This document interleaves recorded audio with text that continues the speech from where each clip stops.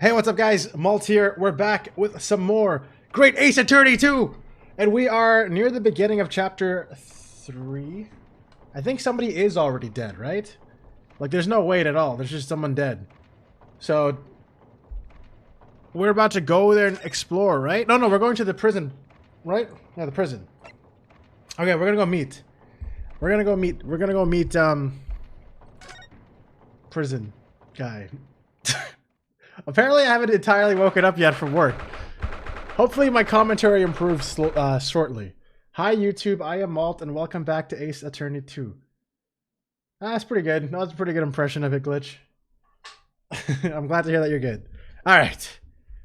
Alright. Wait, have you already like played through the entire game yourself, Angela Redmayne? Oh yeah, she's in this interesting outfit. And you guys can't even see it properly because my camera's in the way. I'm ruining it entirely. Great. The warden said cell 11. That's this one. Oh, there's someone curled up in a ball in the back corner. Look. What's his name again? Professor Albert Harebrayne, wasn't it? Right. Harebrayne. What's up, Harebrayne? Excuse me, Professor Harebrayne.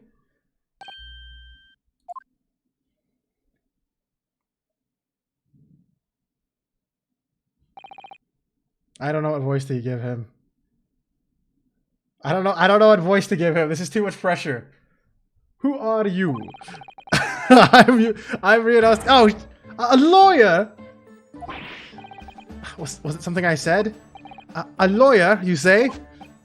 Would you be here about the experiment? Oh, what the frick? Your first time gifting a sub? Oh my god, and you freaking gifted it to Angela Redmayne. Yo, thank you so much, Pikachu, for gifting a tier 1 sub to Angela Redmayne, and congrats on your sub. That's really cool, isn't it? Oh shit! Frick! You've seen it's this case? Yes, I've seen all of the TGA series, so yes, awesome. I played through like all of Ace Attorney, and this is basically the last game I have until I'm out of Ace Attorney, which kind of sucks. Kind of sucks. Are you going to defend my hypothesis? Your hypothesis? Sorry, I don't... Yesterday's demonstration! Damn, this guy's going crazy. That demonstration was... That magnificent demonstration was... It was an out-and-out success by anyone's calculations. But despite that... No one listens! No lawyer believes in the science. When it's explained, they all leave at high velocity.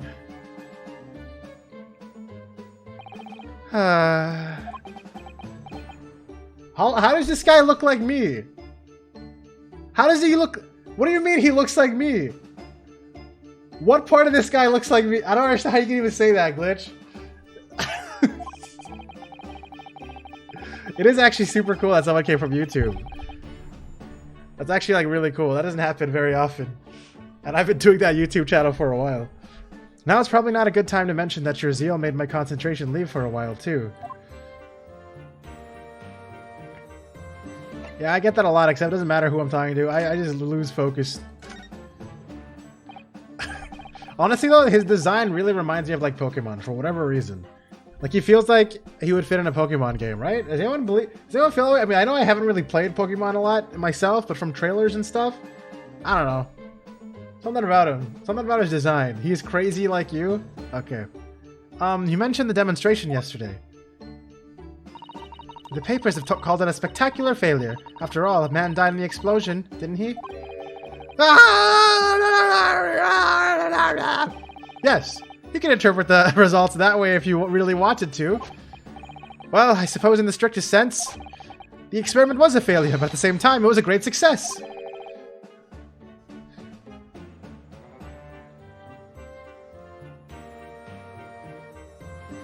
You've seen all the Ace Attorney content there is, and this guy is...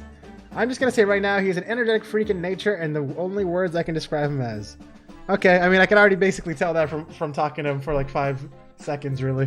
You've lost me. I saw it with my own eyes, right there in front of me. Mr. Asman was spontaneously disassembled. Until then, everything was going exactly as my calculations had predicted. At that point, he should have been beamed to the Crystal Tower by instantaneous kinesis. However...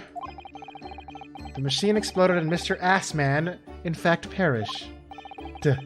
Yes, I can't deny that part of the experiment was a failure. So what you're really saying is the large explosion that killed Mr. Assman was an accident, correct? But the bigwigs had you arrested on suspicion of murder. I was responsible for a man's death. That is the immutable truth here. And for that, I wish to be punished at once. But... murder? Never in a million years. It was an accident. Simply an accident. I see. Hurley and I were talking this morning, you know? How do I like the prosecutor for this game? Any thoughts? I think he's really freaking cool, but at the same time, goddamn, he is super prejudiced against Japanese people, and I'm very interested to see why it's run so deep. We're almost getting to the end of the entire, like, I guess, storyline, and I still don't really know. I guess there's going to be a huge jump near the end of the game, or maybe even in this chapter. I really like his design, though. Oh, he said the situation would change completely depending on whether it was treated as an accident or murder. How exactly? Well, if it really was an accident, then the professor's machine would be kept in protective custody. On what grounds? Ah, yes, it's the newly established here in Britain. The special dispensation for scientific experience. Maybe I should drink some water. Hi, Taco. Are you here?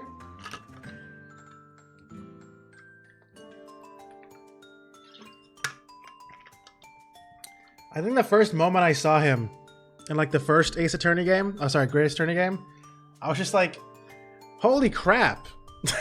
He has such a cool design. He looks like a really edgy Von Karma times Edgeworth character, basically. Taco, guess what? You see Angela Redmayne here? They found me through YouTube. They're here from YouTube. Isn't that cool? Okay, Maltosier, relax, okay? No one's saying hi to you, Maltosier. Okay? Stupid bot. That one passed me by. But if the case is treated as murder, then they'll say my machine was the murder weapon, and then they'll be able to pour over as much as they like. Oh, hey, Zen. Yes, I shall eat water. If they examine it in detail, they'll find out how it's made, and then...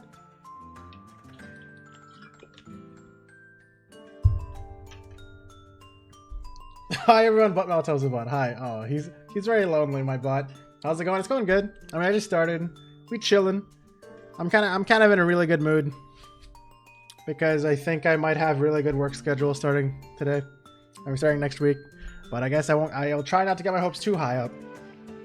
It's like it's hard for me to believe until I see it, until I finally actually see the schedule, which will be tomorrow. If they examine it in detail, they'll find out how it's made, and then they'll be able to copy my idea. My precious hypothesis will be stolen. The machine must be protected at all costs. That's why it's imperative that this whole incident is to be shown. Fuck. That it is shown to have been an accident in tomorrow's trial. Ah, I see now. This guy is whack. Give him. Yeah, exactly. But like, this is all I got for me. The literal lead manager literally went up to me herself and went, "Hey, it looks like everything's good to go for what you wanted to do with your schedule. And I just may sometimes need to ask you for a favor to cover some other shifts." And that's it. That's it. But even that isn't enough for me until I see it. Okay? High levity, alright. So in short, there was a terrible accident at the Great Exhibition Showground yesterday. Yes, or rather, no, the devil is in the details. Strictly speaking, there was a terrible explosion. Sounds the same to me. You were demonstrating a super high voltage instantaneous kinesis, weren't you? How fascinating. Humans, like all matter, are made up of particles that are held together by electrical bonds. So it must be possible, using a sufficiently high voltage, to break those bonds and beam the particles through space. That's it in a nutshell. That's my idea, you see? That's my amazing hypothesis. Gosh, that's an unimaginably high-level science. Oh, but dare to imagine it. Dare to dream of such incredible technology. Just think. One moment I could be here in the cell, and the next I could be at the Great Exhibition again. Well, yes, that would be incredible. And the next, in the mere blink of an eye, I could be at a great Parisian theatre, say? The possibilities are endless! The whole of our vast planet would be within reach! So no more hiding in wardrobes on rocky seas for 50 days? True. True, he knows all about that. Hi Sasuke, how's it going, man? I don't really see it like that. What do you mean, Iris? Well, if you could travel anywhere in the world instantly, the planet wouldn't really seem vast anymore, would it? I think it would feel like it had shrunk. This is actually very true, actually. Also, the first time I saw you on YouTube, I have to say your hair is on point, my good sir. Thank you, I really appreciate that. I really do appreciate that. I try my best to take care of it, even though I'm not really the best at it.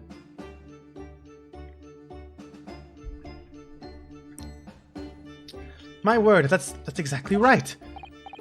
What are the implications? What does this mean? Oops, that's got Professor Bunnybrain really worried by the look of it. Clearly this is yet another case of just because you can doesn't mean you should, I suppose. I used to not have a beard. I mean, yeah, you can see in one of my subscriber emotes, actually. The point is, my calculations are flawless. The science works. But without a practical demonstration... What game is this, though? This is Great Ace Attorney Chronicles. So if you've ever heard of Ace Attorney or like Phoenix Wright... So Phoenix Wright was like... the OG game. There's like 6 games in that series. And then there's like a few spin-offs. And I guess it's technically a spin-off of like... It's like a super prequel to Ace Attorney. What did I just say? The Great Ace Attorney Chronicles. That's what I said. Basically, if you've ever seen anyone make an objection joke or whatever, or like some lawyer joke, this is where it's from. This series. But without a practical demonstration, it means nothing. And that's always the fly in the ointment. Ew, that sounds gross. Because practical demonstrations cost a lot of money. Money that young scientists like you don't have. That's exactly it, yes. Hurley's always complaining about it. He says the government should invest more in science. This guy moves crazy. Take that court thing? Yeah, there you go. Well, anyway, I bumped into him at the right time. I met the well-known investor, Mr. Assman! The victim who died in yesterday's terrible accident, you mean? Uh-oh, we're gonna learn about Mr. Assman. By the way, is his name tag a German flag? I don't actually remember what anyone's flags look like. But I'm just like getting that feeling. It is. No, I know it's not. Wait, no it isn't. It's not that... Wait, what flag is it? Is it even a flag or am I just crazy? Oh my god. You guys are actually teamed up for the frickin' Rickroll. Alright. Next. The full name of the man who died in yesterday's accident was Mr. Odie Assman, wasn't it? What exactly was your relationship with the man? Wow, you really messed that up, Glitch. He first visited me in my laboratory in Germany a year ago now. He said he wanted to invest in my immaculate hypothesis. I thanked my lucky stars. I see, so you hadn't really known each other until then. Money for scientific research. I'm so envious. True, that would be fun, wouldn't it? Wouldn't it, Iris? As far as I was concerned, the man was an angel. Oh, really? An archangel, even. He was prepared to fund a practical demonstration of my hypothesis for presentation at their great exhibition. And if that went well, I could expect additional financial support for my research from the British government. Mr. Assman provided me with money and an exceptional engineer. He produced a machine to my precise specifications. But then your dreams were blown to dust in one enormous explosion. I want to move like him. I'm like, I can't stay still personally. I always am just like swaying around because, I don't know. I don't really know how to explain it. I just am. I don't know. My hair's still like freaking wet from my shower. So it's just like, yeah, whatever. It's good enough, right? All right, whatever. As you can see, I owe everything to Mr. Assman. I would never, ever have thought of taking the man's life. Well, he seems genuine enough. I don't think he's lying. Alright, so what do I do with this information? Do I present my nothing? Do I present my nothing at him? What do I have, even? I have a newspaper. Here, look at this newspaper. How could this have happened? You must feel awful, as well as a man losing his life. The Crystal Tower is greatly damaged, too. I know what happened! I must have been that! That? The day before the demonstration, I had my usual meal of frankfurters at the hotel restaurant. When I paid the bill, they gave me 3 shillings too much in change. But, instead of saying anything, I just slipped the coins into my pocket. They're still there now! It's divine retribution for my wrongdoing. That's what this is. For a scientist, he has some very illogical anecdotes. Long and illogical. That was a worth it story. Hot dogs? Dude, I want some hot dogs. Hot dogs are good.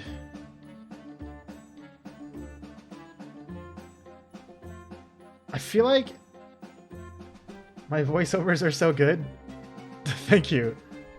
That was a very random comment, but I appreciate it. I try my best to make them actually sound like people. Okay, I'm just going to... I assume I just abandon him now and go to the prosecutor's office, right? Alright, let's go there. You want to listen to Imagine Dragons? Bro, Imagine Dragons? More like... band. Alright. Ooh, this is the Legendary Reaper's office. Yes, it appears so. It sends a chill down your spine, doesn't it? What an amazingly deathly atmosphere. Oh, is that... Who's that? That hooded figure was so still I hadn't noticed his or her presence. I wonder who it is. Yes, Pikachu. What are you doing here? Oh, shit! It's Van Zeeks! He's as unwelcoming as I thought he'd be. Actually, maybe even more so. Oh, I'm glad to see you're well. I am.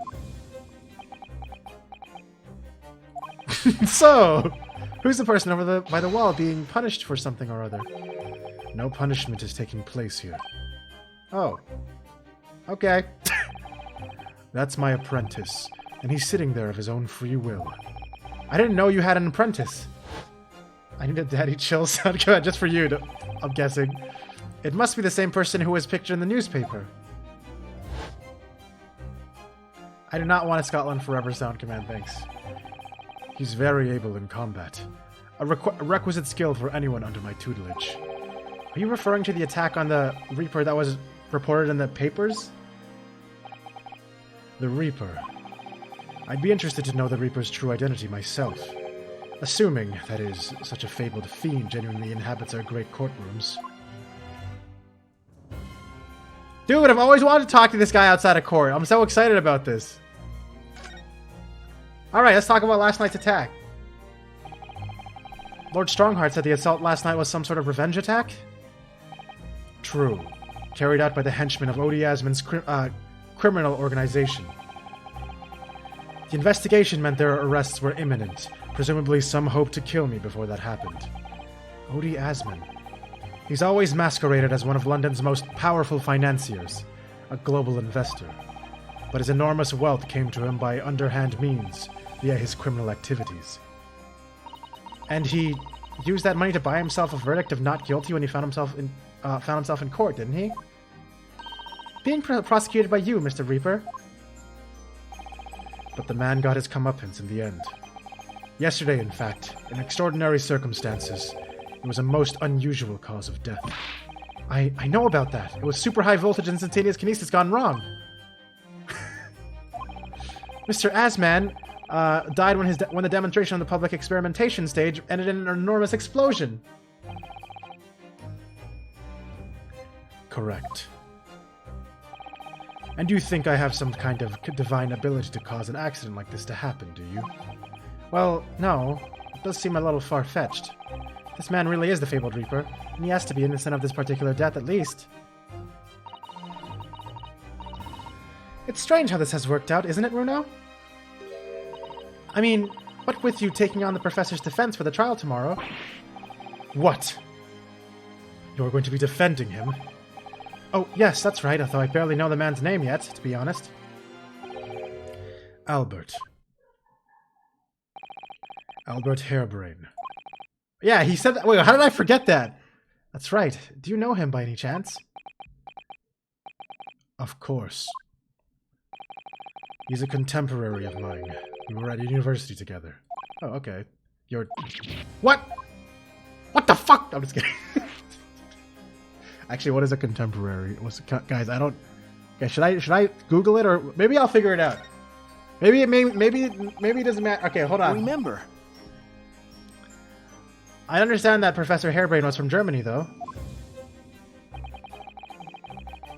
Harebrained from a respectable British family.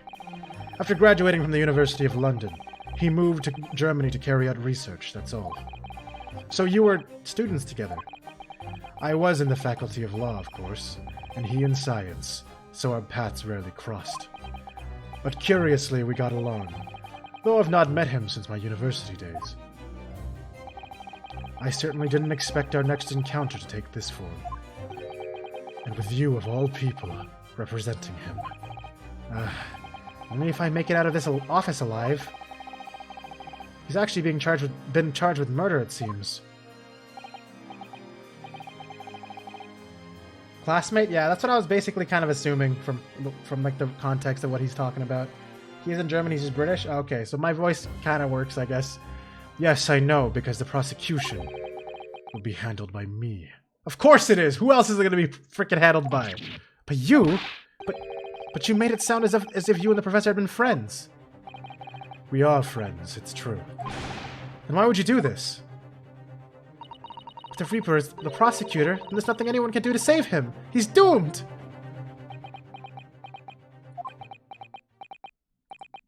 What's Lord Van Zeek's thinking? Huh. What do you mean by what you said before? If you'd like to know the Reaper's true identity, does that mean... I'm a crown prosecutor and immortal like any other. I'm no demigod. But they've all died, haven't they? The people you've prosecuted, I mean? Whether or not the trial ended in a conviction or an acquittal. Those I prosecute are the vilest wretches of our society. People who without question deserve to be found guilty. The world is a better place without them. But that's not true of Mr. Natsume, for example. He wasn't a vile wretch at all. Nor was Ginny. In fact, she's ever so hard-working now. I can't deny that since I encountered you, things have taken a turn. But the point is this. Other than those things, screw you! If any of those vile wretches that escaped justice subsequently died in mysterious circumstances, it was at the hand of their own kind, and not my work. Lord Strongheart said the same. He believes you're not involved in any way. But you were attacked by those ruffians because they believe it's true. The fact is, since people started to call me the Reaper of the Bailey, the number of serious crimes in the capital has dropped substantially. Can we get a... No, we can't get that sound command. No. If you want to do that, you can do it on Taco's stream. Or, actually, Taco deleted it, didn't she? Danganronpa-S released by tomorrow, but not for now, since I'm going... I mean, I'm actually going to be starting Danganronpa-S next week. I think I'm going to be alternating a bit between this game and that game. Just to mess around, you know? Ding, ding. Oh! It would appear that even the most hardened criminals can be made fearful for their lives. Do you mean to say... I mean to say that if my pseudonym serves as a useful purpose, I adopt it gladly and with honor. But it's putting you in danger. You could be killed. If that is my fate, let God decide. Lord Van Zeeks. Damn, this guy's just gonna take on this fucking villain role to save the world. This guy's like a superhero or like like one of those guys from a fucking movie. Hi, board. I'm Maltosier. There, did I help? Probably didn't help. Super villain. Anti-hero. Yeah, there we go. That's what I meant to say. Whoop. Hold on. Examine. I want to look at this room.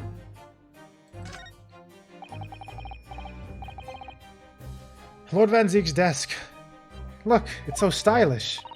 And that's a marble chess set beside it. Chess. That's the Western version of our Japanese shogi game, isn't it?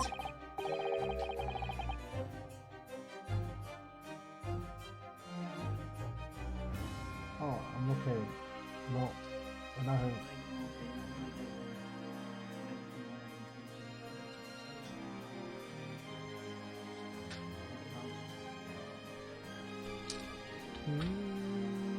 You know, I'm actually quite good at shogi problems.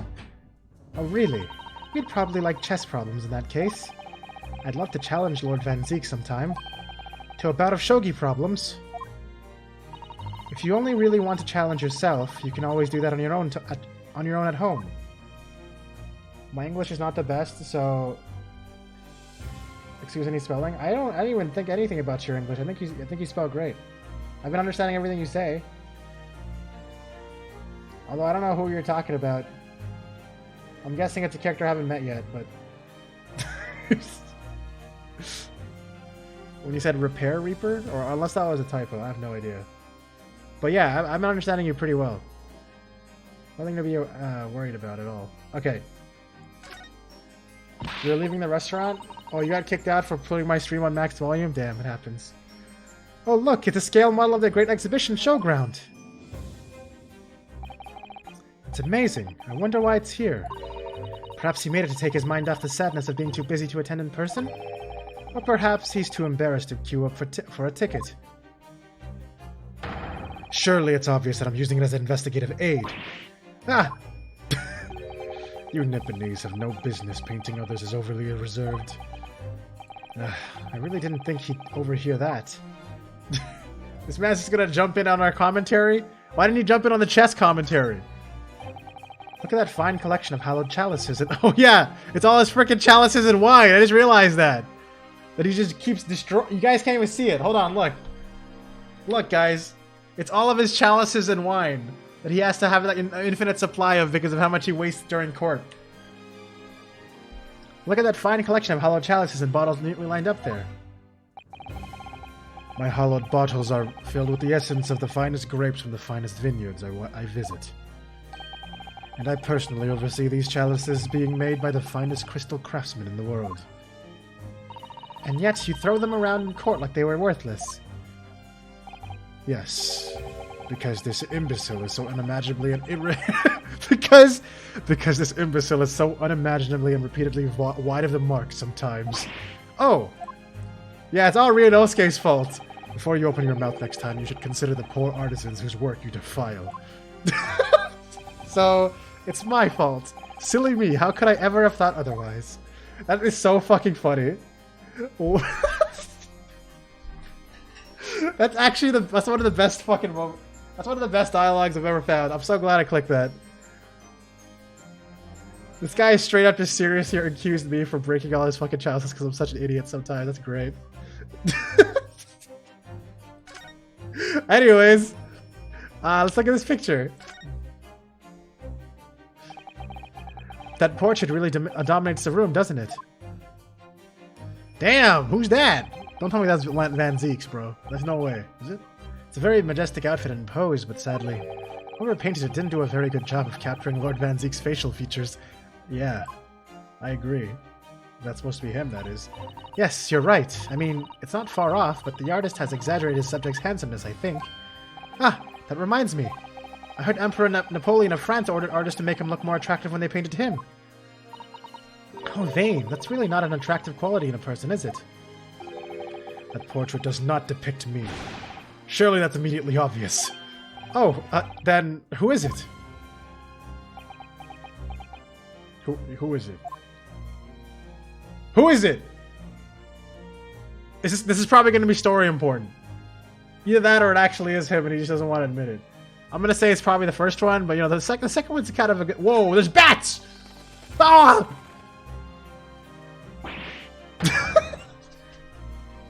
Wow, there were bats!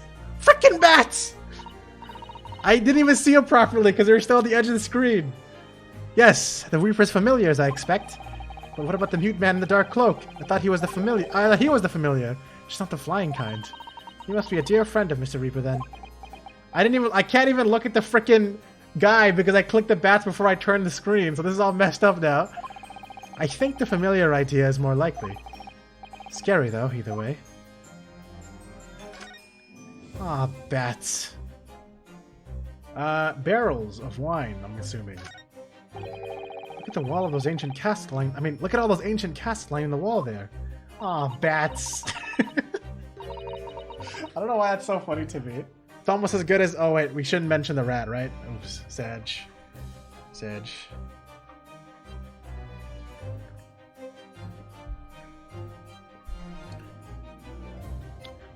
Casks in the Reaper's chamber. Or are they casquettes? You don't think all those people who escaped conviction in court are lying inside them, dead? Do you? What ridiculous notions are going through your head, man? This is my collection of fine vintages. Oh yes, of course. Thank you for clearing that up. Bruno and I were just musing to ourselves. Don't mind us, Mr. Reaper. I wouldn't if you hadn't invited yourselves into my office to talk nonsense within my earshot.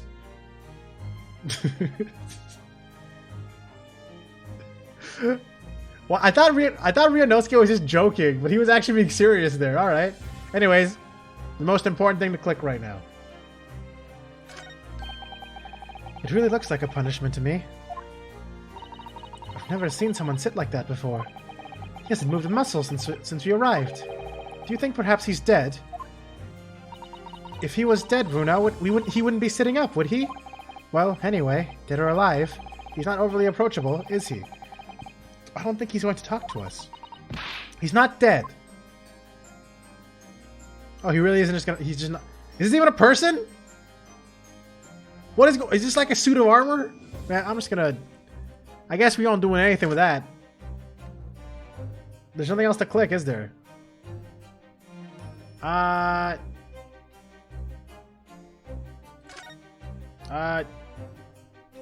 Looks like we're good. It looks like we're good. Okay then, that was kind of disappointing. I thought he was actually going to talk to us, but we just didn't approach him. Maybe I should present stuff. When in doubt, present everything, and I only have one thing to present. Oops. Go back. Present! Lord Van Zeeks, about the article in this paper. Ah, yes. It seems... I mean, I don't know why I made him say that like that. Ah, yes. It seems that there was a reporter nearby when that little skirmish took place. I had no idea I'd been photographed. It was careless of me. It looks as though it was taken after the people who attacked you had run away, though.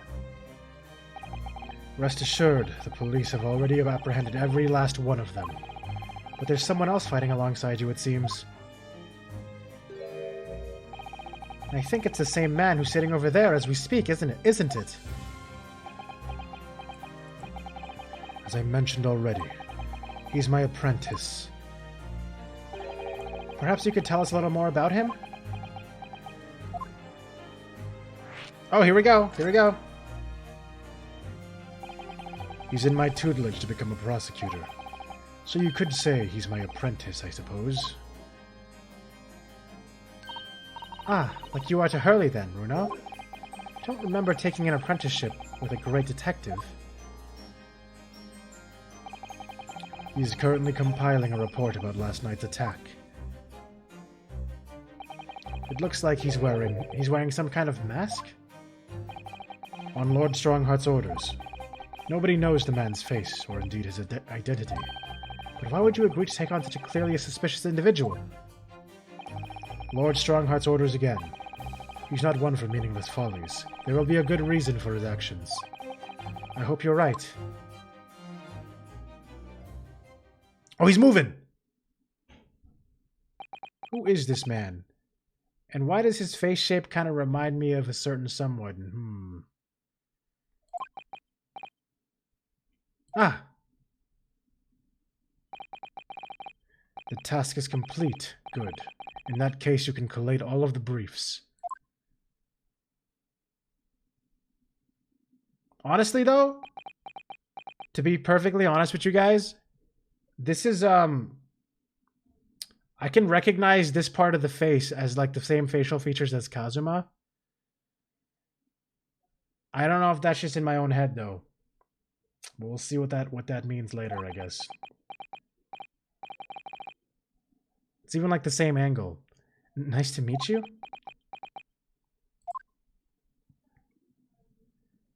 Okay. Back to work again.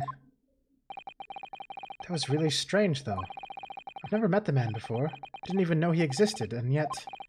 somehow it didn't feel like our first encounter. Oh. Maybe I'm Ryunosuke.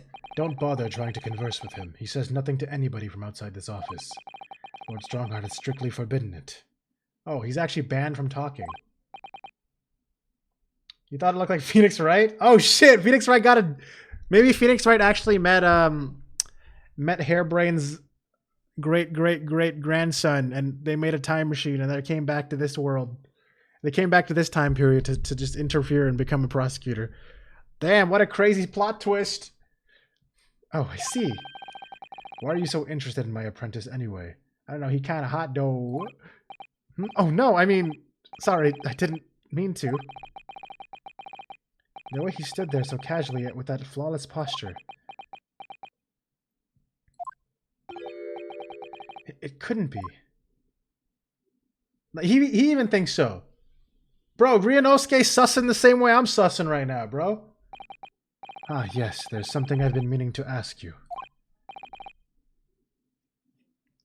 Oh, what's that? That Nipponese man. Is he faring well? Sorry? The one arrested twice in succession 6 months ago. With the stoop and the moustache and the jitters. Ah, Mr. Natsume, you mean? We're just going to be playing this, Sasuke. I just mostly progress through longer story games on these streams, and it's basically one game that I focus through. I'm not sure he'd be very pleased to find out you identified him from that list, Runo. He's fine, thank you. In fact, I received a letter from him by international post only the other day. I see. Well, I think we can end our discussion there, don't you? There's little time left before tomorrow's trial. I advise you to spend it investigating the case. Yes, thank you for the advice and for the conversation. I can't believe he's asking after Sosuke-san, after a Nipponese. I'm not sure whether to feel happy about that or worried. I'm not sure either, honestly. I never imagined that Mr. Reaper would be friends with a mad scientist, did you? That's a turn up for the books. Mad scientist? You mean Professor Harebrayne? I said it might be worth quizzing the professor about his relationship with Lord Van Zeeks, I think. 6 months ago, but Chapter 1 took place in 9 months before we head to Chapter 2, which takes place in 6 months ago. Actually, where are we in the timeline right now? We are actually... This is after the first chapter's case, right? This is not a flashback in any way, I'm pretty sure. Oh, man. I don't know. Alright, let's go to 6-9 nice. Noise. Taco, are you home yet? Or are you still not really able to focus yet? Alright. Prison?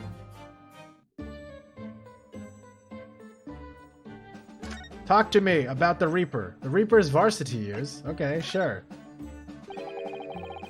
I understand Lord Van Zeeks is a friend of yours from your university days. Yes, that's right. He was studying law whilst I was studying science. What was he like back then? Good question. Unassuming, gentlemanly, all-around nice fellow, really. Sorry, I think you misheard me. I'm talking about the cold-hearted, merciless prosecutor, Barak Van Zeeks. What was he like when he was at university? Talk about a leading question, Runo. As I said, an unassuming and extremely pleasant gentleman. After all, he is the little darling of the Van Zeeks family, with all the great aristocratic origins. I didn't realize he had quite such a noble blood. Little darling? It's a bit of a shock when I came back to Britain and learned what he'd become.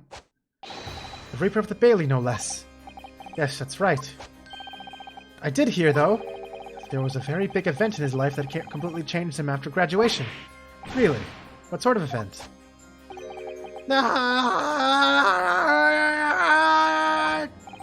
I'm sorry. But I don't know anymore. He wasn't in the country at the time. I was in Germany already. Oh, yes, of course.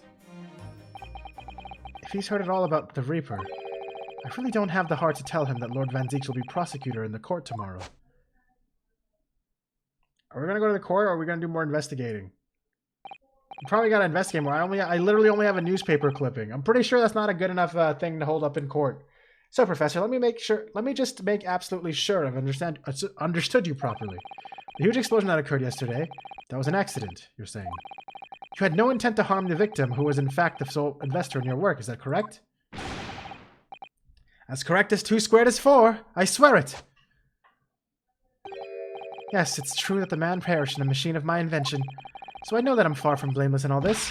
But still, I would never use my discoveries and my inventions to take a person's life, not in a centillion years! I'm a man of science, it's all I know! You have to believe me, please! You believe me? Do you believe in my hypothesis? Science is the pursuit of truth, you know? I've always believed that all my life. I'm afraid I don't know much about science, or your theories, but I do believe you, and I will fight to prove your innocence with all my might. I'm a man of the law, it's all I know. You have to believe me, please. No, I don't believe you. Plot twist! When I went to live in Germany after I graduated, I learned something very important. Nationality, class, lineage, none of that matters. As long as you try your hardest, you can achieve anything. Thank you for that, Professor. And thank you in advance for defending me tomorrow in court. Alright, Runo. It's time. Time to visit the Great Exhibition. Sorry? Well, that's where the incident happened, isn't it? Yes, I suppose that's true. Time to investigate at last. You're home! Welcome home, Taco. We got through some good-ass dialogue. And now we're gonna go actually freaking investigate an area instead of just talk to people.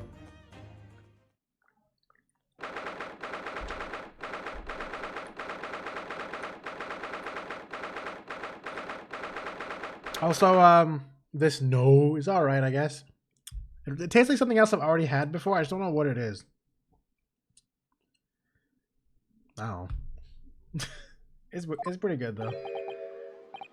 The showgrounds are a little too big for my liking. We've been walking around in dense crowds for 2 hours now, and I've felt myself swooning 3 times. There are lots of people, aren't there? I've almost been trodden on 3 times, too. Dude, you've been trodden on 6 times? Damn! Be careful, won't you, Iris? Don't let go of my hand. We finally made it through the throngs. We finally made it through the throngs through the throngs though. What the fuck, dude? That's so hard to say. I said through the thongs for a second. By the look of it, here we are underneath the public experimentation stage where the explosion happened yesterday.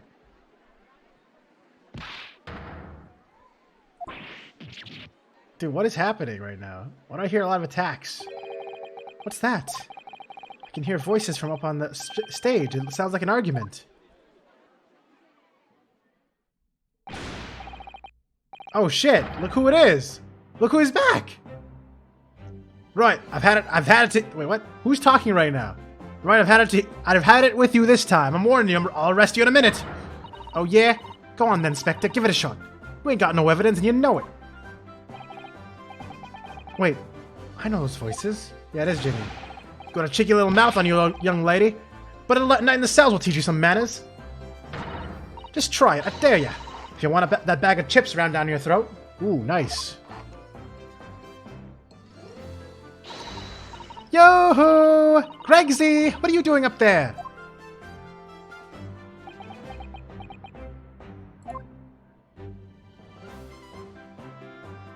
How did he run down here? Ah! It's you! Here! You're here! Here you are! You! Here! Your ladyship! How are you, your ladyship? I do hope you're well, your ladyship. Does that make her 3 times a lady? I'm not well at all.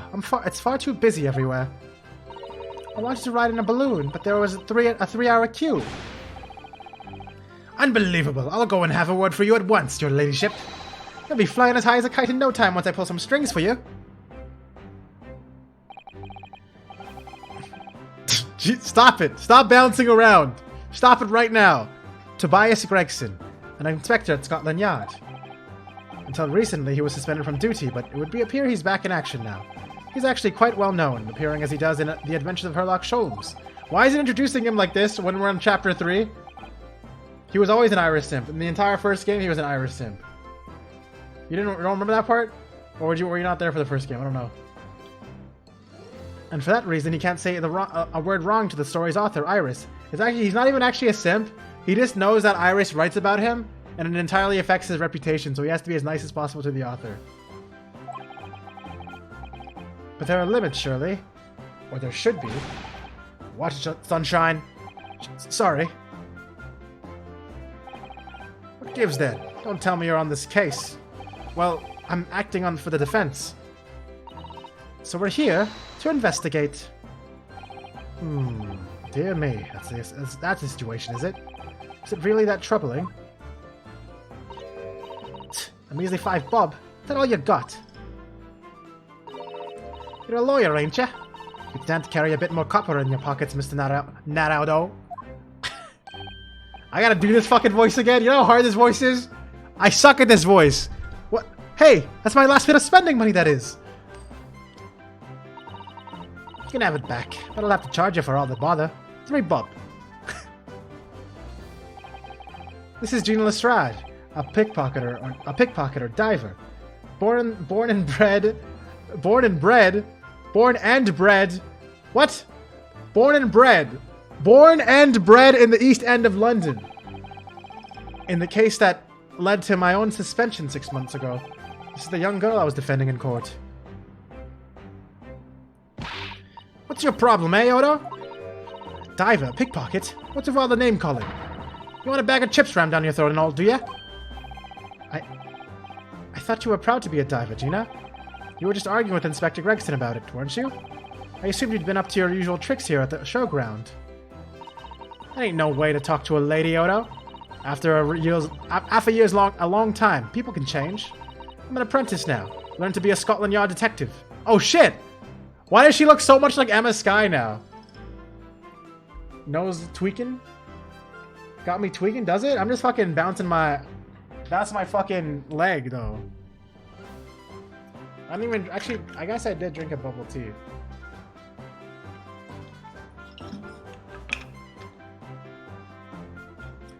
That's really cool. She's actually gonna learn to be a detective. She'll have to call me what everyone else does. It's Inspector Lestrade now. Inspector? That badge is homemade. Surely. The Inspector part isn't entirely accurate. No one calls her that. From what it's worth, anyway. Investigating's off the cards for all of us. What's that supposed to mean? Right, well, I'll be back up top. You hold the fort down here, alright? Right, sir. This raises a lot of questions. She looks so much like frickin' Emma Skye. The way from Apollo Justice and onward. She's so cute. All right, let's talk. About Gina. It was 8 months ago now that I first encountered Gina in connection with a case I was working on. At the time, she was living in East End with a group of other orphans. She helped all of them survive by pickpocketing, but then she got embroiled in a murder. I had a lot of time to think in prison. I realized I couldn't go on like I was. Oh my god, I couldn't go on like I was. The diving weren't working out. Oh, I'm so pleased to hear it, Jenny. Well done. So, you went from being a pickpocket to a detective. You got it. Good, ain't it? Inspector Lestrade. Sounds like something out of a book, eh? Talk about a sea change. And then there's Iris's old man to think about. Iris's father, you mean? Yeah, promised her, didn't I? I said I'd get all the police forces around the world to pull out all the stops looking for him. Small promise, then. Nothing serious. Oh, no. They still don't know, huh? No one knows. No one knows but me. Why don't... This is bad. This is all gonna explode soon. Very, very soon. He does? This is bad. Oh, Ginny, you're so sweet. So anyway, that's how I can't come and add a go at... Oh my god. So anyway, that's how come I add a go at the test for Scotland Yard. And the trouble is, I don't read so well, do I? It's a small problem. Nothing serious. And that's when Hurley approached Gregsy and asked for help. So then the inspector said he'd take full responsibility for Ginny and made her a sort of apprentice. I was a very magnanimous of him, Inspector Gregson, and brave. Well, you know Hurley. He enjoys finding ways to make people do what he wants. The great detective likes digging for dirt, in other words. So, the long and short of it is, if you've got questions about the case, you can ask Inspector Lestrade. Right then, Inspector.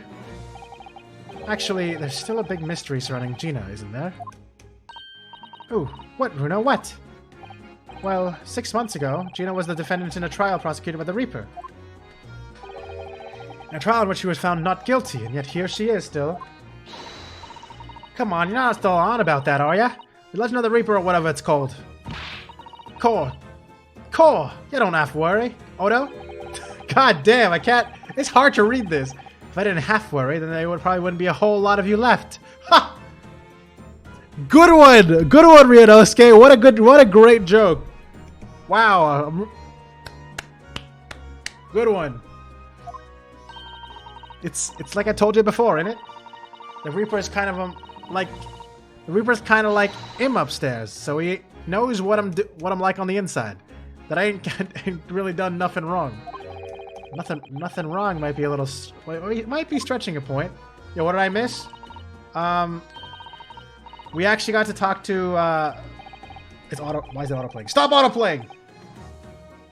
Yeah, Miss Sundare's back. She's also... Stop with these idiotic jokes! She's, she's now training to become a detective. It's been 6 months since that case, and also we met... we actually talked to Van Zeeks in his own prosecutor's office. And met his apprentice who doesn't talk, but slightly looks a little bit like Kazuma for some reason. Oh yeah, you guys probably missed that part too. I forgot, Taco, you probably would have missed that as well. I wonder if he's in the court record. Oh yeah, he is. Look at this guy. I mean, you can't really tell from this picture, but when you look at him in person and his model, he looks a lot like Kazuma. He's the apprentice of Baroque Van Zeeks. Iris got dressed up for the festival. She wanted to wear something new. Well, that's true. Perhaps the Reaper is more discerning than I thought. Exactly. So I ain't worried. I'm totally fine.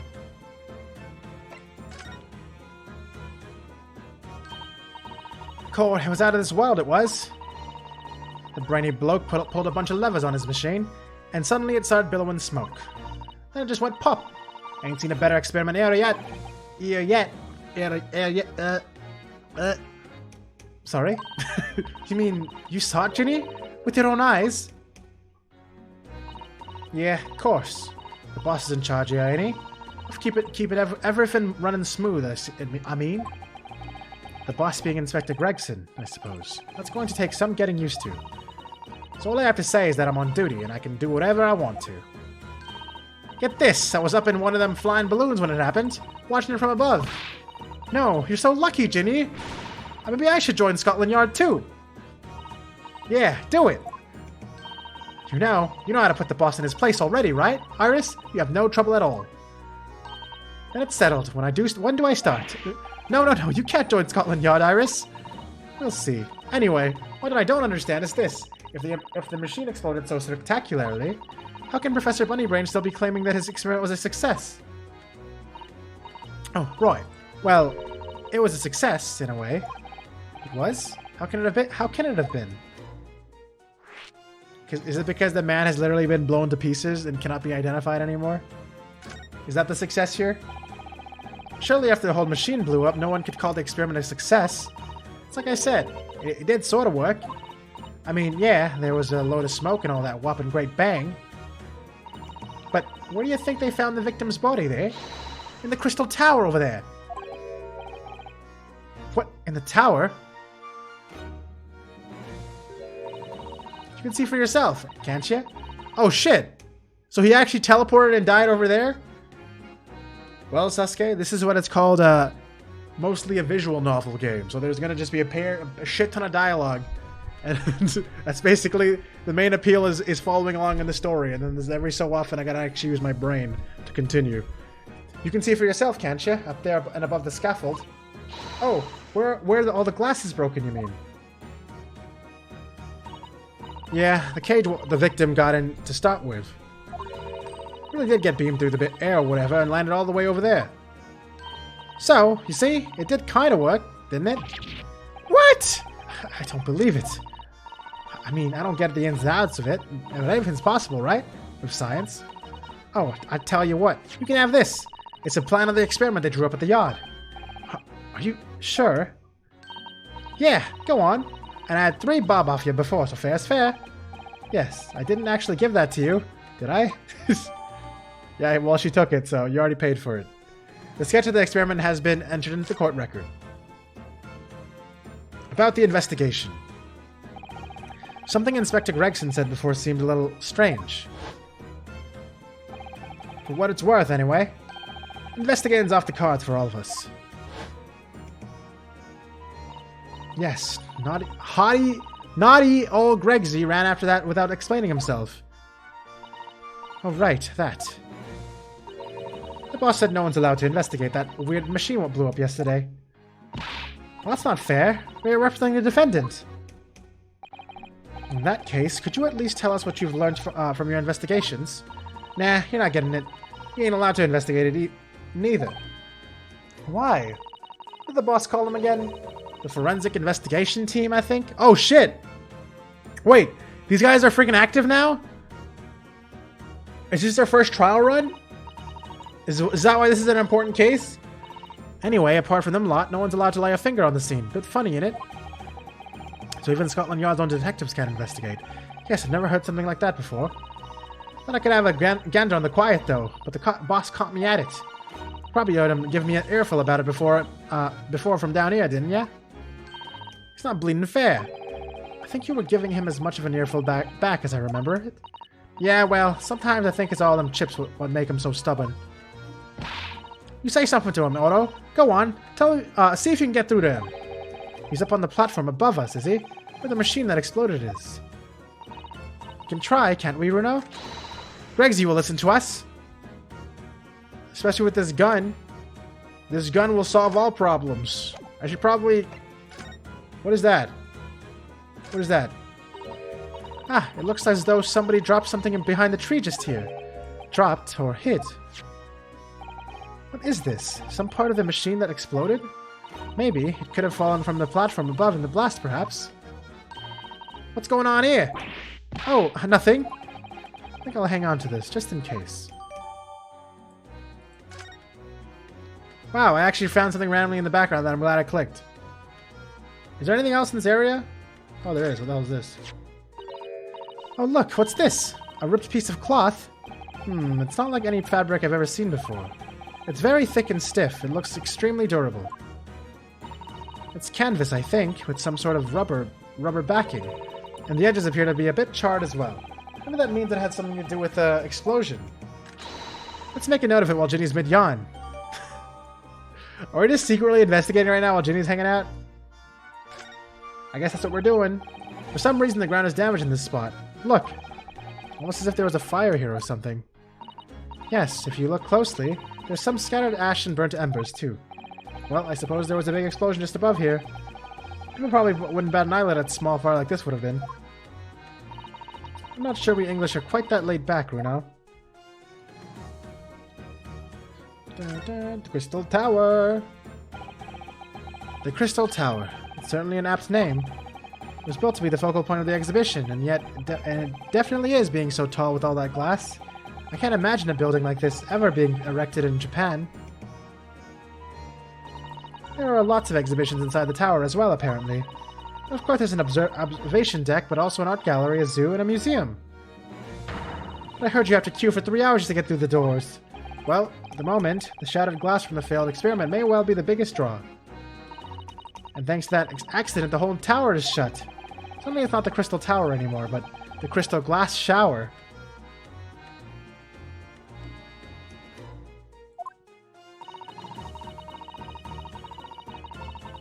What? The hell kind of joke was that? Apparently, everyone's taking to the skies now to look out. Iris didn't even acknowledge it. Now to look down on the disaster area from above instead. But there's a 3-hour queue to go up in a balloon now. Londoners must be very patient people. Okay, how do I go up? Do I press the arrow? Anything else up here? There's people up there investigating. I can apparently click whatever this is. What the hell is this? This platform must have been set up for the experiment, I suppose. It's very high up. But 30 feet above the ground, apparently. That's what the policeman I just spoke to said. I don't really understand feet very well. We don't use them in Japan. Oh yes, sorry. It's about 9 meters. But soon you'll have been in London a year, Runo. It's time you got used to our measurements. Yes, well... This thing is so tall, the spectators at the front would just have seen a wall and nothing else. They probably thought they'd secured the best spot to watch from, only to be disappointed. There's a saying in Japan, the darkest spot is right under the lighthouse. I feel like it probably applies here. What is that saying even supposed to mean?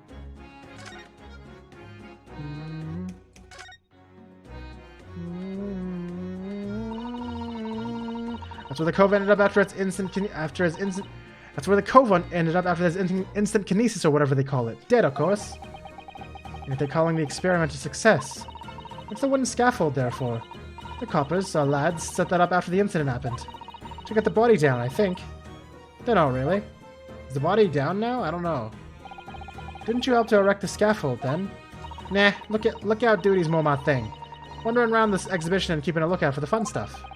Mind Gregson doesn't hear you saying that, or he'll give you the boot. It's incredible, though, isn't it? I mean, could the victim really have bridged that gap by some sort of invisible kinesis? Or did he just get launched into the fucking wall? Like a cannonball? Because that's what I'm kind of feeling right now. Kind of feels more like that than anything else to me.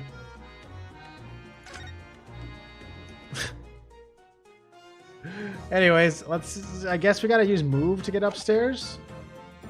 Is that what it is? No, it's not. How do I move up? How do I move up? How do I move to the top? Do I have to click the exhibition? Oh, do I click this? These stairs obviously lead to the stage above. We should go up there and investigate the exact spot where the experiment was being conducted. Okay, there we go. I gotta click the damn stairs.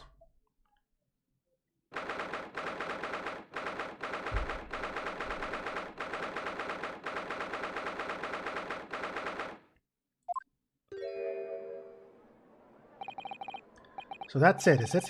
The machine that blew up. Ooh, it must have been a magnificent explosion, and I've seen my fair share. You've seen things like this before, do you mean? Of course, Hurley's always doing experiments that end in a bang. In fact, in his own words, explosion is the very essence of chemistry. Ah, that might explain the smell of burning that frequently comes wafting up the stairs. Stairs click? Yeah, isn't that weird? Has there ever been a game that makes me click stairs to walk up them? Without pressing the move button? One time, he made something that exploded with such force that it took the roof off the building. I wish you'd been there to see it, Runo. It's hard to get too excited about that, given that I now live in the roof. Well, anyway, that's enough about that. It's time to investigate. Ah, look, Inspector Gregson is over there. He seems to be deep in thought about something, whilst eyeing up the machine carefully. Really, he just looks confused to me.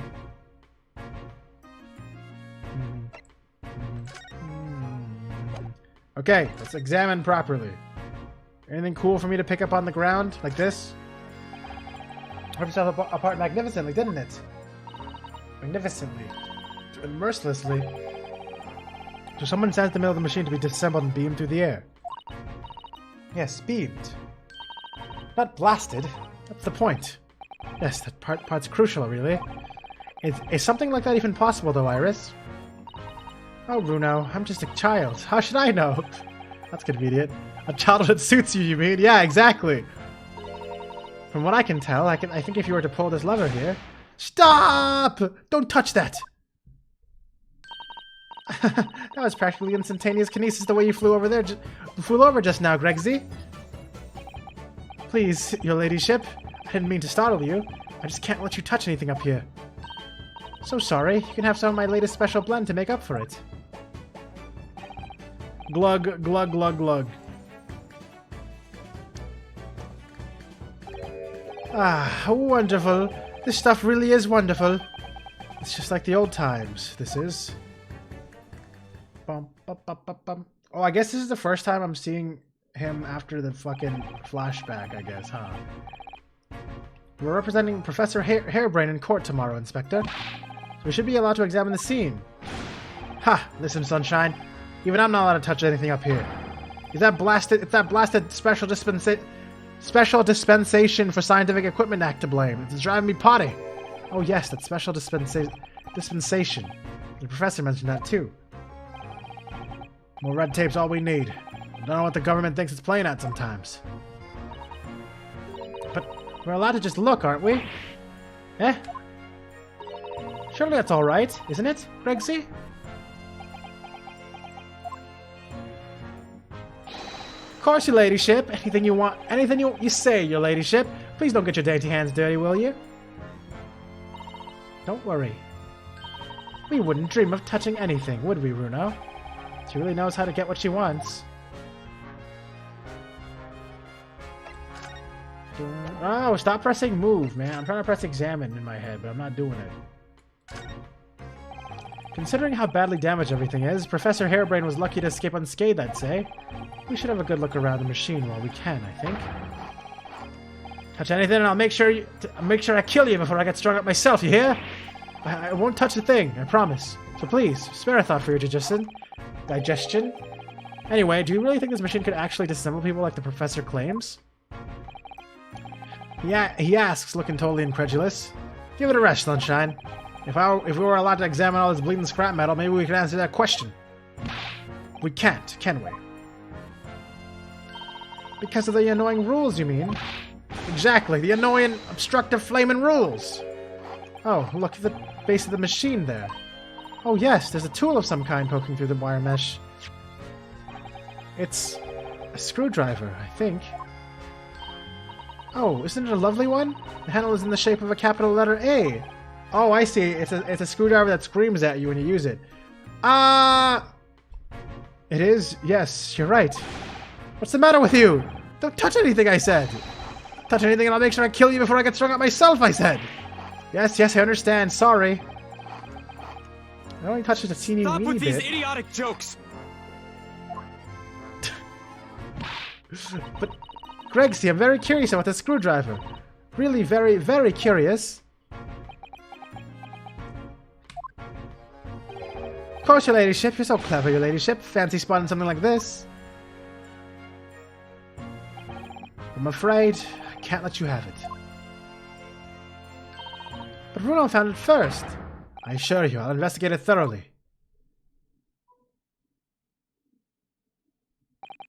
He's gone off with it. That was very mean, I'm afraid. Inspector Gregson is going to make a very clumsy and embarrassing mistake in next month's installment now. Poor Gregsy. He has to make a mistake in the damn story now. What is this?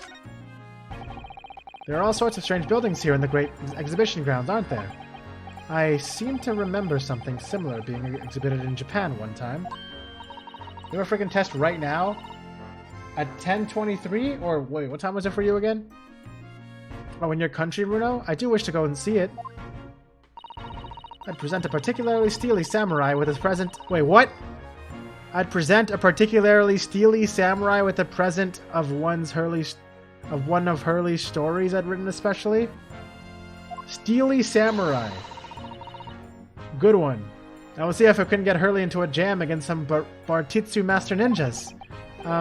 You might not find as many of those sorts of people around as you think. Oh, well, that's dull. Oh, but I do know a prosecutor with a Chonmagay? That's what it was, right? A Chonmagay? Top knot who I could introduce you to. A Chonmagay, really? Do you think I could have my picture taken with him, do you? Does he still have it? Assuming he's recovered from the trim that Kazuma gave him a year ago? Yes. But then he lost it again, didn't he? Didn't he commit hair seppuku?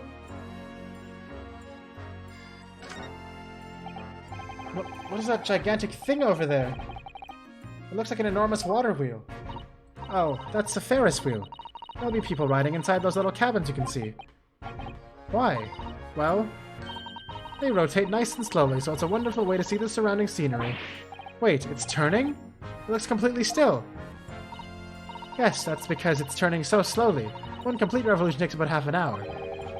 If you're a man enough to go in one, it would be more like fun to whiz around fast, don't you think? Bruh. I feel as though you might have just invented a new sort of ride there, Runo. You mean like a fucking roller coaster? Yo, wait, so Ryunosuke invented roller coasters? Pog? Real lore in real life? Oh, what the frick? There's a giant ass thing to stare at over here.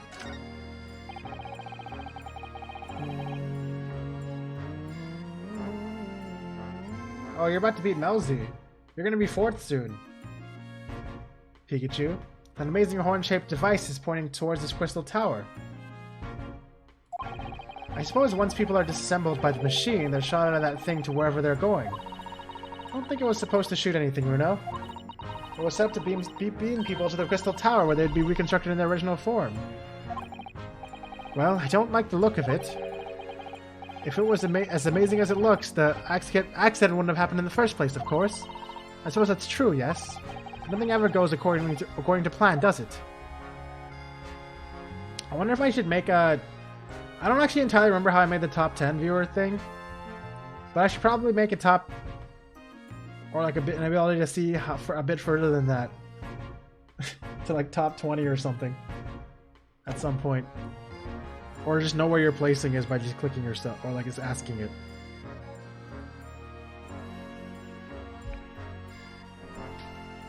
I wonder if that's possible. That would be cool. Yeah, you are on your way to 2 years here. Yeah, I mean, like, a lot of people on that list are basically been watching me forever. Forever times 20. Alright, anyways, where is... Let's talk to him, I guess. Government policy. I gotta stretch my freaking jaw. My jaw is not handling it very well.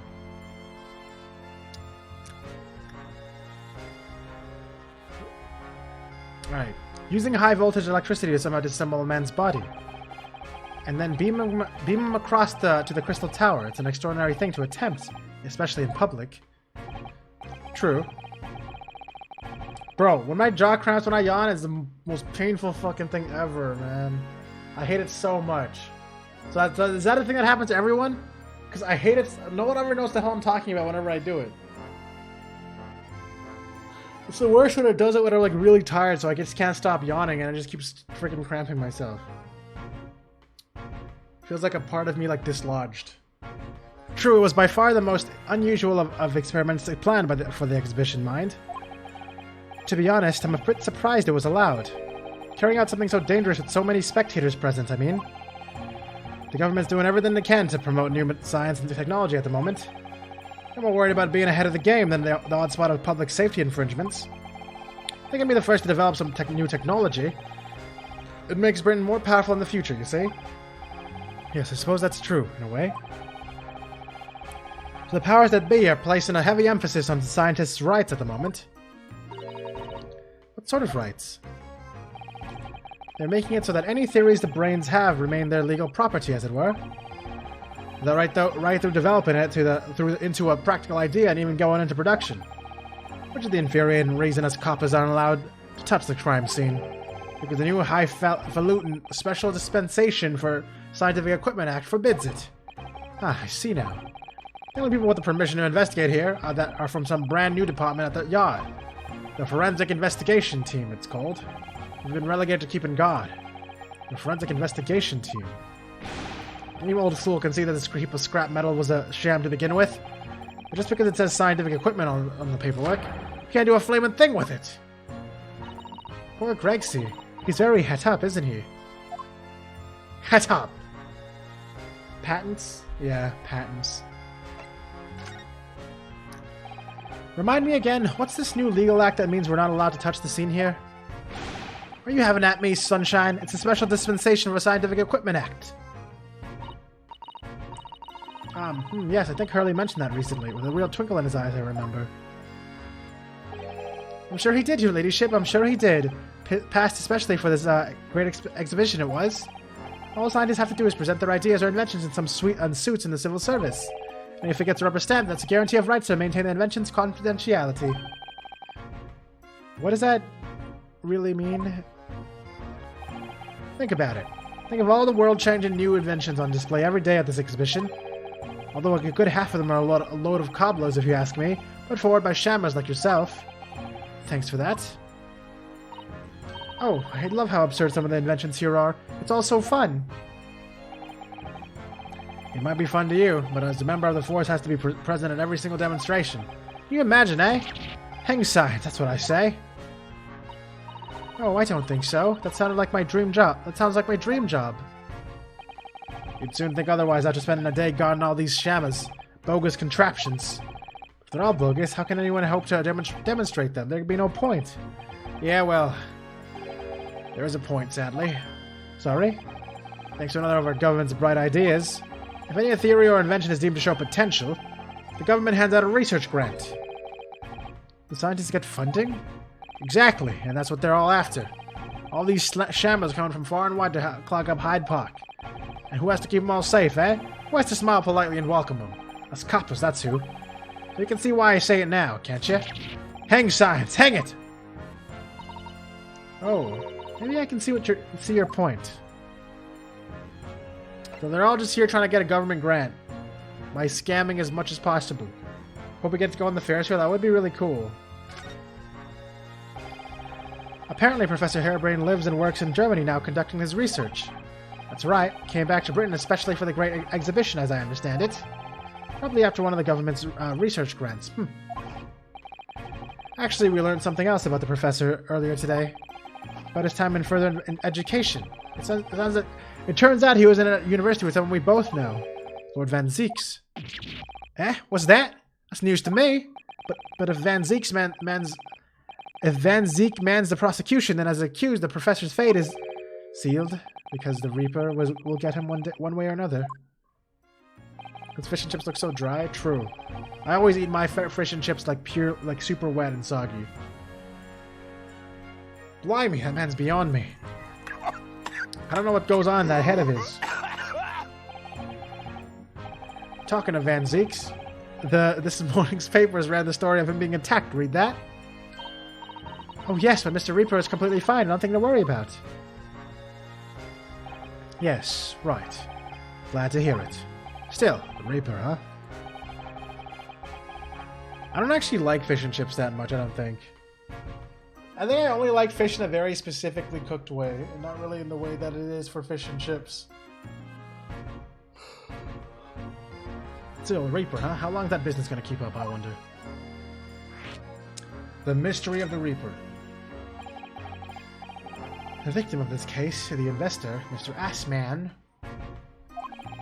He was another of the Reaper's victims, or so I heard. That was the end of our friendship? Rip. I don't know, I've never really liked fish sticks or like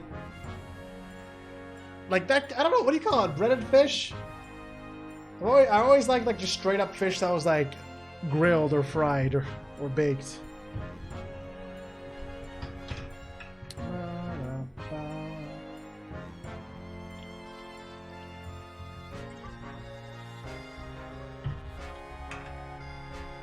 A certain batter. I mean, there might be a certain. I mean, I gotta eat it, not breaded.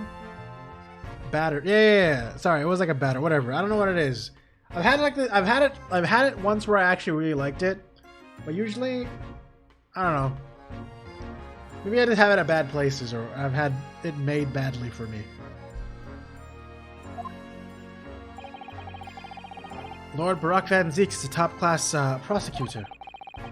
But even he can't always push the right verdict, though. Sometimes justice can't win. Yep, fish sticks. I like to put fish sticks in my mouth.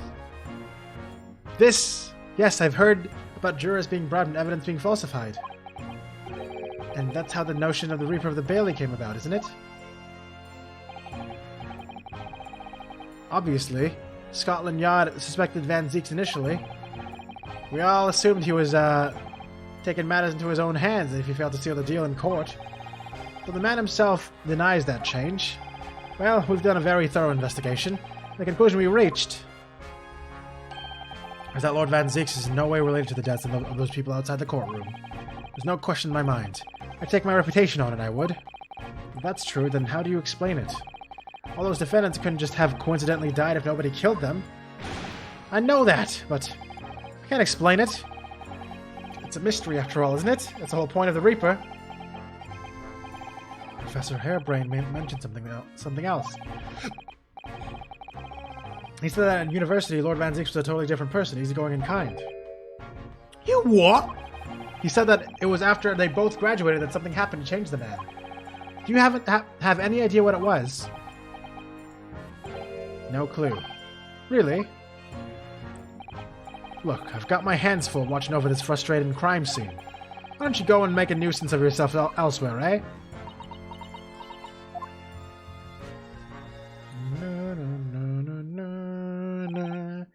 Right, are you done here, Mr. Naruto? Sorry? Isn't it about time you were leaving? Or rather, it is about time you were leaving. A lot here and now. A lot are here now? That lot? Are they going to actually have new characters here from the forensic science? Or forensic investigation team? Let's see. The forensic investigation team. They'll be giving me the heave-ho in a minute, too. Oh dear, poor Gregsy. Here, have another cup of my special blend to cheer you up.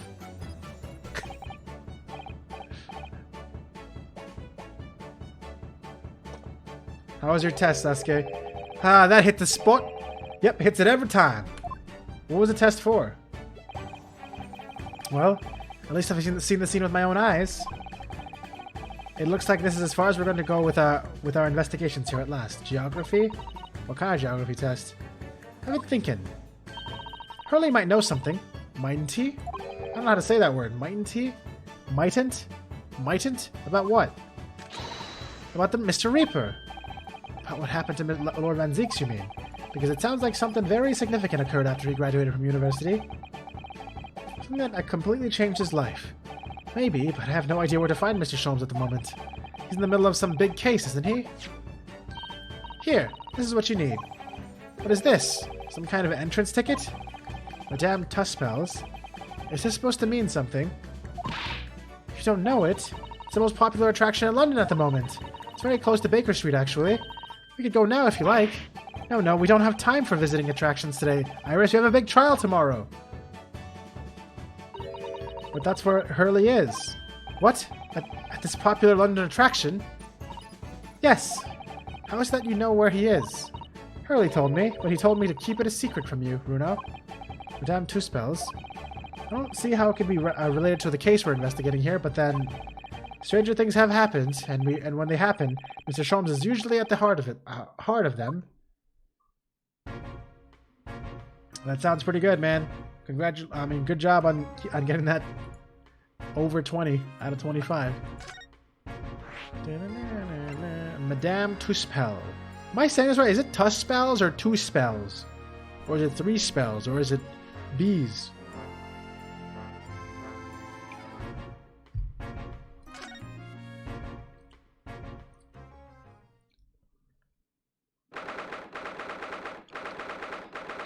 Madame Tuspel's muse. At least three spells?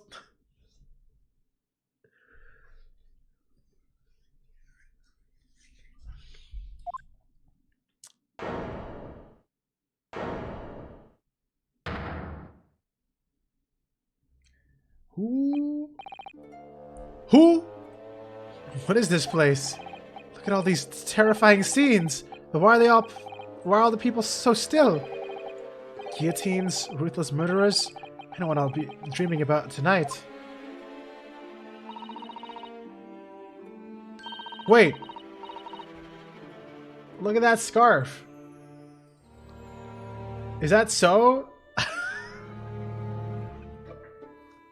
They're all wax models. They're amazingly realistic, aren't they?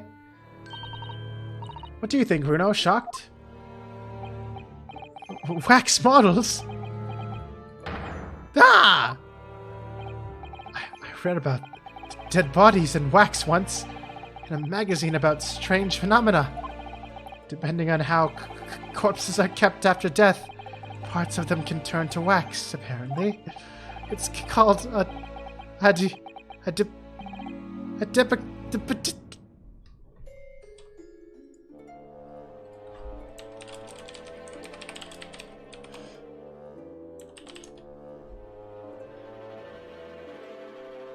Hold on.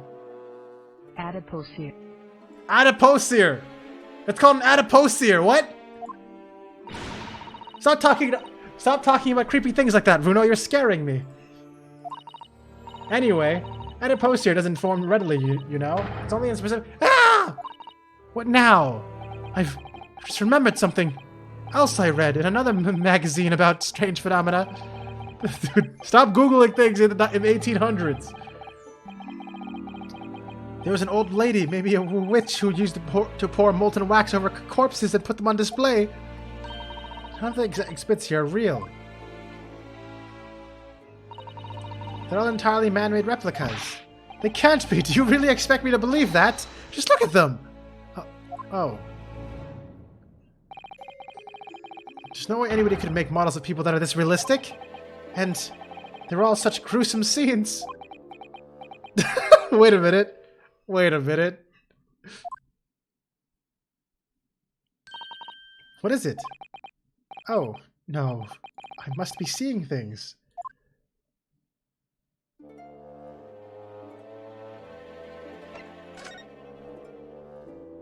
Are we just not gonna... He's actually just posing! Alright, you know what? I'm gonna click everything else first before I go to him. Because I'm curious now. I really like this scene a lot. Is this some infamous murderer? Yes, called Jane the Ripper. All her victims were young women. I knew it. You can tell by the way she's holding that knife. Sure sign of a murderer. Oh, you like the scene? I don't know. I just like it. I don't really know why. Well, yes. Ah! What's the matter, Bruno? I've worked it out. I know what she's doing. She's trying to fill that bathtub with blood so she can have a soak in her victim's gore. Not according to the information about the exhibit on the little board here. It doesn't mention anything about the bathtub. Really? Sorry, I don't think it's as significant. Jane the Ripper. Oh, wait a minute. Oh my god. That's why it sounded so fucking familiar. I think he has to be there for a reason. Because the actual killer is Jack the Ripper, right? Genocide the Jane, thanks. Oh, that is not even the name! Hi, hello, it is me. Genocide the Jack himself.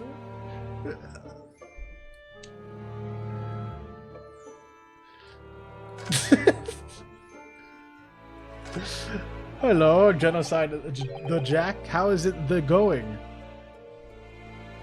Is this an arm? It looks like an arm, doesn't it? Maybe one of the waxwork models has fallen over. You don't think it could be the work of one of the mass murderers in here, do you? Bruno, stop scaring me. Is it a wax arm or a real one? Come on, you're always pointing in that finger of yours in court. Poke that arm now and see how it feels. Objection! Alright. The big heavy curtain is in a very prominent position, isn't it? I have a nasty feeling that there's going to be something truly terrifying behind it. Oh yes, that's the famous Two Spells special exhibit. depicts one of England's most notorious killers. Do you want to pay the extra fee and have a look? Have a look. Pay more money to be even more terrified? Let me think about that for a moment. It was only a suggestion. Wait, hold on. What's going on with this one? These models are so well made, I can't tell what's a waxwork and what's a real human. Or maybe all the exhibits are real people. And when it's closing time and all the visitors have gone home, they suddenly start moving about. Just thinking about it makes me wish it was closing time already and I was on my way home. Yo, is it... No, it's not at the museum. God, man. God, everyone loves that. Does anyone else like... I actually like Night at the Museum a lot. Okay? Toy Story also makes sense, though, but these ain't toys, okay? This is real life.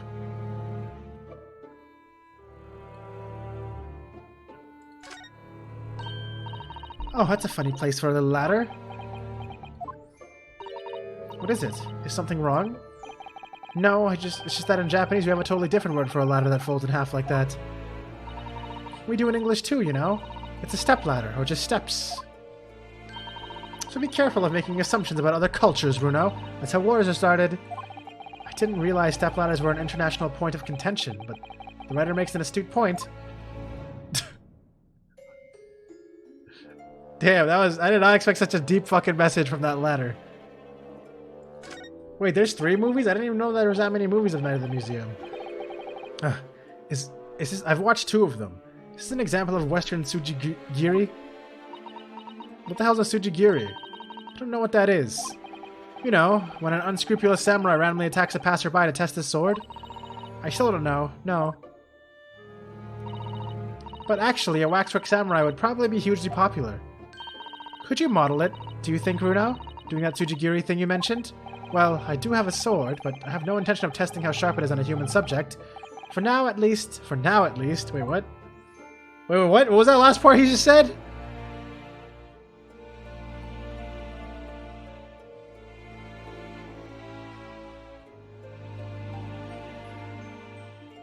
Is this going to interact with him? I think it is. I don't think I can avoid him anymore. Alright, here we go. Go to history. Okay, I didn't mean I didn't... I know what he said, okay? Shut up. It's... The great detective, Mr. Herlock Sholmes. Mr. Sholmes has his own wax statue in here? Really? Stop yelling at you? I'm sorry. I'm actually sorry if you're actually offended that I yelled at you. Here, you can have ASMR instead. How's it going? Well, he is world famous after all. You remember Robin Williams, Teddy Roosevelt? Oh yeah. Monkey, Dum Dum, Give Me Gum Gum, Tiny Man. Yeah, I remember Dum Dum, Give Me Gum Gum a lot. It's an uncanny resemblance, isn't it? It makes my skin crawl to look at it. I know. But look, Bruno, you can kick this Hurley, and he doesn't even move a muscle. You can't go around kicking the exhibits.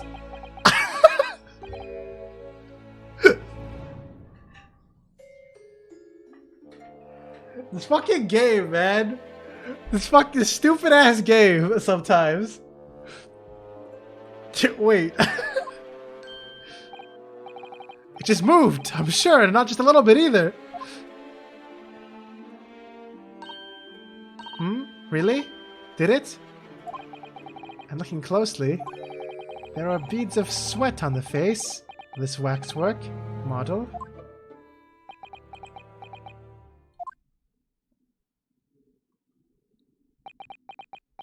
Guys, I don't think it's really a wax model. Shall we move on, Iris? Over there, look! There's a great murder scene to enjoy, much more appealing. Wait, he has a hold it voice? My dear fellow, I take exception to your recoiling in such a manner as if you've seen something truly abhorrent. Mr. Sholmes! I knew it! Iris, what possessed you? I strictly forbade you from divulging my temporary waxwork secret to Mr. Naruhodo. Temporary waxwork? What do you mean? And that kick, could you not have exercised a little more restraint? You winded me! Bruno has something he needs to ask you. Ah, a question. And I thought you'd probably be getting bored too. So here we are. Well, I can't deny that your timing was impeccable. A mere 2 minutes more of being stationary like that, and my great brain upon which all success has been built would have turned to wax. Thank goodness we arrived in time. Indeed. I guess he's like, this must be the original VTuber, this moving wax model. Indeed, in many ways the pair of you just saved the world from an unimaginable loss. Oh, Hurley, you do like to talk nonsense, don't you? He could know something, it's true. About Lord Van Zeeks and what happened in the past to change him. Now that you're here, let us take our time. How can I be of assistance? For you're in luck. I'm suddenly quite taken with this idea of conversing. Oh, well, actually, I'm in quite a hurry. And if my eyes don't deceive me, I believe something is afoot within the walls of this very museum. A most fascinating case, if I'm not mistaken. Really? Moreover, I have a strong suspicion that is related to the matter of which about which you've come to me now. But how could it be? We shall speak again presently, my dear fellow. But for now, I must return to my work. What, back to being a temporary waxwork exhibit? Yeah, apparently that's what he meant. You just read general chat? Why do you have to say sorry? It's okay, you can look at any quotes you want. Alright, it's a free chat. Madame Spells. What is this place? Madame Spell came to London from France 3 years ago, I understand. Since she opened up this little waxwork museum last year, it's enjoyed great popularity in London. There are museums like this in Japan too, but these displays are something else. I mean, they aren't made from actual real people, are they? The extreme realism of these waxwork models is a particular secret of the Two-Spells family, they say. They earned renown during the French Revolution for waxworks of victims of the guillotine. It sounds grim. The gruesome scenes are portrayed with such realism in the expressions of the face of the condemned. Apparently, the sculptors would make the models directly from the corpses, right there at the site of the executions. That really turns my stomach. That's just one of the several legends about the Two-Spells family. Whether there's any truth in it, I couldn't say. But anyway, this museum houses models of famous people from all over the globe. Nevertheless, the most popular area of the museum by quite some margin is this House of Horrors. House of Horrors? Of course, visitor numbers are dwindling now as a result of the Great Exhibition.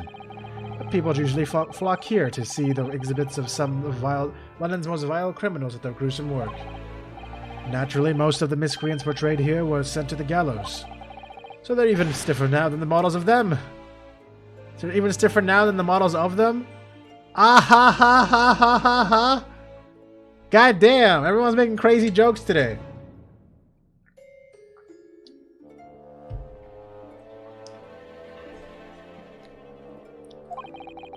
Have you heard of poor taste?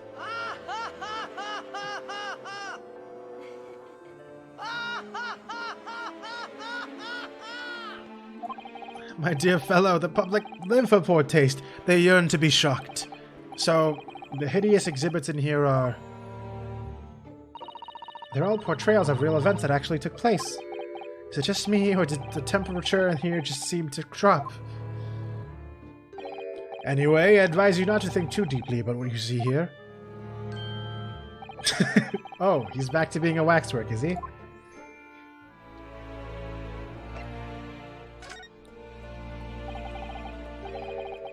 What do you mean by temporary waxwork, Mr. Sholmes? Exactly what you see. I'm part of the exhibits here, catching these criminals in the act. Catching them? Every half an hour, I home in on a different killer in one of the displays and adopt a new pose to ensnare them. When members of the public come for a closer look, I offer them my hand to shake. For a shilling, I'll happily allow them to take a photo with us. Us? Does he mean him and the waxwork murderers in here? But why, Mr. Sholmes? my dear fellow, isn't it obvious? For the money!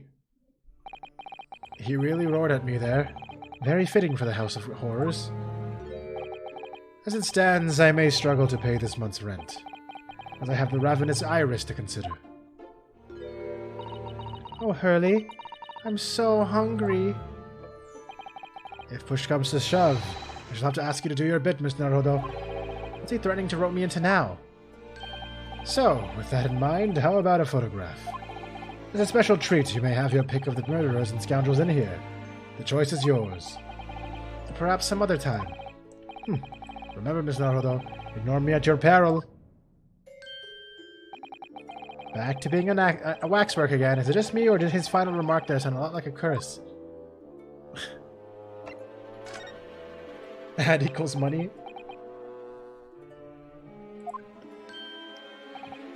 Well, what is it you'd like to ask me then? Actually, it's about Lord Van Zieks. Ah, friend Mr. Reaper, how did you find him? Well, I trust. And so I filled Mr. Sholmes in about everything that I'd learned. About Lord Van Zieks, about Professor HAREBRAYNED, and about the strange coincidence that they had been at university together.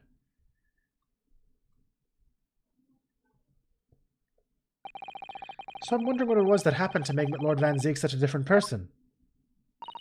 I was sure that you know, Hurley. You said there was something going on here in this exhibit hall before, that something was afoot, and that you believed it was related to what I wanted to ask you about. Mr. Sholmes? He suddenly clammed up.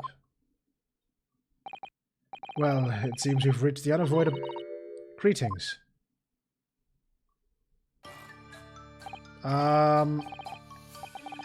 Wait. Is Madame Tuspel a waifu? Sorry, that's my first reaction.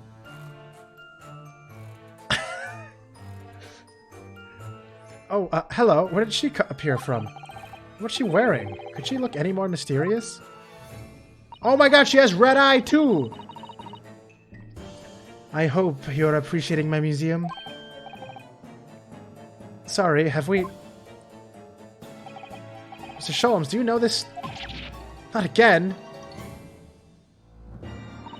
My apologies. I am Esmeralda Tuspels. This is my museum of waxwork. What? You're the Madame Tuspels? Bien sûr. I should know how to say that. I'm so upset with myself. Though only 26 years young, I might add. Oh, perfect. Only 1 year younger than me, so I can simp as much as I want, right, guys? Is that significant somehow? Oh, yeah, it is. Don't worry about it. I'm a madame and name only. It adds a certain je ne sais quoi.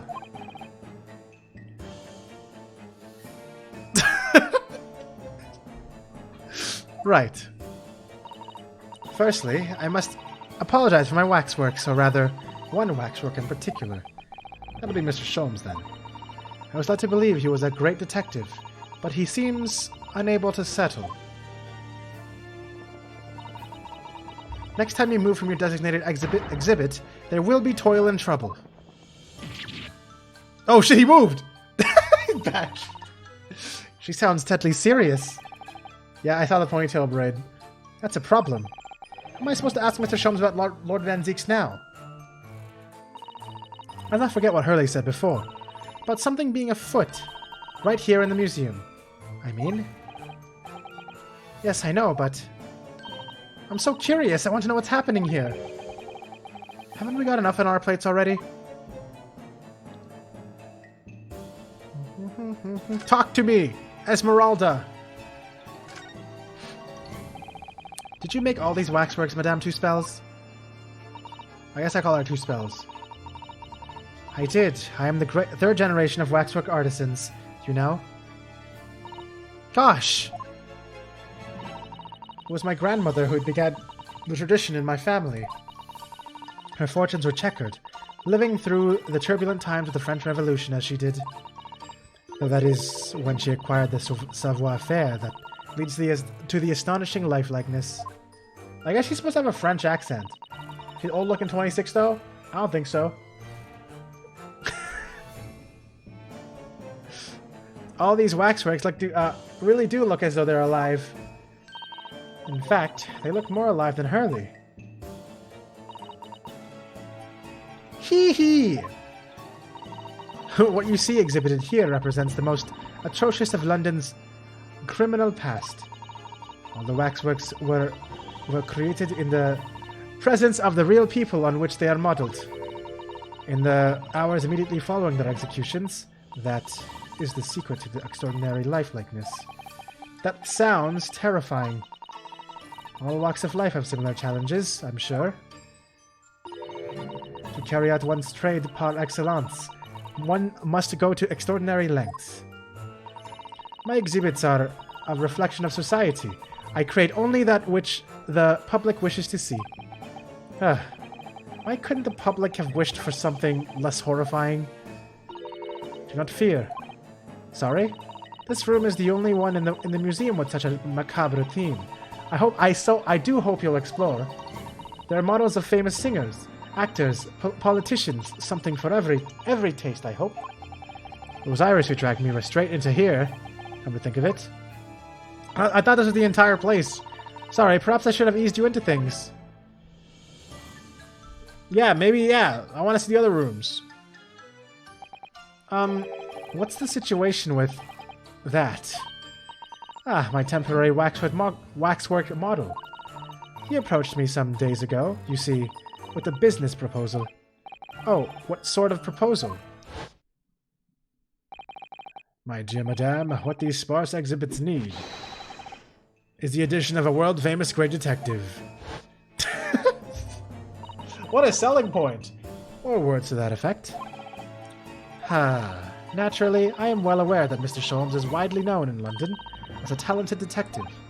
It's great detective, actually. He's very specific about it. Yes, the creme de la creme. So I was keen to come to some arrangement with him, of course. But sadly, we were unable to agree terms. Let me guess. Someone wants to charge an exorbitant price for his services. For a mere £500. I will dive into your cauldron of wax this very moment. Or words to that effect. Mr. Sholmes might have overdone it slightly with the sales pitch. Regrettably, the museum has a shortage of funds at the moment due to unforeseen circumstances. So we came to the current arrangement instead. Surely he doesn't really need to do what he's doing though, does he? I would think not, but he was very insistent. I have a 50-shilling problem that must be resolved by the morning. Or words to that effect. It's the pawnbroker, that's what it is. I was kind of hoping it would just like a flashback to Sholmes there and say, please, I am very insistent. That's it. I just wanted that to be the entire line. It's the pawnbroker. That's what it is. He must have something to redeem. Is the consulting and detective work not going so well? Something afoot. Alright, here we go, guys. You guys ready for the foot?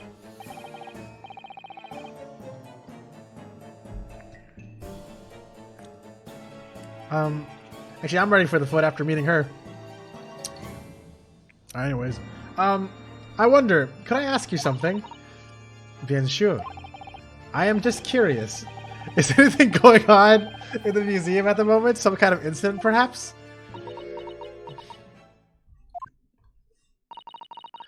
Whoever suggested such a thing. Whoever suggested such a. Oh my god. Whoever suggested such a thing to you. The opposite of get out, you fucking leave now. Well, you gotta make the choices that are right for you. Oh, well, it was. Just like I've made the choice to accept foot. Not even a sentence. Your temporary waxwork over there who mentioned it to me a little. Oh, he's gone. Oh. He's disappeared. A wax bottle is a work of art, not some tawdry object for trade. There you are. Leaving the exhibit again when you should be working. Do you wish to be melted down? My dear Madame Tuspel, save your reprimands. There are more pressing concerns. The wax can wait. It's our ideas about your current problem we must throw into the melting pot instead. Jeez. What a combination of emotes, Taco. But not wrong. Personally, I prefer the air. Why ever not? She's turned as white as a sheet.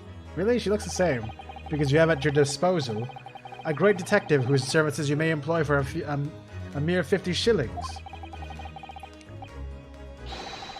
Oh yeah, it could be deduction time. Yes. Though please be aware that I prefer no, I insist upon payment in advance.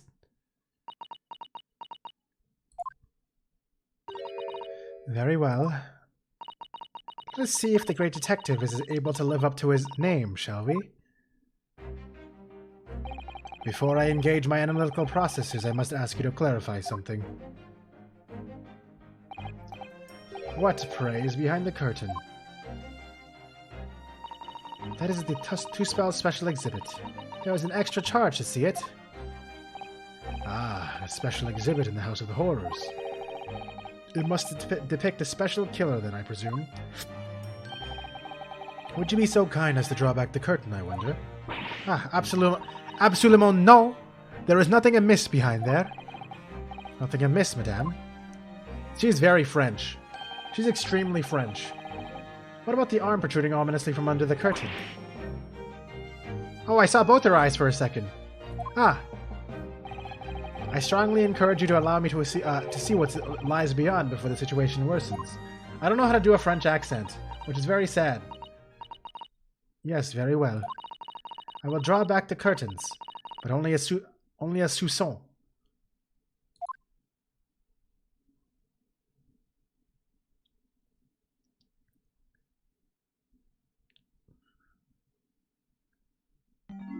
Ah! I must confess I peeked behind the curtain earlier. The Tuspel's special exhibit is a very bleak graveyard scene indeed. Where's the arm, though? And yet, somewhat surprisingly, in the waxwork killer one would expect us nowhere to be seen. But to strike one, however, is the portly gentleman lying peacefully on his back on the floor. Is he dead? Or is he just chilling? Or is he just being chilling? Well, well, then perhaps, Mr. Sholmes, that man on the floor is the ruthless killer himself. I'm afraid not, my dear fellow. He's a perfectly ordinary London gentleman, not even a waxwork, in fact. What? Oh yeah, he was a juror, you're right. As skillfully made as these waxworks are, they are always indistinguishable from real humans. So, allow me to present my two conclusions. The first is that a sizable business transaction has been taking place in this special exhibit. Why? Why would you say that? And the second is that the aforementioned transaction is linked to a serious crime. Ah! She looks as pale as candle wax. I don't understand. So, Madame Tuspels, as you've agreed to my fee, you shall now have the pleasure of seeing this famously great detective and temporary exhibit at work. Let's go! The game is afoot. Oh, foot. Foot, yep, foot.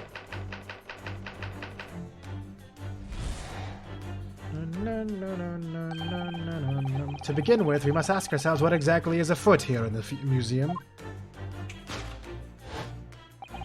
The answer is revealed by the bundle of banknotes protruding so helpfully from your bag. In my estimation, some £200. That is all my own money. So what does this large sum of money reveal? Ah, not as much as the involuntary glance you cast, it would seem, Madame Tuspels. Yes, the answer lies where your eyes now fall. The significance of £200 is revealed by that public notice. Waxwork for sale. Your business has hit hard times, it would seem. In short, you sold the infamous killer, the centerpiece of your special exhibit, for the sum of £200. No! That was no in French. Now, let us explore the next curiosity. What the hell are you talking about? Which we are. I really wish Byakuya and Sholmes could meet each other. Now, let us explore the next curiosity with which we are presented. Who is the portly gentleman stretched out so peacefully on the floor?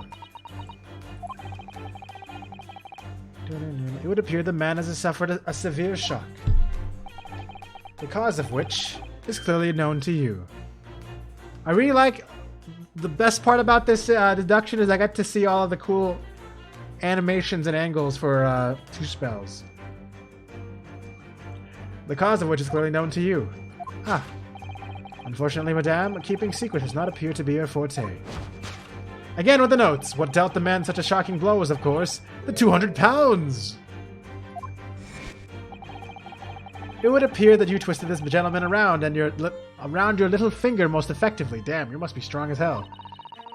And you just destroyed this person with just lifting a single finger. What are you suggesting? Oh god, he's alive! He rashly agreed to purchase the waxwork for the sum of £200. Only when he came to hand the money over did it occur to him what an extortionate amount he was paying. She could twist me around her finger? Yo, let's go, Chocobo, you understand. You understand? But the money was no longer in his hands. Dead! And the result is the scene we see before us. He collapsed in shock. Yes, the killer in this special exhibit fetched a killer price. Her toe? God damn it. We can only pray that the gentleman's dreams are not plagued with regret.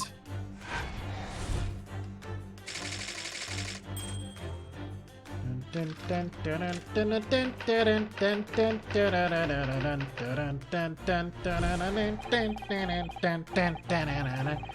question that arises then is what it has become of the waxwork that changed hands. Let's consider that problem for a moment. You cannot possibly... What immediately strikes me about this conundrum is the young man standing over there. Who is this fellow? To find the answer, we need to only observe.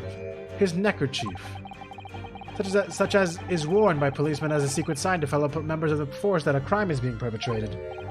Yes, this young man is an undercover policeman, currently investigating this museum. I know him very well, in fact. It's Sergeant John Clay. What are you talking about? The man's quite a celebrity. He received triple accolades out of this year's policing awards. But... Next, we turn our attention to the old man sat before him with a particularly unsightly visage. I've been watching closely, and he hasn't moved a muscle. Almost, in fact, as if he were a waxwork. But your reaction only confirms my suspicions, madame. I noticed that at once, of course. Observe! 3 pence! The telltale sign that instantly proves whether or not this old man is a waxwork is the obvious price tag. 3pence. A tragically low price, you might say. Though perhaps the going rate for aging waxworks is riddled with cracks. And yet you sold it to the portly gentleman for an exorbitant £200. The sort of plucky behavior that's sure to attract the attention of Scotland Yard. Isn't that so, madame? I do not...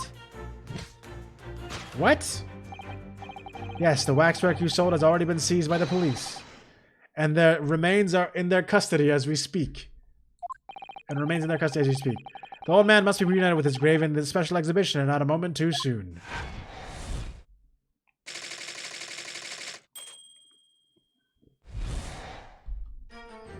So he concluded that the statue is right there. What the hell was that?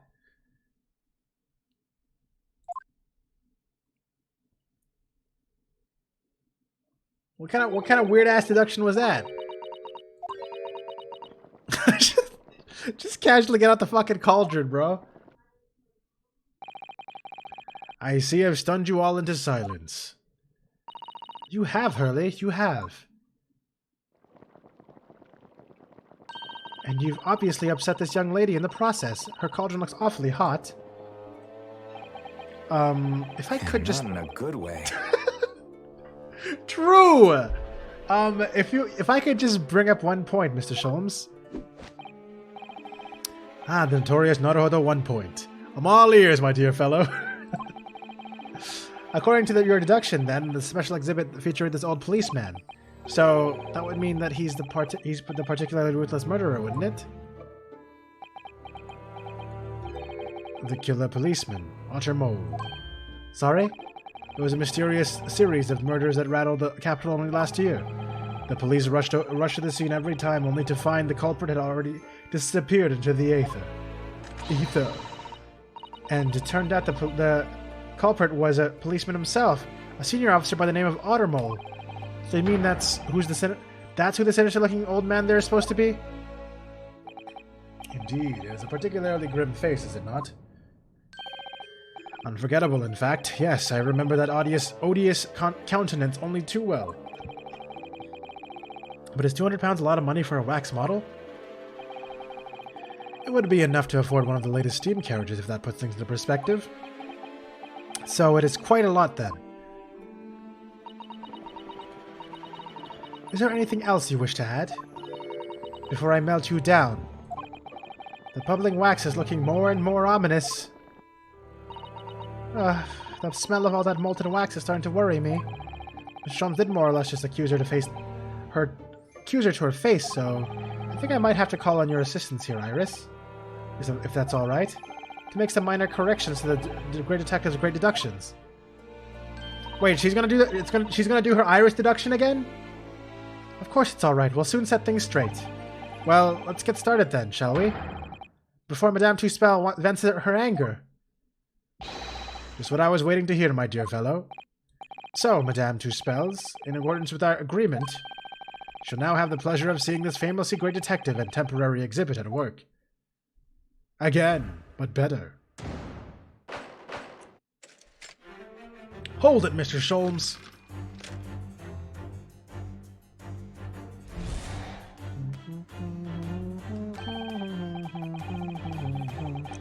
To begin with, we must ask ourselves what exactly is afoot here in this museum. The answer is revealed by the bundle of banknotes protruding so helpfully from your bag. In my estimation, some 200 pounds. That is all my own money. So what does this large sum of money reveal? Not as much as the involuntary glance you cast, it would seem, Madame Two-Spells. Yes, the answer lies where your eyes now fall. The significance of the 200 pounds is revealed by that public notice. Objection! She definitely looked in this direction, it's true. I'm not sure she'd sell any of her waxworks even for 200 pounds. Oh, she must pour her heart and soul into making them. You think? Don't you think? Over and above the wax. If it were me, I wouldn't sell them for anything. For that much money, I would, but it sounds like that makes me a bad person. Well, anyway, I wonder if the 200 pounds could have some other significance. Let's follow that furtive glance again and see if there's anything else that could explain it.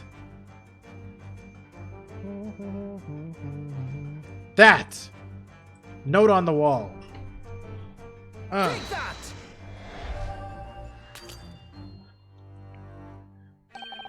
This looks very suspicious to me.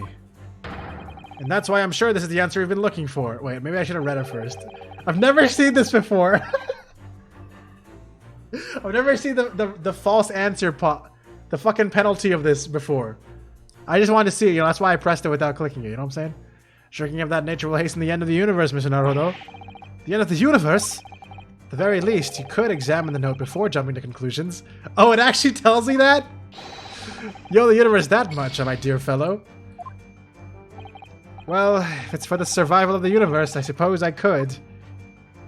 God damn it, man. They actually want me to read it first? Okay. Alright, fine. Use that fucking logic on me. This man and the 200 pounds are no way related at all. The poor man was just in the wrong place at the wrong time, it seems. But there's no doubt that Madame Two Spells did react to what Mr. Sholmes said. But the way she automatically looked over this way must tell us something, I'm sure. Let's have more of a look around. Okay, let me actually read it. God damn it, man. What's that note doing pinned on the wall there?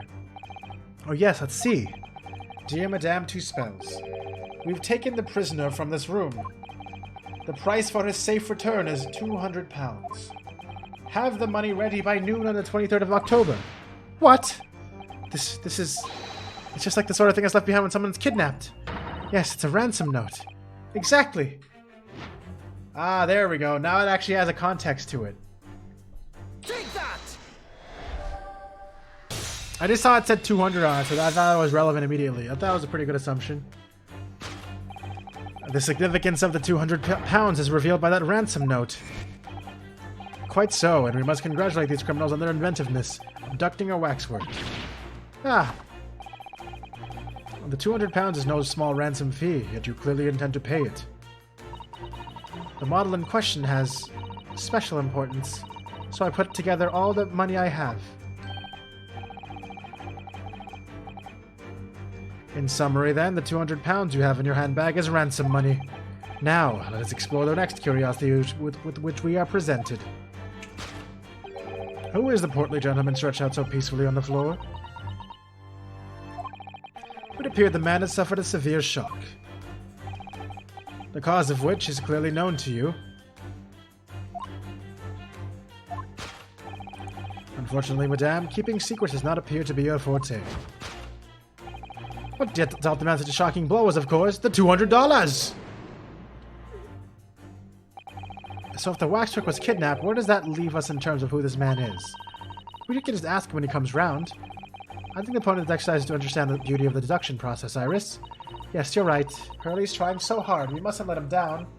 Well, there's a little doubt that he suffered a shock, but that much seems clear. In that case, what's Madame Two Spells trying to hide? Let's have a closer look around.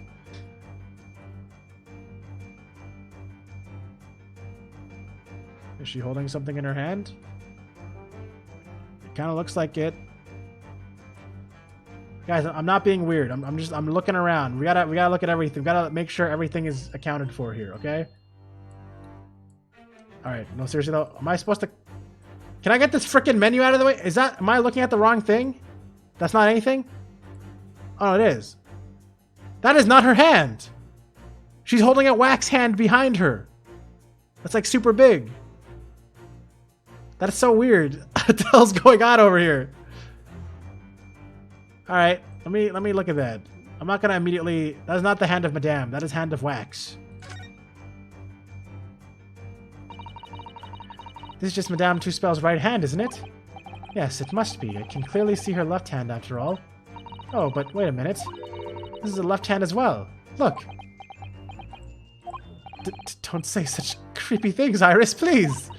And it seems very stiff too. In fact, it's really hard. So they're just letting us like literally just poke at her fucking wax hand right now. And go, I see. Yeah, I couldn't tell what I was looking at before because the freaking text box was in the way. You mean... Yep. It's made of wax? Wait, I can inspect her hair? What is that going to do for me? Madame Two Spell has very long hair, doesn't she? Yes, but you couldn't tell looking at her from the front. You know, looks rather like a whip, don't you think? The sort of whip that could have floored the gentleman with a single crack. Man, Ryunosuke really knows what to think about, I guess. He knows what topics to think about at any time. That seems a little far-fetched, even for you, Runo. What an interesting thought process you have there. Is there anything else I can look at? Her hat? No? This thing? Kinda looks interesting. Alright, whatever. We'll just present the thing. Take that!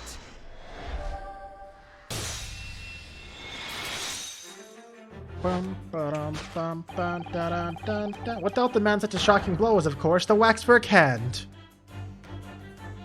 I kinda need to use the bathroom. Sorry, guys. I don't want to die.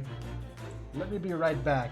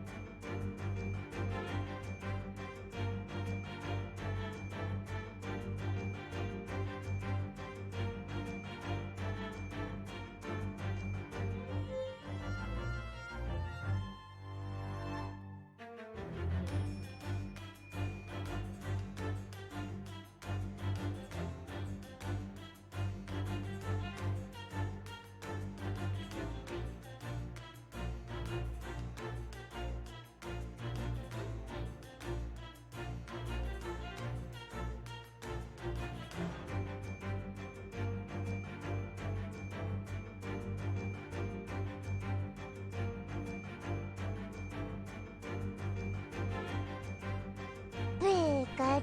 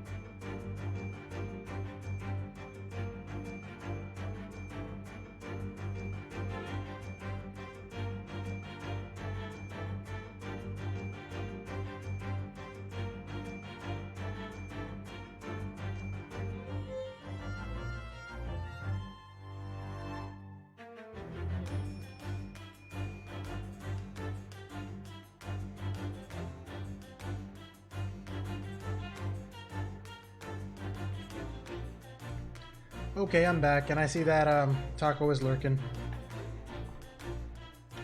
And boom. All right, cool.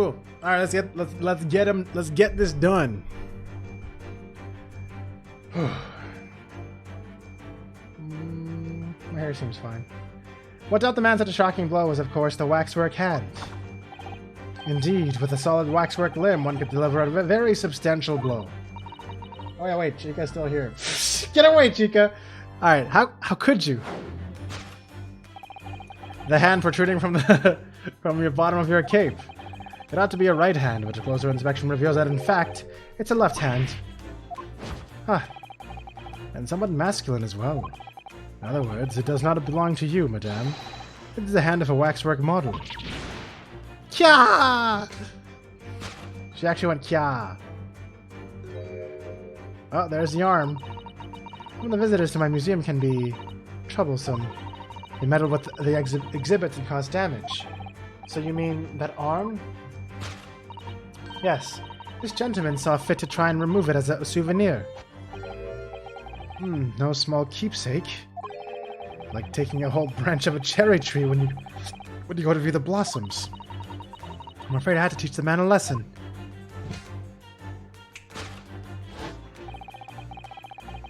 You confronted the man and tried to take the arm back.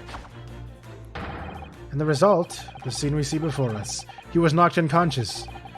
A point we may need to revisit later, but for the time being, we have a conclusion. Yes, the killer in this special exhibit has been kidnapped.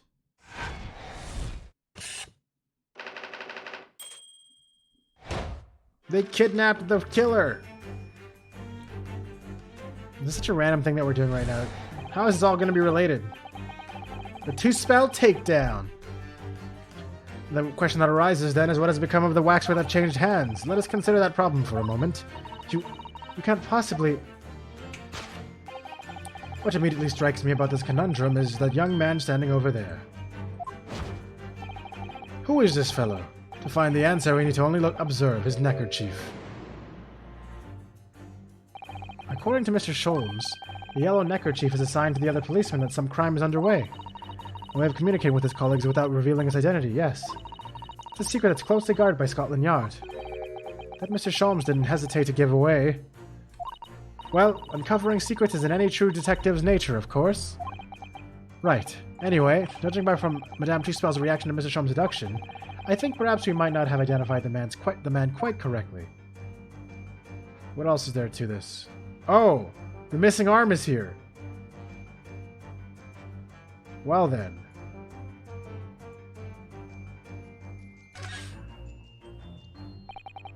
What the? The man has a stub sticking out of his shoulder where his arm should be. Ah, well that settles that then. Right, this isn't a real person at all. His entire arm's been ripped off, from the shoulder down. His arm's been... Of course, that ties in with what we just found out.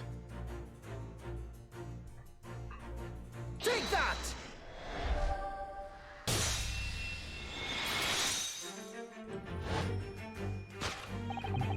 Who is this fellow? To find the answer, we need only to observe. His shoulder stub. So no such boneless human walks this earth. Of that I can assure you. In other words, the man standing here, the young Sergeant John Clay, is in fact defying all odds, a waxwork model. I seem to remember it was you who concluded that he was a real person in the first place, Mr. Sholmes. Yeah, you just took him off the screen. He has become quite a celebrity in London, being the winner of no less than 3 policing awards last year. I simply had to make a model of the man. Naturally, what other explanation could there be? And it was this detective's arm that was that was pulled off by the man on the floor on the special exhibit, wasn't it? Next, we turn our attention to the old man sat before him with a particularly unsightly visage. I've been watching closely, and he hasn't moved a muscle, almost in fact, as if he were a waxwork. But your reaction only confirms my suspicions, madame. And we said at once, of course. Observe. The telltale sign that instantly proves whether or not this old man is a waxwork is the obvious price tag. A killer policeman called Ottermole, was it? Was he well known? It was all over the papers last year, but I can't say I know what he looks like. It's a very low price, though. A threepence isn't much money. Only enough for a few measly hours of gas in Mr. Garajab's delightful lodgings, in fact. So this is the special killer taken from the special exhibit, is it? The waxwork that somebody stole from the museum and tried to ransom for £200. Is this crusty old killer policeman Ottermole? Really? Perhaps we should have a good look around again and see if another idea crops up.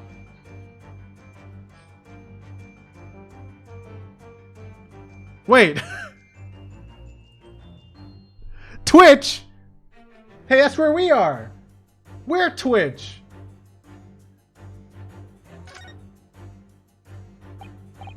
Look at this! The old man's tapping his foot like crazy! He seems to be fast asleep, though.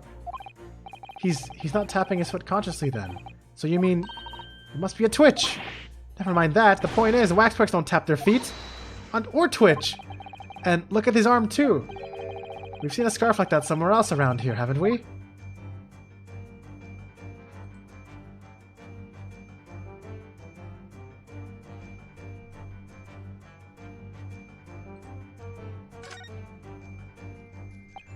I don't believe it. A secret sign that lets other detectives know that some criminal activity is underway. Yes, it's a slightly strange choice of outfit if he was trying to go unnoticed. Ah, he must be a detective disguised as a policeman. Or a detective disguised as a waxwork model of a policeman. He doesn't look like he's clever enough to think of something like that, though. Perhaps we should try to be a little more polite about him, Iris. Take that! We just presented Twitch. The telltale sign that instantly proves whether or not this old man is a waxwork is the obvious Twitch. Even the most realistic waxwork should not exhibit a Twitch. In fact, in other words, this splendid old man is in fact a genuine member of Scotland Yard. Slight shift in your choice of adjectives, then. And there you have it. Well, Madame Two Spells? Well, what? It was me who contacted the police and demanded that someone come in the first place. He is clearly fatigued. He is sound asleep. But then, what's this tag about showing a price of 3 pence? No doubt the price tag of the muffler, which the old Bobby purchased recently at a local market. And I presume you've observed the scarf tied around his arm. Does that not strike you, Mr. Naruto? Yes, the secret sign used by the detective to show that some criminal activity is currently underway. Of course, because, as you know, there has been just such criminal activity happening here. As you deduced from the very beginning, detective. So it would seem that we finally arrived at the truth.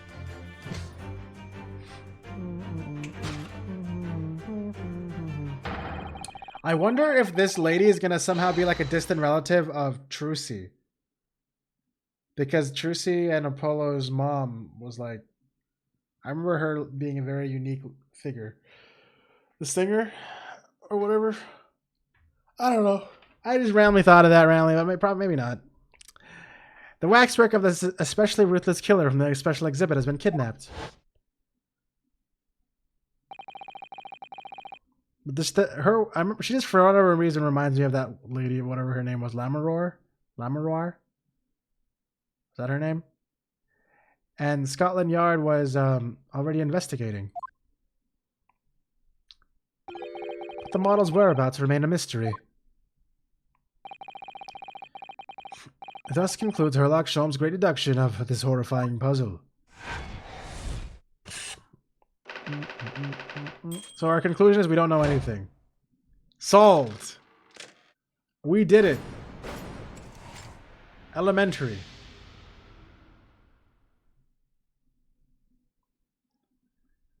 Dun, dun, dun, dun, dun, dun, dun. All sorts of people visit my museum here, men and women and young and old. Sometimes they drop in just for a short time on their way back from the pub. I welcome them all, but if anyone tries to damage my exhibits, I do not take it lightly. Anyway.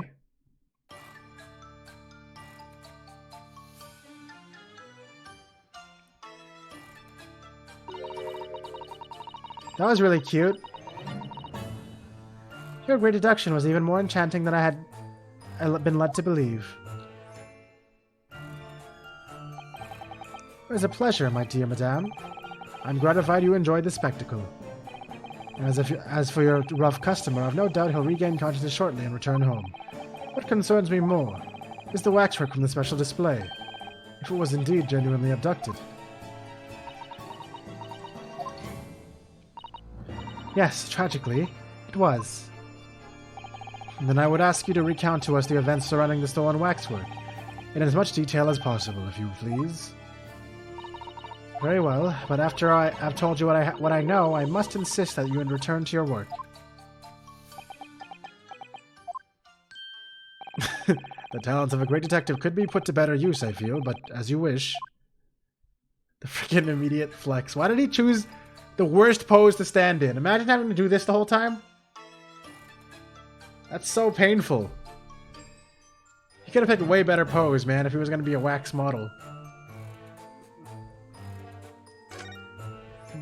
The stolen waxwork. Tell us more about the stolen waxwork, please. It was some days ago now when I came in here one morning. I immediately noticed that a waxwork was missing from the special exhibit here. It is your most prominent display, so that's why the curtains were closed. And I found the ransom note in its place. The culprit must have broken in during the night and taken it then. So this waxwork this waxwork that was stolen. It was a model of some horrible criminal, I suppose. A particularly horrible criminal, in fact. Hi, Panda. The killer who left a more profound scar on society than any other, I would say. The Professor. Not a name I've heard of. Wait, I've heard of the Professor. Wait, the killer's name is the Professor? Wait a minute. Is this a real killer? So, Mr. Naruto, it seems the circle is complete. Sorry? The Professor case happened around the time I was born, didn't it? Indeed it did, Iris. 10 years ago, a series of murders that rocked the capital. 10 years ago? Yes, at exactly the time. Oh, you know what they're gonna do? They're definitely gonna have this fucking wax model thing be like some sort of body swap for the teleportation device. It's gonna mess everything up on all the evidence. This is gonna be important. There's gonna be a very important wax model used at some point. Yes, at exactly the time that Barack Van Zieks graduated from university, in fact. What? Surely he's not saying... So the big event that changed Mr. Reaper's life... As you've surmised, it was the Professor case. Who was the Professor, then? The Professor. It was a series of gruesome murders that had all of London gripped in terror a decade ago. After 5 victims were killed, the man was arrested and put to death. And now he's immortalized here in wax for all Londoners to admire and enjoy. Though, of course, he happens to be absent at present on account of the abduction. I don't understand. How is all this related to Lord Van Zieks? You must first understand, my dear fellow, why it is that the Professor earned such infamy. It was due to the victims he chose, some of Whitehall's finest. What do you mean, Hurley? Those murdered by the professor were some of the highest members of the British aristocracy. Members of the nobility, even royalty. It sent shockwaves through the country's administration. Members of the... Ah, wait, of course. What Professor Harebrayne said. Lord Van Zieks is from a family with noble blood. Oh gosh. It was the fifth victim that led to the professor's arrest. The last of the killer's prey was a young noble by the name of...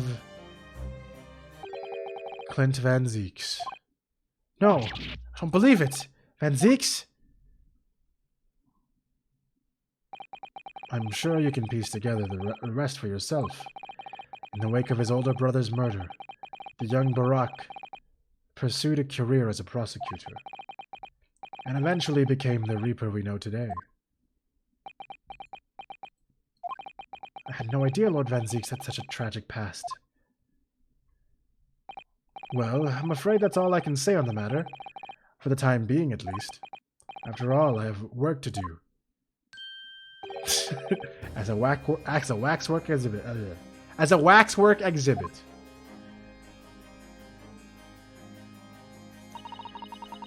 I'm afraid I shall have to excuse myself as well.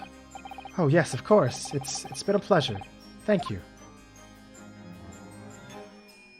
Dun dun dun dun dun dun dun dun. Well, none of the predicted scenarios I've been analyzing involved you coming to visit me here. Thank you! Oh, what the hell? It really has been too long, it really has. Some delight to see you, Barak.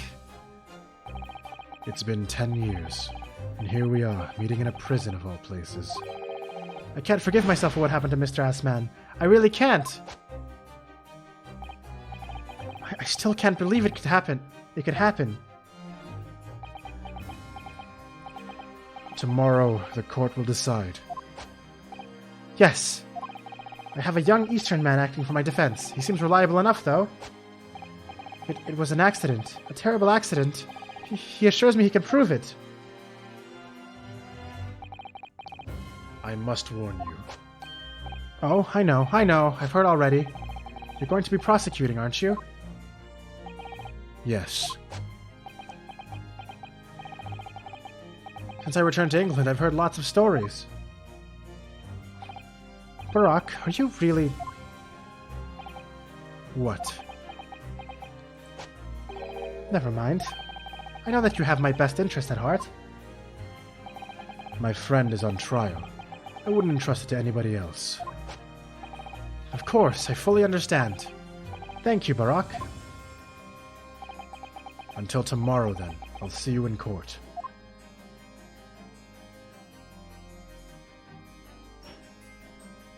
Damn! I'm so glad to finally get some Barak Van Zieks development. Hell yeah. I'm excited. I'm excited about this.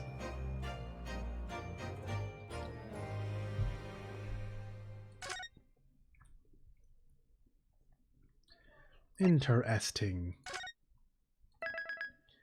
And he's actually still genuinely being friends with Harebrayne. And he's prosecuting because he doesn't trust anyone else to.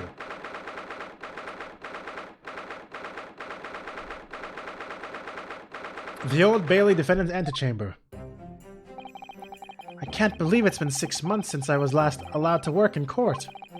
And now here I am, back at the Old Bailey. Ah, Mr. Naruhodo. Good morning, Professor Harebrayne. I don't understand. It doesn't make any sense. The atmospheric pressure in here is off the charts. I've never felt anything like it. It's crushing me. I feel that every time I'm here. That gravity. Well, this is Britain's highest court. But are you telling me it's fitted with some sort of device that can actually control air pressure? I think it's probably all in the mind. Ah, yes, well, you won't let me down, will you, Mr. Naruhodo? I'm counting on you in today's trial to save my life, to save the secret of my super high voltage instantaneous kinesis machine from being made public. Yes, I understand. I know what I have to do. I have to establish that the explosion 2 days ago was nothing more than an unfortunate accident. Well, I'm sure there's nothing to worry about, really. Justice will prevail. My commiserations, Mr. Naruto. You appear to have been lumbered with the most tiresome case here. Mr. Sholmes, I did not expect to see you here. It was very mean, Runo, leaving me alone at home with Hurley. It took me at least an hour to wake him. Is it... Are you... Herlock Sholmes? Indeed, sir. I am he. Herlock Sholmes.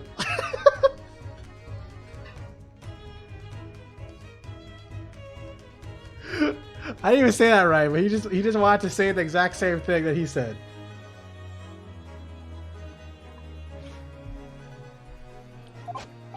Oh, I've heard all about your exploits, even whilst living in Germany. Ah, yes, Rand's magazine is on sale in Germany too. This month's installment was sublime. Your deduction and adventure of Silver Blaze was wonderful.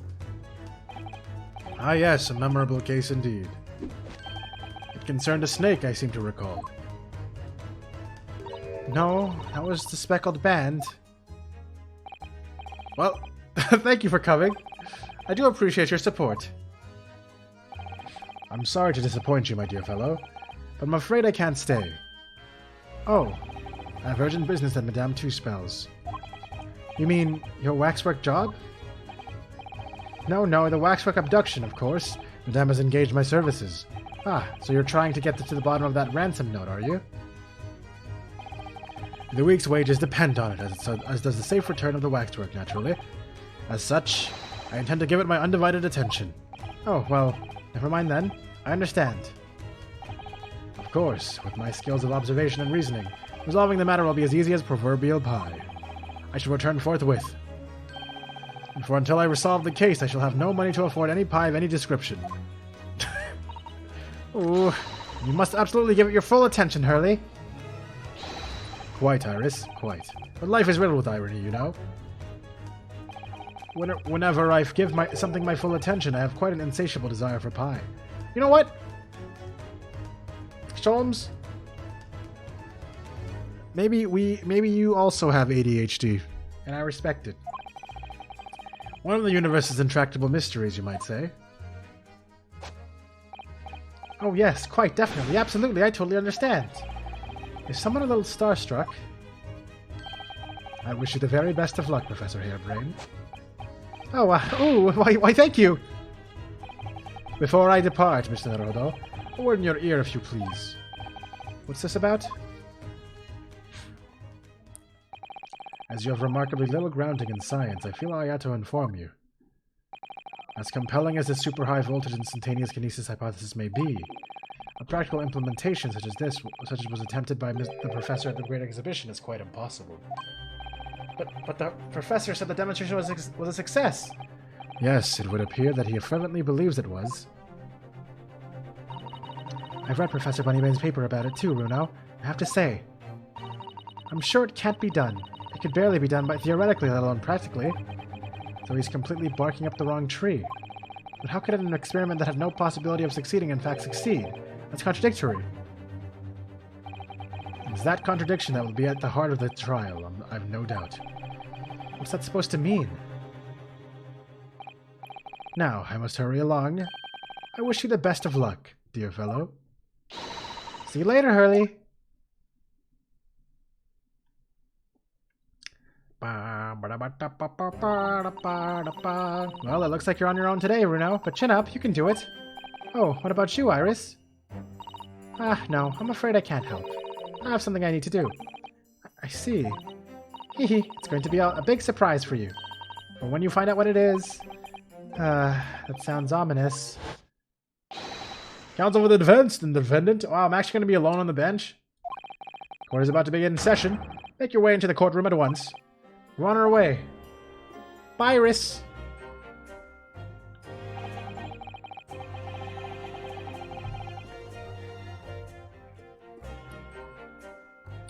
An experiment that laws of science can't possibly succeed, and a scientist who's convinced that it did.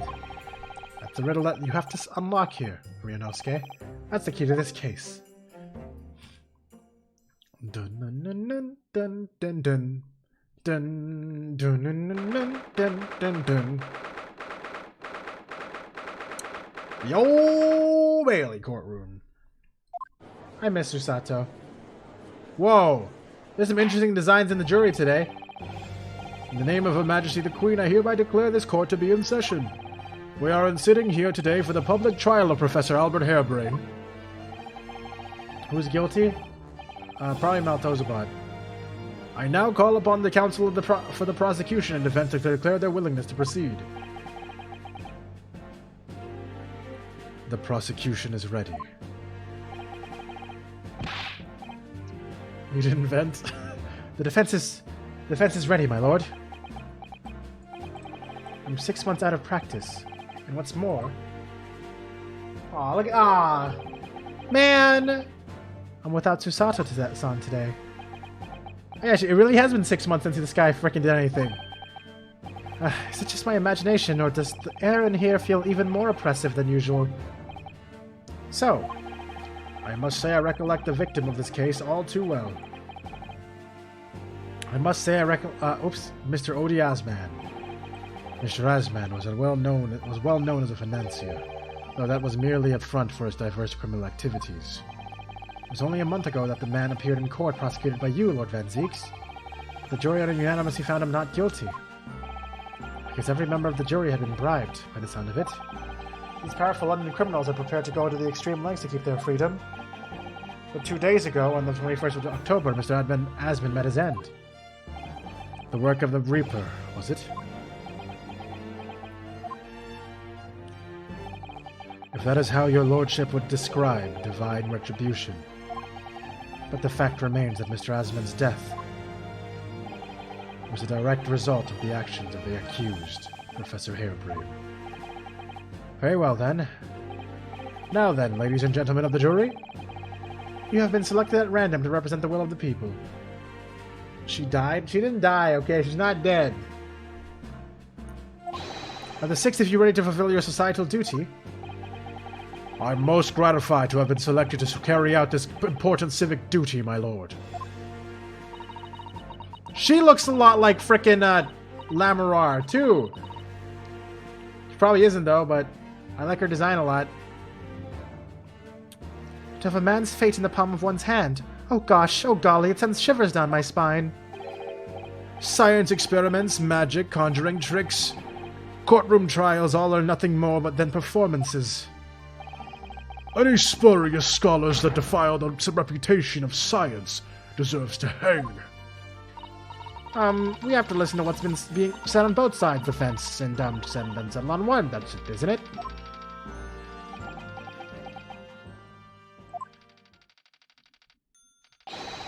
Wasn't like this in my day, wasn't like this at all. That's... the police killer Ottermole look-alike. Again. And he's exhausted as ever, it seems. Or is there a genuine child in the jury? Because you gotta make sure we have every single angle covered, okay? Now, as I'm sure you are all aware, you wonder if someone can give 2 subs to give me number 2 in the gifter? Well, I don't know if anyone's willing to do that or not, but that is definitely something that could happen. The incident we are here to judge today tragically took place at the Great Exhibition shortly after its opening. But the death toll could have been far worse. With the exception of the victim, no one was killed. Nevertheless, the dream of the science being exhibited rapidly turned into a nightmare for the spectators. A tragic turn of events, and as such, the eyes of all London... Oops, that's the wrong voice. Tragic turn of events, and as such, the eyes of all London, no, of the whole world will be on this trial. It is our duty to reach a swift and just conclusion, I feel. So, your opening statement, please, Lord Van Zieks. At the heart of this incident is technology never before demonstrated anywhere in the world. One of science's latest developments, I take it. The government is keen to capitalize on the Great Exhibition to improve Britain's technological advantage. The technology being demonstrated by the accused was described as super high voltage instantaneous kinesis. Good lord! It's designed to disassemble human subjects using extremely high voltage electricity. and beam them instantly into another location where they're subsequently reassembled.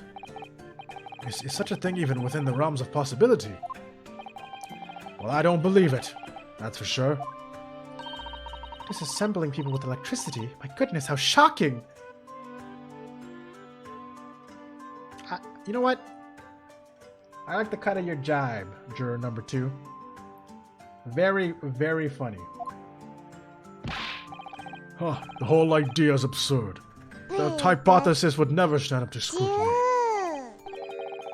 Sir, I believe you are a fellow of the Royal Society, are you not? An expert in your field? I am, and my word on the matter can be considered final. Instantaneous kinesis is poppycock. So this is expert and Mr. Sholmes are in agreement. It's impossible. What is the prosecution's view on the matter? The prosecution would assert that the accused's instantaneous kinesis demonstration was a success. What? What rot? What are? Oh! The professor's hypothesis is currently under investigation by the British government. If it is deemed to have merit, a substantial research grant would be made available. The accused made use of the invention to build on his new hypothesis to take Mr. Asmund's life, in order to be the sole benefactor of the grant. But... This disastrous demonstration was no accident. It was carefully designed from the outset to end the life of the victim.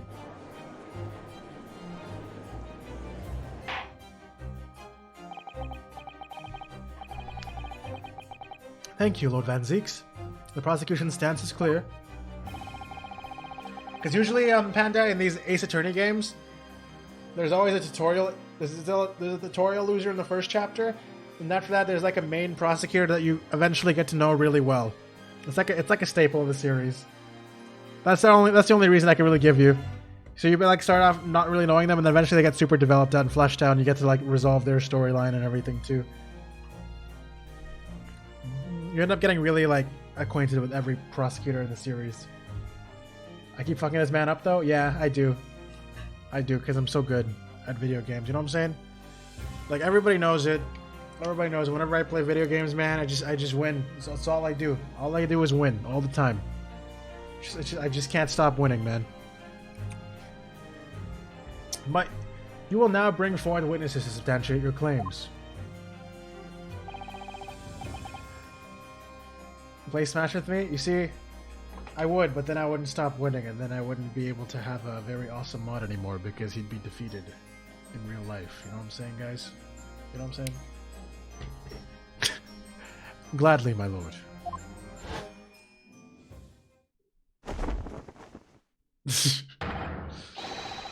Bailiff, show the first witnesses to the stand. I need your help. You see, no, you don't understand. Do you think other gamers have a chat that will give them the answer so they always win? Only me. Witnesses, state your names and occupation for the court.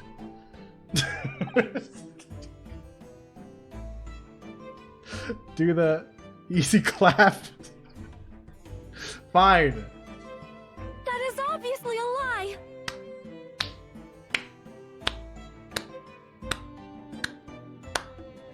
Alright, anyways. Yes, sir. That is obviously a lie. Tobias Gregson. Other way? I know it's supposed to be the other way, but... Dance, monkey, dance.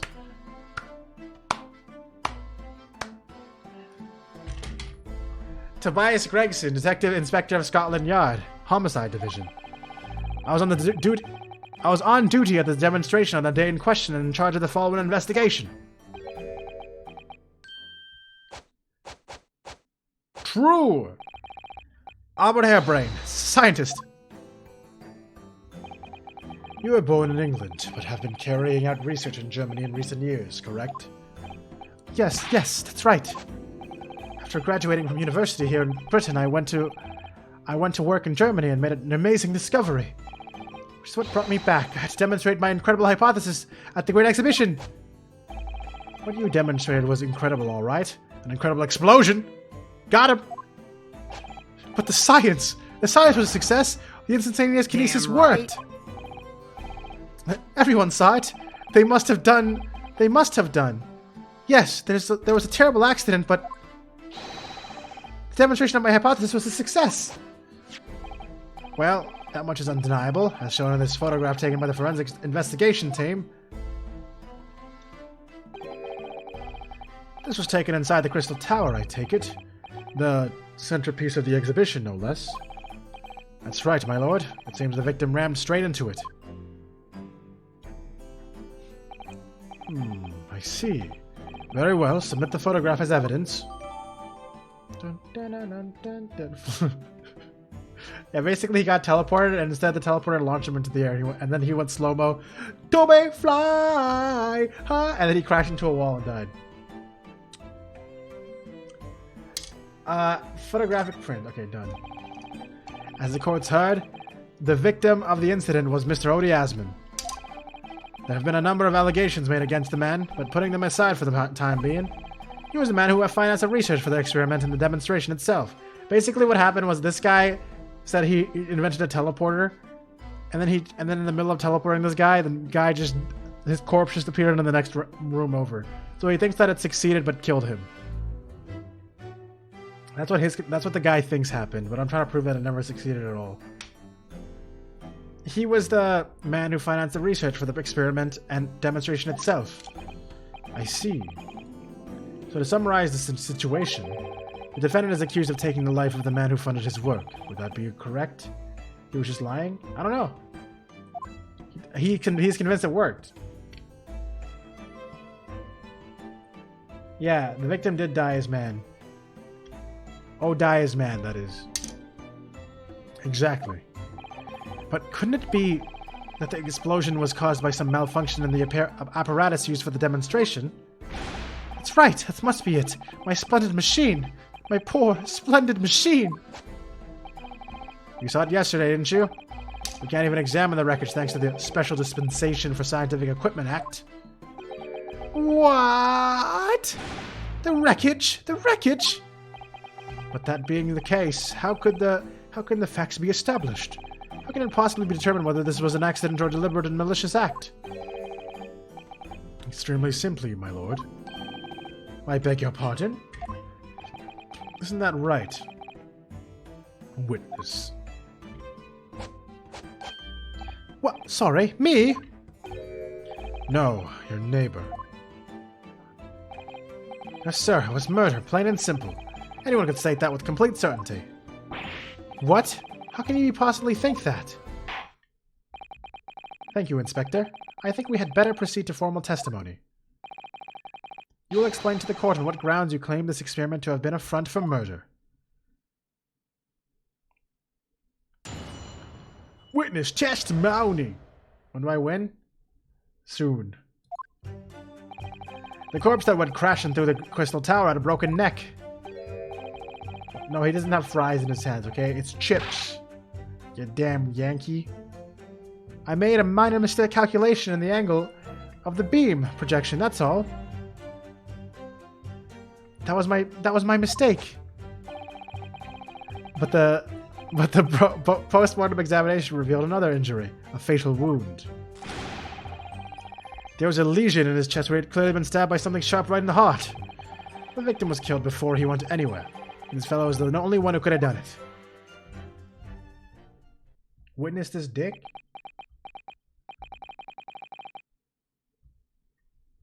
Shut is uncool, Dad. Stupid. An extraordinary business. In addition to suffering a broken neck, the victim was stabbed in the heart.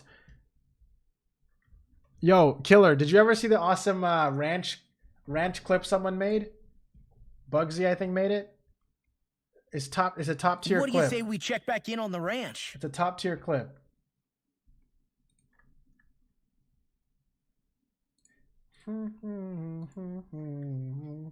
This is the clip, Killer, if you want to check it out.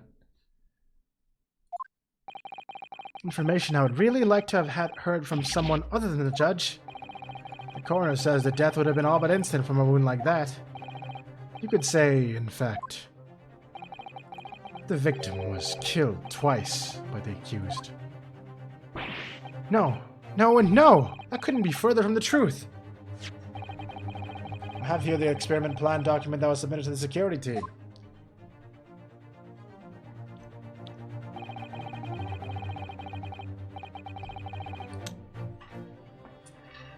It's like literally perfect timing. He's like so excited about the ranch, man.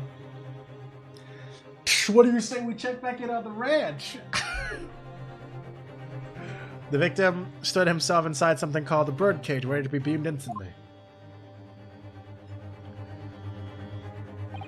To the second level of the Crystal Tower, I'm about 25 yards away. The experiment did not go according to plan. However,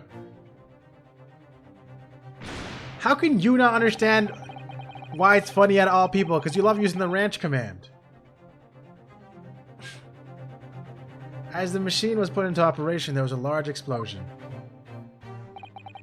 The blast caused the beam transmitter to point higher than intended. And I'll stop your life! That's probably what happened here. The actual killer basically said that right here at this moment. Accordingly, I'll stop your movement. the kinesis... oh yeah, he actually did get his movement stopped by the balloon as well. Accordingly, the kinesis resulted in the birdcage materializing in midair, from where it subsequently fell, crashing through the glass of the Crystal Tower's large round window. My word, one assumes the victim's neck was broken upon impact with the tower then. I'm so sorry. I didn't mean for this to happen. The machine was just too powerful. But honestly, really, I swear it was just an accident, a terrible accident. Unfortunately, that excuse can't save you. No, not considering the sharp murder weapon that pierced the victim's heart. Murder weapon? What are you saying? This is the autopsy report submitted by the coroner. The prosecution would like it entered into the court record. Wait, autopsy report? Oh shit! Poggers.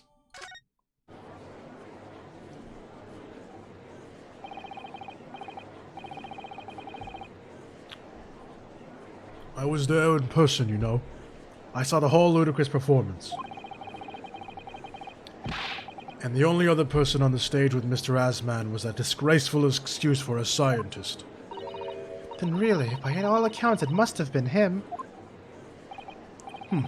Hard to think otherwise, really. Very well, counsel for the defense. Proceed with the cross-examination, please. Oh, yes, my lord. To focus here. Slap! It's been a while.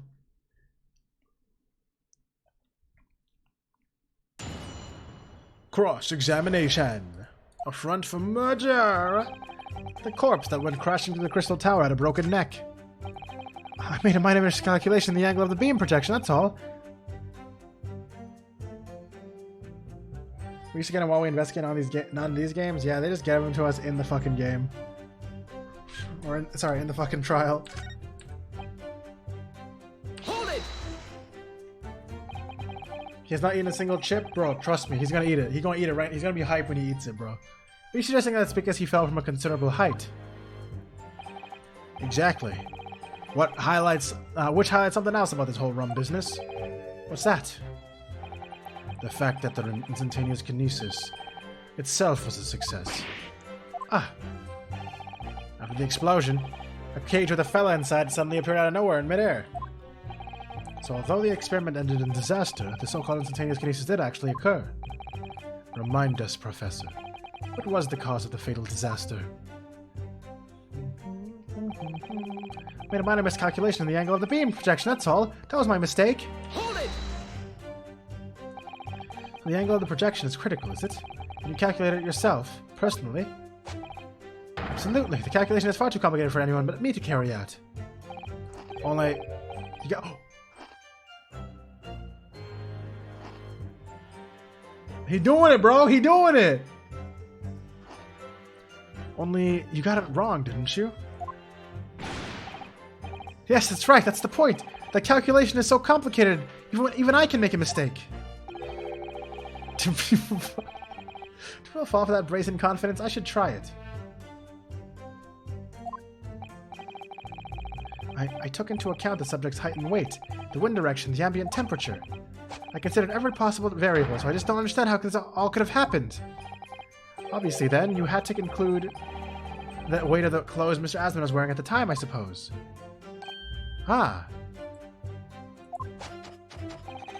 Crackling comets! The answer should have been 3! It should have been at least 3. It should have been at least 3, bro. Come on. This is simple math. How did this guy not know this? He thinks he's a genius?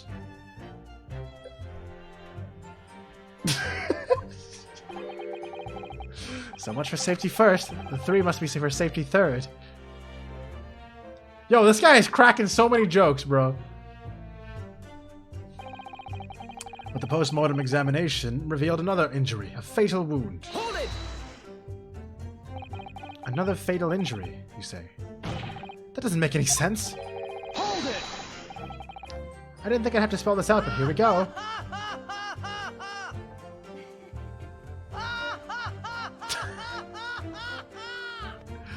I didn't think I had to spell this out, but here we go. Just because there's... Titus, what are you doing in the gallery again? Just because there were 2 fatal wounds doesn't mean that I'm saying the victim had 2 lives to lose, does it? Too right. Obviously, at first we thought the bloke had died due to his spine snapping in half as well. But you're saying that's not the case?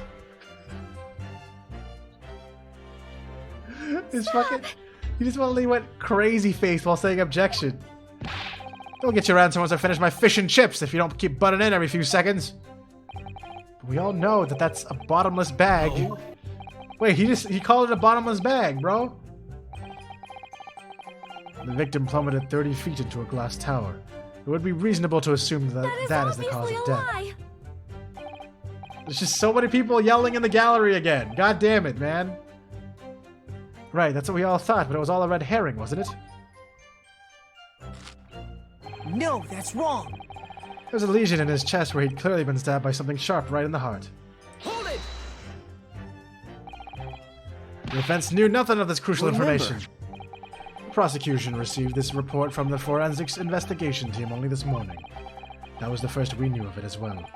I can only apologize for the impossibility of informing the defense. Sarcastic and insincere.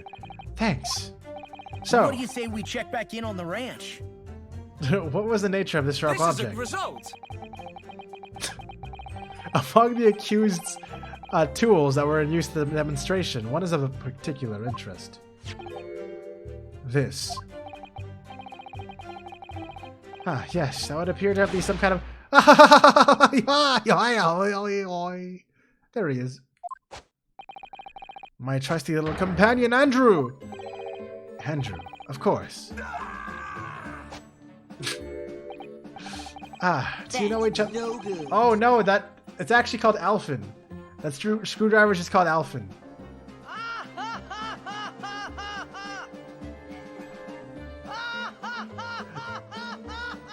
Bro, staring at this fucking animation with Titus laugh is great. Does this laugh? Yeah, that's what I was kind of thinking too. Do you know each other already? He's one of my dear friends, like all my tools. We're in the mall, you know. We're one big happy family. Andrew! Andrew's my flathead screwdriver, of course. This is a good ad. Wait, there's an ad playing? I've literally not been keeping track of ads. Oh no. It's apparently... Wait, what the fuck? Next ad starts in 2 hours? Yeah, how many ads were playing this whole time? Alright. Andrew's my flathead screwdriver, of course. His brother Michael is a crosshead. Well, let's not lose our heads, though. Because that would be really inconvenient if you have them all, you know, for different screws. Well, it would appear that your beloved Andrew has this red stain on his shank.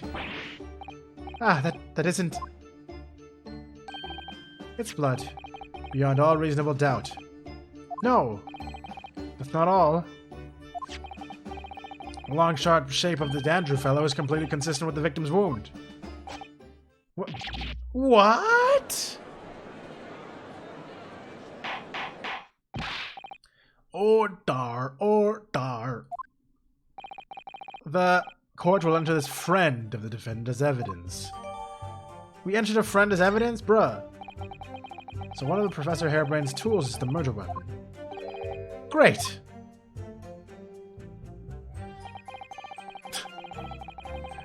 So the victim was killed before he went anywhere. And this fella's the only one who could have done it. This is their big brother just whips out dick. Jeez. I forgot that was a sound command and that just fucking caught me off guard, bro. What the fuck? There's just so much throat in between both for real and woo. It just meshes together. This is bad. The victim was killed before Shulk is making commentary in the gallery again. The victim was killed before he went anywhere, and this fella's the only one who could have done it. Hold it!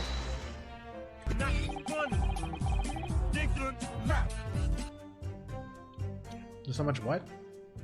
Throat.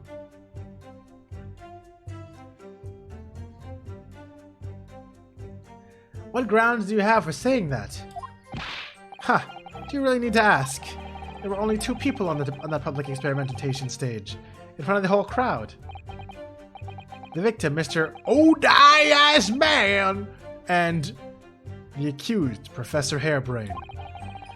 And we know for certain that before this experiment, the victim was alive. That's right. I saw him with my... That's right. I saw him with my own eyes. Furthermore, following the explosion in his kinesis, nobody went anywhere near the body.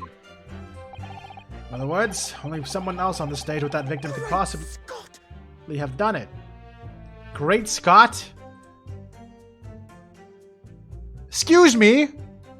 Excuse me! Excuse me. Professor Harebrayne, do you have some information that may be relevant here? Professor. Ah, sorry. I was just calculating the optimum coefficient. The malt optimum coefficient of electrolysis to separate molecules in the human body. It doesn't actually give you points, it uses points, guys. It's the most troll command ever. The witness stand is the best place for that? It seems as though you might have something to say about Inspector Gregson's last remark. Yes! Yes, that's right, of course. He just said that nobody else could have done it, didn't he? Yeah, that's right. How to steal points? The only way is consensually. By dueling someone and winning. Oops, I just clicked past something. He said that nobody else could have done it, didn't he? Yeah, that's right. Who else could have stabbed the victim, eh? I don't know, but... There's no way that I could possibly have stabbed Mr. Asman, as you say. Eh? Explain, please, Professor. Of course, this cold-hearted policeman may not be aware, I suppose. But humans are warm-blooded mammals with blood constantly running continuously through their veins. I had heard. And surely you see, if I'd punched something like that, like the size of Andrew into that man's chest, the whole stage would have been a bloodbath. No, a blood swimming pool. Ah. But thousands of Londoners were watching me at the time. And yet not one of them claims to have seen a swimming pool of blood. Well, no, I suppose not. You see, not one. True, I didn't see anything like that. Well done, Professor. That was a great counter-argument. Wait, this guy's just defending himself right now. What the fuck? What the fuck? Order. How many points is 20 orange rupees? Nothing. Rupees don't convert to malt optimum. Pray forgive the discourtesy if I savor a drop from my hallowed chalice to accompany my old friend's adducing. Here's to you, Albert. Oh, you're too kind, Barack, but I'm really not a patch on you. No, you're not. Ooh, this man just fucking destroyed his childhood. I mean, his friend, not even childhood. No, that's wrong. You've neglected to mention one crucial possibility.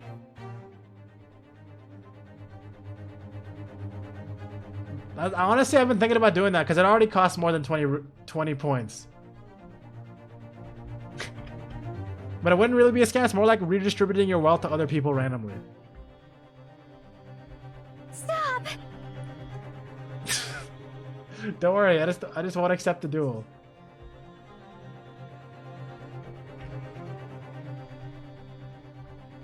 It's punishment time.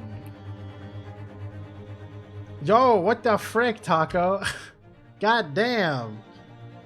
You've neglected to mention one crucial possibility. I have? A particular situation in which very little bleeding would result from a stab wound. Ah, of course. Inspector, enlighten the court, please. Yes, sir. Where are they going with this? You know where the thing doesn't get removed? And when you don't remove the goddamn screwdriver so it like plugs the fucking bleeding?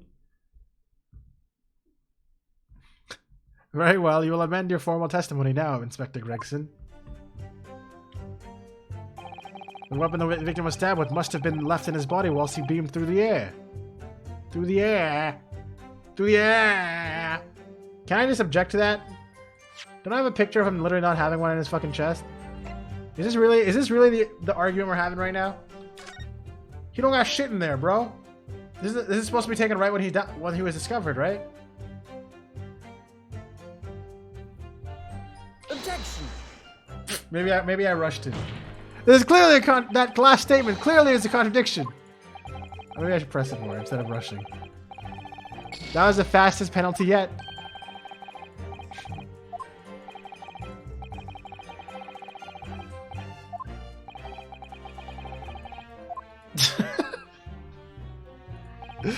Alright. I thought I was pretty logical, but apparently not, so. Hold it! Why would you think that, Inspector? With any wound, it is only when you pull the weapon out that any profuse bleeding occurs. Whilst it's still lodged in the body, it acts as a stopper of sorts, for want of a better word. I see. You don't need a medical degree to be aware of this fact. That's common knowledge for any investigator. Where's your Sato-san when you need her? If you ask me, this bloke masked with what he was doing from view with his body before stabbing Asman in the chest. Then he beamed the victim off the stage with his fancy device, and the screwdriver is still where he planted it. I would never do such a thing. Not to my precious tools. I'd never use them for such dirty work. You only use tools for their intended purposes. That's common knowledge for any scientist. You made it to 4? Hey, congratulations on number 4, Pikachu. Those next 3 are kind of colossi, though. So I don't know if you'll ever defeat those guys, but you know, there's always a chance.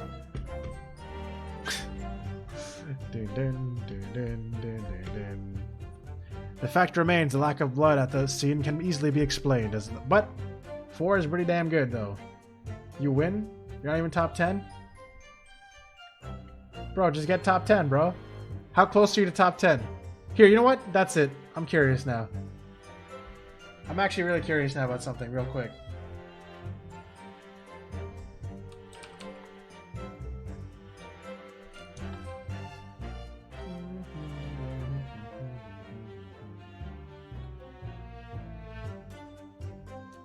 You beat Panda in a duel?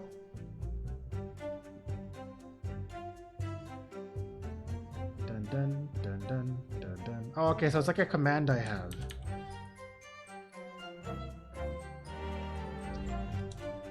I'm gonna temporarily... Hold on, wait. Fuck it, man. I'm gonna do this.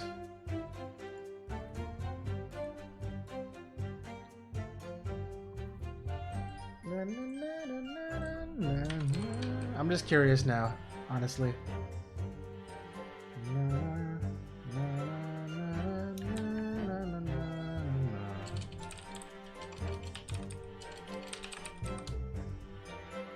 I don't even know if this will fit on a message.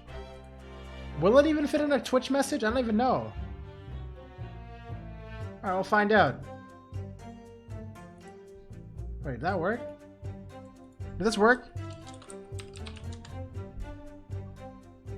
Oh, it does with 2 messages. Oh, you're not even a top 20. All right, never mind then.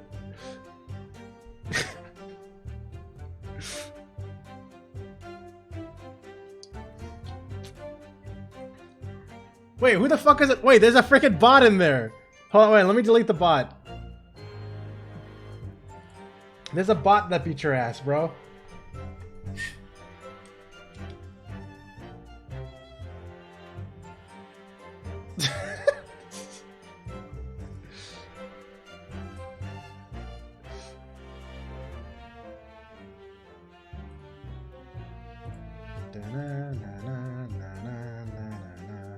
Alright, let me do it one more time. There's no top 30. No. I deleted the bot. Are you anywhere now? Nope. Sane's on there twice? Yeah, he is. Wait, Sane's about to get to top 10 twice. He's actually pretty close if he could beat Joey. Actually, that's not really close. That's like a 100-hour gap still. I mean, you also like disappeared for months at a time. A lot of these guys in top 10 have literally been watching me consistently. Like, since they started following me.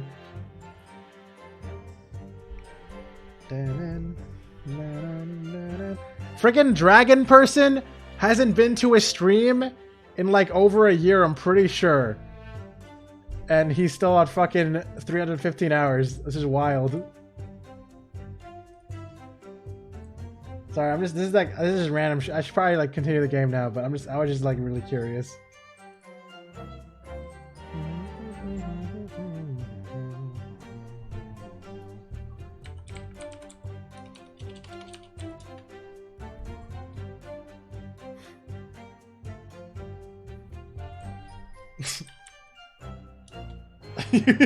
You saw it, said no?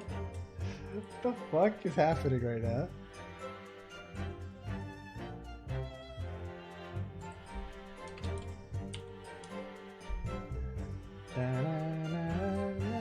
Yeah, the last time dragon person that's been in a stream was in January, according to my bot anyway, who maybe not know anything.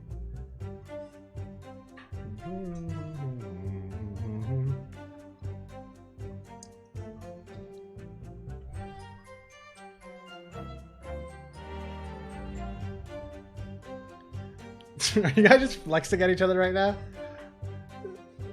Wait, didn't he have less than 2,000 points, Chocobo? Did you even keep track of how many points he had? Because you might have just like deleted. Oh, never mind. He had 3,000. Okay, we're good. Never mind. I see him. Okay, we good. We good. Anyways, the fact remains: the lack of blood at the scene can be easily explained, as the prosecution has demonstrated. So that's all the testimony I have to work with.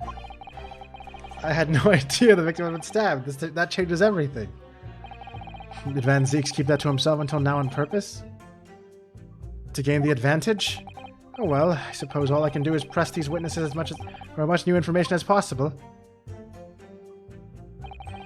No, you can't go into points dead. Alright, well clearly I gotta do something with this last statement that got changed. And it's not like I have a lot of things to send. Oh, I should have looked at the autopsy report. That probably has the answer in it. I haven't read it yet. Alright, Odie Asman is a male, 47, British, was murdered. Coroner is Courtney Scythe. I wonder if this is going to be important. We're going to meet this person? Cause of death, hemorrhage of a wound to the chest that pierced the heart, inflicted by a sharp implement. Additional observations. Broken vertebra, most likely resulting from impact after a sudden fall from a considerable height. Okay, that doesn't help me at all. That doesn't help me at all.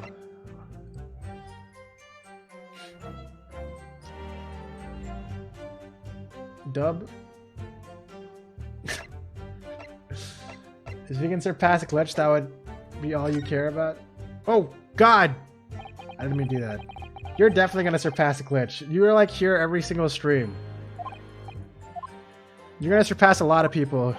Unless you decide that you hate me tomorrow or something. You sent the piece of moss? What the fuck are you talking about? Alright, I'll do whatever you just said. I'm gonna do it right now, dude. All in, baby. Yeah, Glitch only shows up for 15 minutes and then he's in a restaurant like every time. I'll be fit hating you in my schedule for tomorrow. This thing? You want me to present the fucking piece of cloth? This shit? I don't know, man. I can't find anything out of place. Okay, great. It looks like a layers of... Look how lonely he is! Wait, I am Ryunosuke. See, look, it's me, I'm Ryunosuke. Looks like layers of thick canvas with a thick rubber lining of sorts. I've never seen anything like it before. But applying Mr. Sholmes' methods, you might deduce it was part of a raincoat worn by someone who was really didn't want to get wet. And the charring must have occurred when the person was struck by lightning. Or maybe not.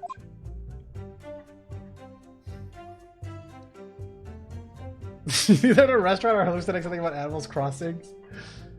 What does the screwdriver say? Professor Hare... Maybe I should actually look at it. It's his thing that he named Andrew, that trace of blood at the tip, and that matches the shape of the victim's wound. Oh yeah? Well, what about this? I've seen this unusually shaped handle before. It's the same screwdriver that was lodged in the grill on the floor of the kinesis machine. Which could be important information, so I should... Wait, that is important information! We found it in the grill, so I can't have gone with him. Bro, what the fuck, bro? That was so annoying. Objection! You see that while the weapon remains in the body, there's very little bleeding. Is that unequivocal? Look, there was no blood on the experimentation stage, even though that was where the fellow was stabbed. The only explanation for that is if the screwdriver was still in his body, stopping any heavy bleeding. That's common medical knowledge, my learned friend. Even on your side of the world. Yes, but about the screwdriver. The thing is, we actually saw it at the scene ourselves, on the experimentation stage. What?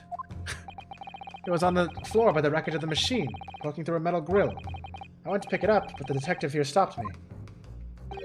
Isn't that right, Inspector Gregson? Now you come to mention it, yes.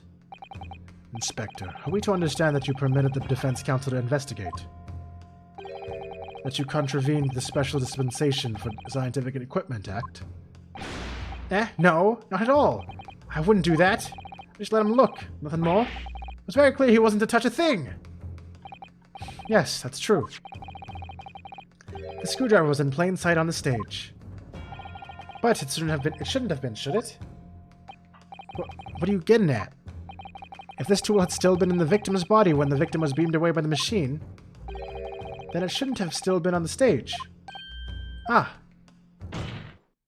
That's right. It should have been beamed across to the Crystal Tower along with Mr. Asman. And been found still lodged in the victim's chest.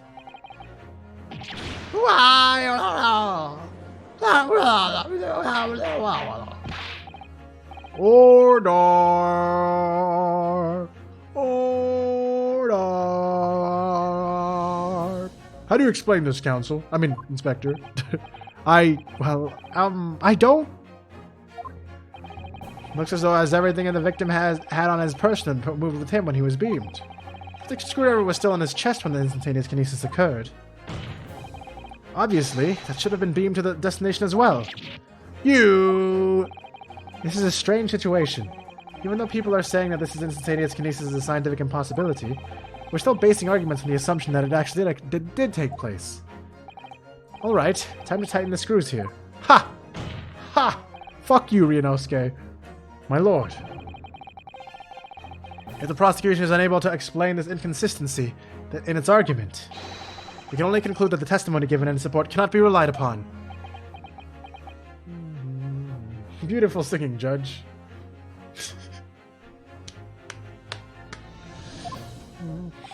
Well, Van Zieks is stumped. Who the fuck said that? Oh, it's gonna be the frickin' professor saying that there's no way that he's wrong and this actually happened. Do you have something to say, witness? Yes, I knew it. It bears out. The equations hold. Miss Naruto, don't worry. About what? Without delving into the details, there is no inconsistency. What? Is he about to prove himself wrong? Even if Andrew had been lodged in Mr. Asmund's chest, my trusty tool wouldn't have moved. Andrew remaining on the stage is consistent with my calculations. What? What? Bah. You idiot! Why did you say that? This guy sure is dumb for a genius. Oof! It would seem your illusions have been shattered. Clearly, we should hear the accused's explanation. Or should I say, this brilliant scientist's explanation? Just when I'd found an inconsistency in the prosecution's argument. Scientists. Very well, the defendant will testify again. Provide us with a scientific explanation as to why the inconsistency asserted by the defense fails to hold. In the name of Apollo, I will, my lord.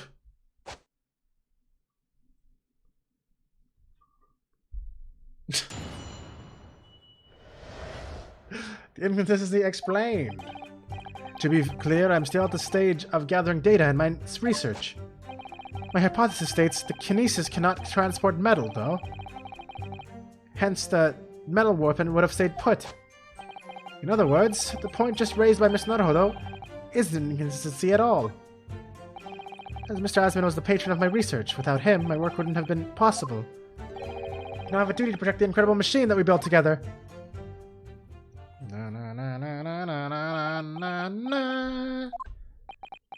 Do you realize you're incriminating yourself, idiot? So, the thrust of your testimony, Professor, is that based upon his hypothesis, metal objects cannot be removed by this method of instantaneous kinesis. In other words, since the screwdriver is made of metal, even if it remained lodged in the victim's chest, the subsequent discovery on the stage, despite the victim being found elsewhere, is not an inconsistency. And therefore, Professor Albert Harebrained could still have been the killer.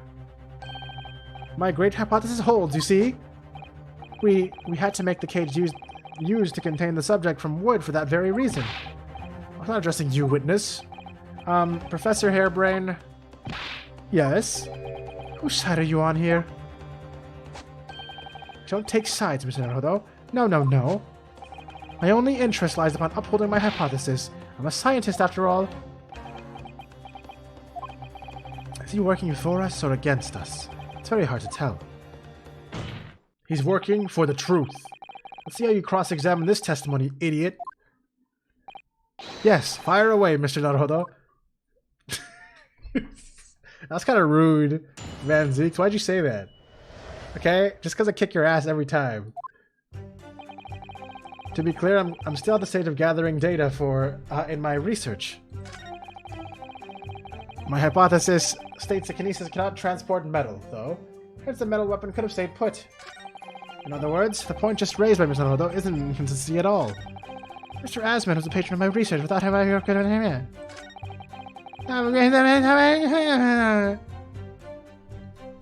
hold on. Hold it! When you say you built the machine together, does that mean you are involved in its construction? Yes. Well, no, not exactly. I'm not good with the practical side of machines myself. The physical construction was done by an engineer. Little remains of your creation now, though, following the explosion. Repair will no doubt be impossible. Yes, I realize that. But still, if someone were to gather all the broken parts, they could discover the secret of my hypothesis. Mr. Asmund and I toiled over that machine for so long. We put our hearts and souls into it. I have to protect our work. So what's left of the machine must be kept safe. That's only fair because what happened was an accident. That's the extent of the testimony, then. Thank goodness for that. I don't want him doing any more damage. He's already basically proven that he could have been the culprit. But it seems as though all he really cares about is defending his hypothesis.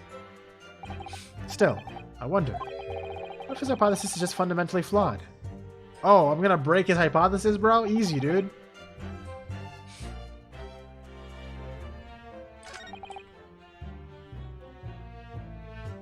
So it can't transport metal. Do I have proof that the scene had a metal thing in it that transported? Is there metal in this? Is there a metal in this? Is there a metal in this? Is there metal in this one? Is there metal here? Like these buckles? They're wood. What about his spectacles, bro? That's metal, right? Guys, this is metal. There's some metal right there, bro. Who's this dude? He's Dead AF dude, man. He's Ass Man. This is Ass Man himself. Odai Ass Man. That's it. I'm doing it. Objection. Oh shit. Professor Harebrained, you say that according to your hypothesis, nothing made of metal can be beamed by instantaneous kinesis using the machine you made. Is that right? Yes, that's right. Spot on. Exactly correct. In that case, I'd like you to have a look at this photograph. Look at this photograph! That was taken at the scene. In particular, I'd like you to pay attention to the victim's face. You can clearly see that Mr. Assman is wearing a pair of spectacles with a metal rim. What? Metal? No! Metal can't. It's not... metal? No! We've already established that the proposed murder weapon, the screwdriver, was found on the stage. However, if your hypothesis correctly predicted that outcome, it should also have predicted that metal-rimmed spectacles wouldn't be found in the same place. Ah, my hypothesis! My hypothesis!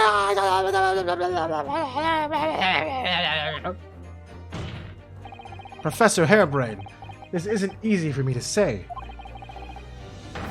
But your hypothesis is clearly flawed.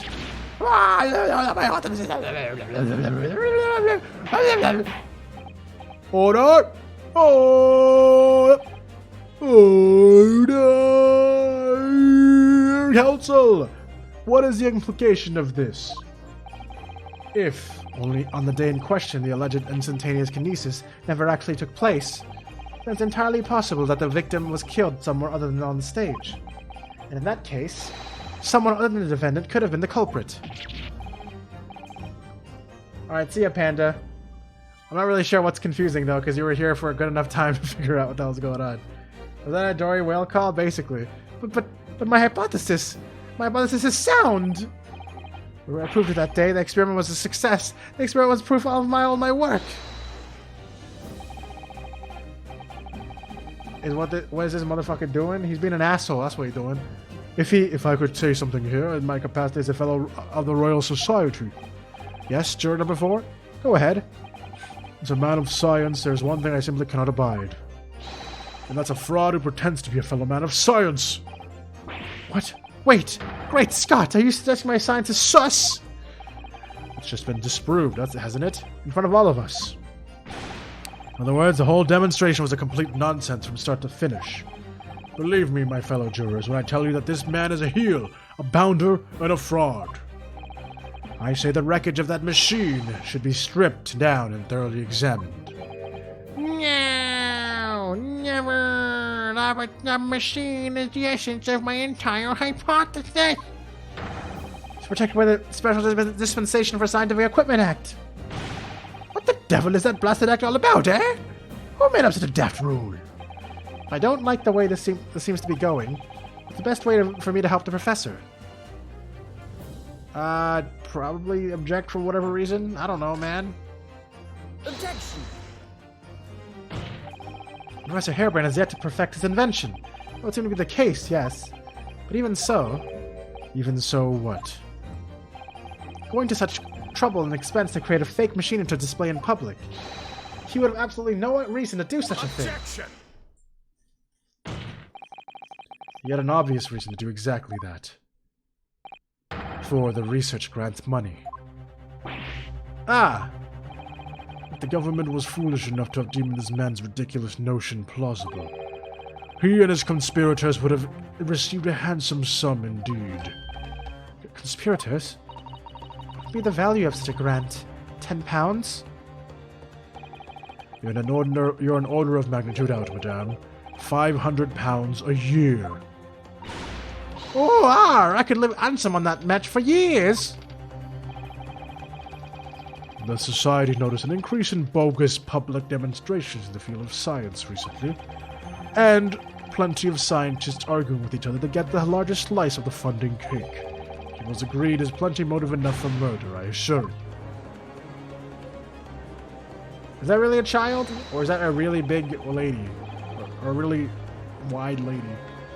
No, I haven't deceived anyone, least of all the government. My hypothesis is sound, the science is sound. Please, you must believe me. No matter how unbelievable this hypothesis may seem to you, ladies and gentlemen, the fact remains the victim was transported instantly to the Crystal Tower. Which means the experiment was a success. Ah, Barack. And therefore, the only person who could possibly have committed this murder is the accused. Ah, Barack. Where's his heading? I have no idea. My lord, if I may. Yes, Lord Van Zeeks? The prosecution would like to summon new witnesses to the stand. New witnesses? What would be the nature of their involvement? They were spectators of the demonstration at the exhibition who were occupying special seats. Eyewitnesses? Very well, the court grants the prosecution's request. I should very much like to hear from the eyewitnesses to the incident. The prosecution's stance is clear. It's clear. This experiment was no postiche. Yo, you know who's gonna come in? It's gonna be Ginny! The accused killed the financier victim on the public stage before the very eyes of the spectators. Now, my learned friend. Oh, yes? It's time for you to make your own stance clear. There's clearly a flaw in the professor's hypothesis. I can definitely see that. But where does this leave me?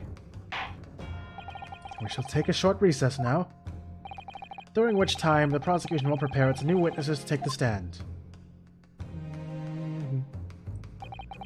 As you wish, my lord. Good. In that case, court is adjourned for 20 minutes. Boop!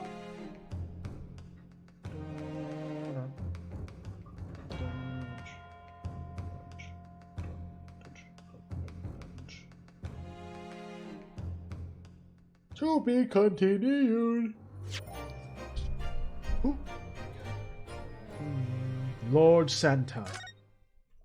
We had it to be continued in like an hour. The frick? That was fast. Okie dokie.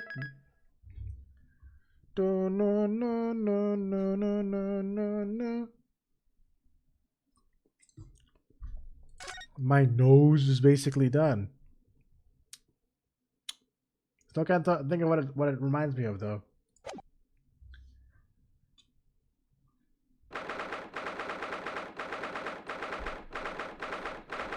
No. Yeah, that's what I'm drinking.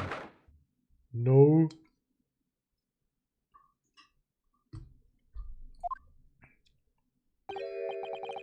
Mr. Naruto. What on earth were you playing at just now? Or rather, what on earth were you playing at all along? My hypothesis, my amazing hypothesis. You've been picking holes in it from the start. I'm sorry about that. But you promised me. You said you'd prove the dreaded explosion was an accident, not murder. You said you'd keep my precious invention from falling into anyone else's hands. But all you've done so far is try to undermine me. Yes, I did make you a promise. You're right. I said that I'd believe in you and fight for your freedom to the very end. But I also told you I was no scientist. I don't understand your hypothesis. The fact is, there's an undeniable flaw in your logic, isn't there? Ah, but if I just run through some equations... Yes, you see, it's because my work is incomplete. Perhaps it is, nevertheless. A man died as a consequence, didn't he? Oh. Oh, no!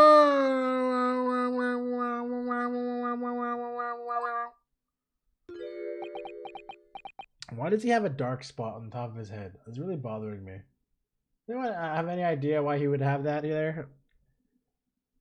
It's very annoying to look at whenever he does this. You're right. It's so right. It's all my fault.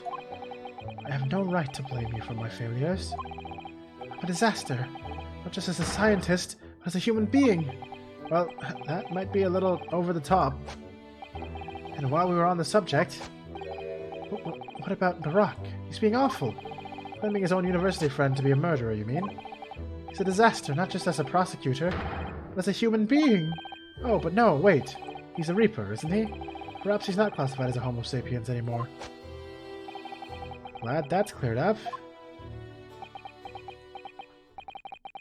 Can I double-check something with you? Ah, yes? What? The machine and demonstration you prepared. They were based entirely on your hypothesis, I presume. There was no trickery involved. Welcome back, Taco! Taco, taco, taco, taco, taco! Hi, back? Alright.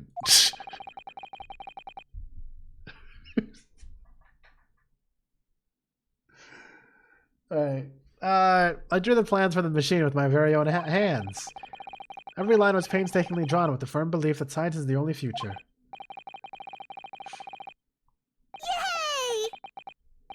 Yay! That's so loud, man. Why do I gotta adjust my goddamn audios. God damn. You know what? There's one that I want to adjust right now before I do anything else.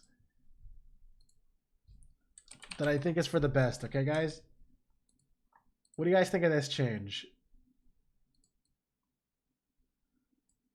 Add Daddy Chill. I don't even have that sound file. If you want to send me that, sure.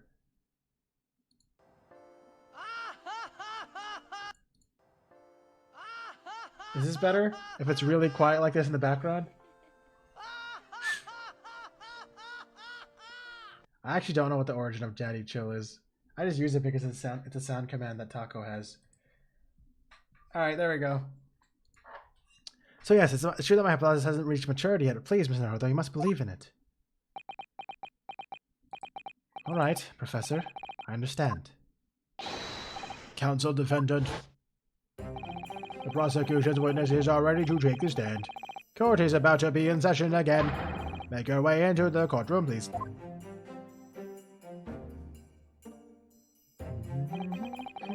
It all hinges on that demonstration. If the professor's hypothesis is sound as he claims, it leaves him as the only person who could possibly have killed the victim. But on the other hand, Mr. Sholmes was adamant. A practical implementation such as was attempted by the professor at the Great Exhibition is quite impossible. So really, what should I be trying to prove here? The robotic bailiff has become sci-fi? It's always been sci-fi. Since the very beginning.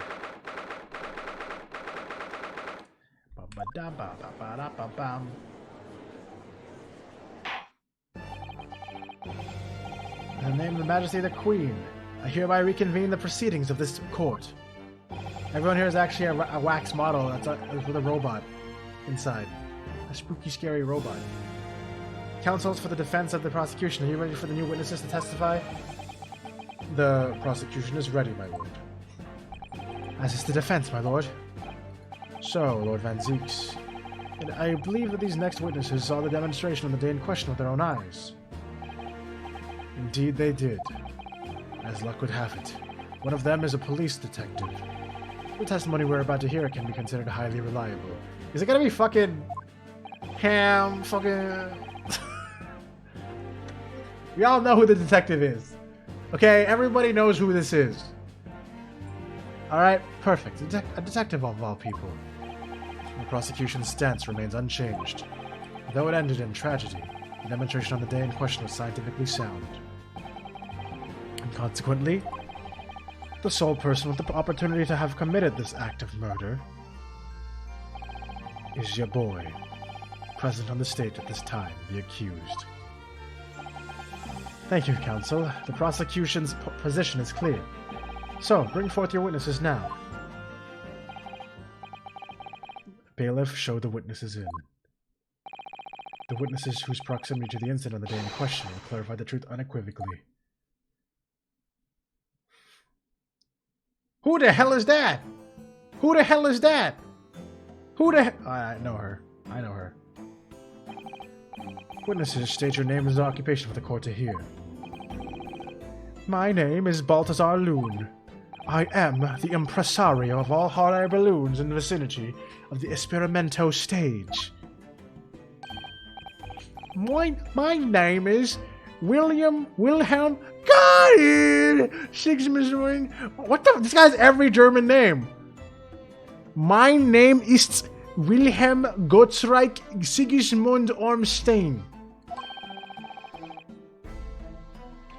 I have come to see the great exhibition all the way from my home in Bohemia.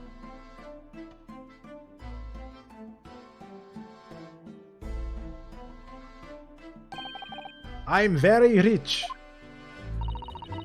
Inspector Gina Lestrade, Scotland Yard. I'm a great detective. Even Erlach Sholmes agrees. I was on security duty at the exhibition, and I got up to go in one of them balloons. It was amazing. Gina, again. But she did mention that she'd seen the disaster from up in a balloon, actually, didn't she?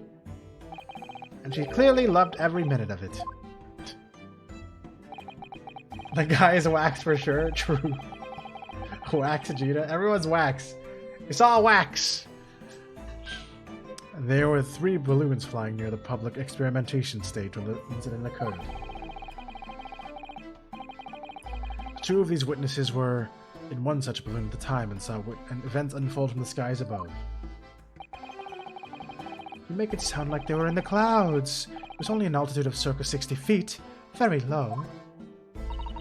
Well, you can't see nothing if you fly too high, can you? Fly too high. Fly high. Tommy, fly high! 60 feet, about 18 meters then. True. Thanks for the conversion. Thank you for your introductions. Now you will give your formal testimony for the court. Kindly describe exactly what you saw outside there, especially if those of you had an advantage point.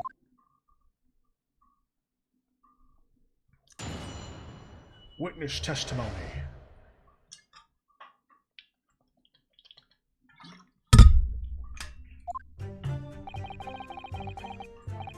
This guy has a hot air balloon hat, I just realized. It was an incident terrible. Terrible. Ew, what the fuck did this guy just say? It was an incident terrible. I am only grateful that my balloons were not damaged. There's this huge bang from the stage, and then the next second, another bang from the sky next to us. And from amid the smoke, a great cage disappeared out of nowhere.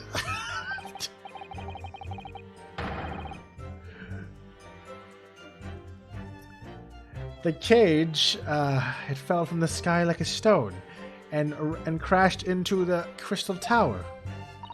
I didn't get a good look inside the cage, but nobody went in near it after it crashed into the tower. A most extraordinary collective account, I must say. Could I just clarify something? There's a detail in the witness's testimony that I've not heard any mention of until now. Specifically, that there was 2 explosions? More precisely, 2 explosions in 2 separate places. The demonstration began. A balloon carrying the 2 witnesses was around here. There were other balloons in the area nearby at the time, carrying other passengers as well, to be clear. Then, as power was supplied to the machine for the demonstration, the first explosion occurred.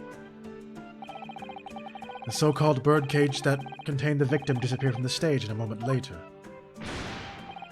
the second explosion occurred directly adjacent to the balloon carrying the witnesses. The birdcage appeared to the side of the explosion, subsequently to plummet down from the crystal tower. I was very surprised. Suddenly a cage appeared before my eyes with a person inside. The blast was so hot, and I didn't want to miss a thing, so I kept my eyes wide.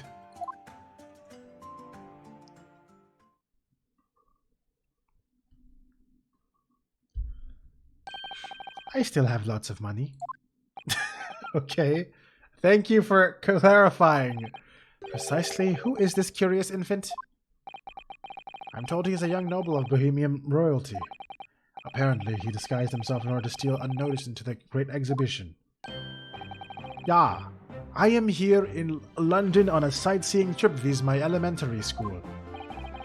We will have the benefit of a child's point of view in the testimony. Do we really need that? Then I remove my mask. This is what I look like. Ah, yes, I see. A delightful face, I'm sure. Ah, everybody says so. Now that's a lot of damage!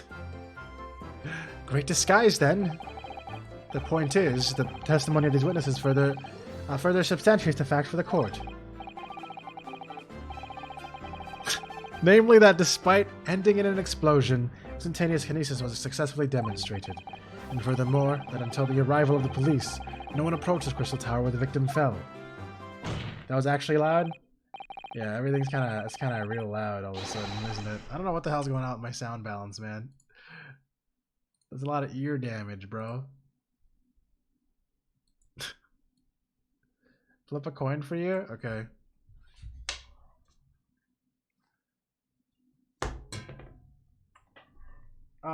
Heads.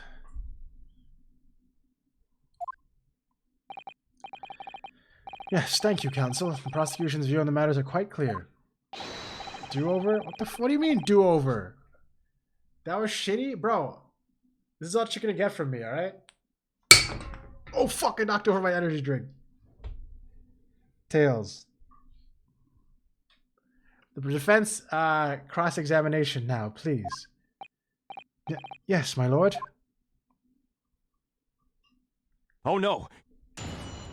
Good thing my can was empty. Actually, no, there's still something in here. My throat is dying, though, from all these deep voices I'm doing. Worth. This view from 60 feet up. It was an incident, Teddy, blah, blah, blah, blah, blah, blah, blah, blah, blah, blah. I don't care about that one. I'm not going to press that one. I kind of want to press this one, though, even though they kind of already clarified it. Mostly because I like talking to Gina. That's all I care about. Hold it! Eat water. I don't know if this water will help much. I need warm water.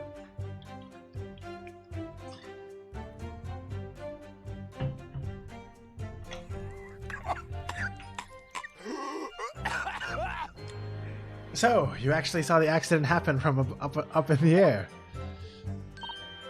Yep, isn't it amazing what a detective gets to do, eh? I'm telling you, Otto, being a lawyer's a mug's game. You should join the force and we can go flying together. You know me so well. Yes, well, anyway, could you tell us exactly what you saw, do you think? Everything. We saw everything because we were up above it all. That dodgy cove climbing into that cage and that dodgy professor pulling all them levers. And that's what then happened. That's when there was that massive bang and the cage disappeared just like that. You are describing the moment the subject's body was decomposed with electricity, I believe. I didn't know what to make of it. But there was that another bang right in my ear. I looked round and there was a huge, big fireball right next to us in the sky, and there was nothing there before. What did you just say to me? What did you just say to me? What did... Excuse me? Master Gotts. Master Gotts. Does your memory of the day differ?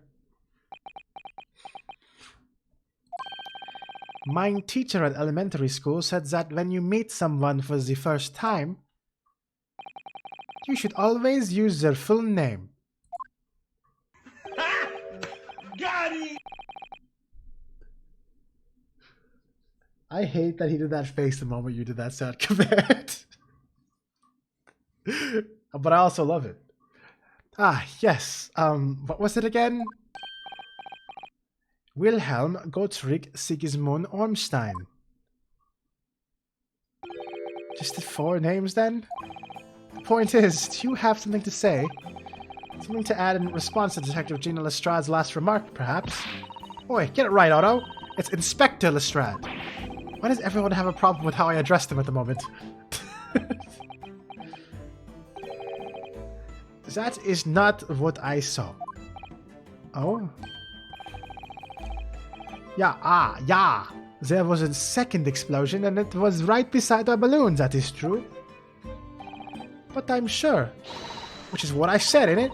1 minute there was nothing, then the next there was a massive explosion. My teacher at elementary school said that when someone else is speaking, if you are rude enough to interrupt, you will have the most awful life imaginable. I did not even say half those syllables. Are all Bohemians brought up to be so full of joy? Tell him how rich you are. Just before. Oh, okay. I'm disappointed. I am very rich in Singapore. Just before the second explosion happened next to a balloon I clearly witnessed. A green balloon flying in the sky. A green balloon. Dude, I can do everything she's doing. Wait, I can be cool like Gina, look.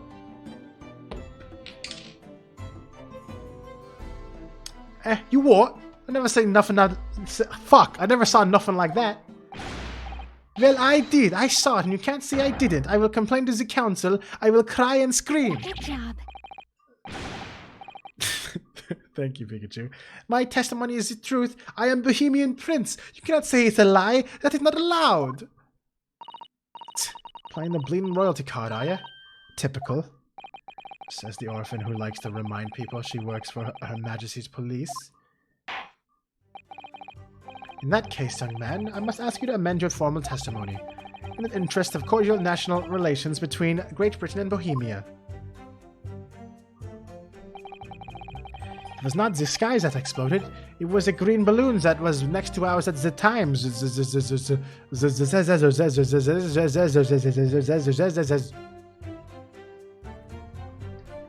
Okay, continue.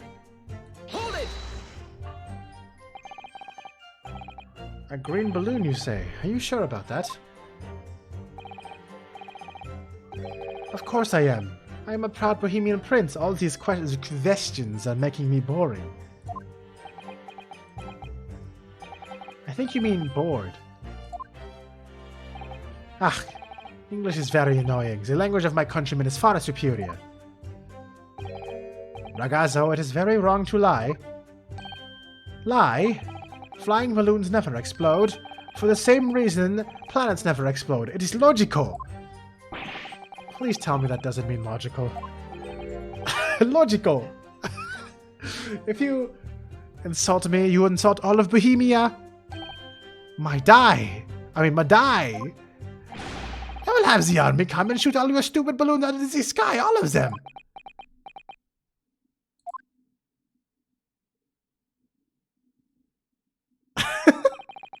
Here you are, Your Highness.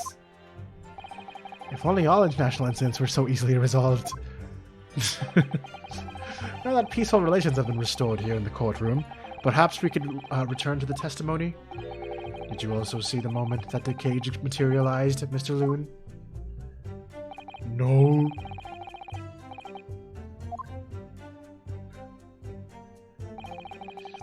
The cage had fell from the sky like a stone and crashed into the crystal tower. Okay, well I actually added this statement though, so it's probably important, right? Oh, you mean this thing? Oh, wait! Objection! Wait, why did I object to it? I was agreeing! And I objected anyway! I should have probably objected... Wait, do I have to go back to the first one? Wait, I want to read this. I actually want to read this. Hold on. This looks kind of funny. What is this? Objection, present piece of green cloth. Surely something about that last statement seems odd, doesn't it? Would you care to mull over precisely what you find odd about it on your return journey to Japan? I wouldn't be back to give the court an answer for about 4 months, though. Rest assured, we should be happy to carry proceedings forward in your absence, counsel. Did he just casually threaten to deport me? What the f... He sounds serious. I'll have to prove my worth before he really does send me back home.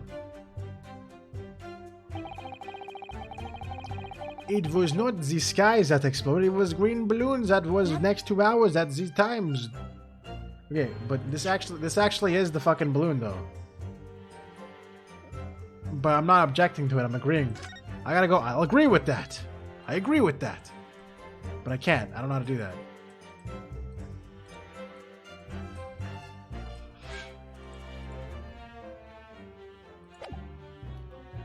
My best assumption is going to be there's a wax doll that was used at the first teleportation where the explosion happened, and the actual body who was murdered was inside the fucking hot air balloon that exploded and landed there, and that was bombed at the same time during all the smoke.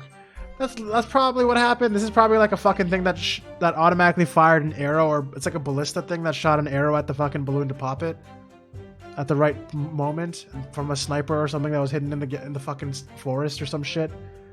Like it's probably gonna be something like that. Yeah, I can't agree with anything. I'm just a fucking objector.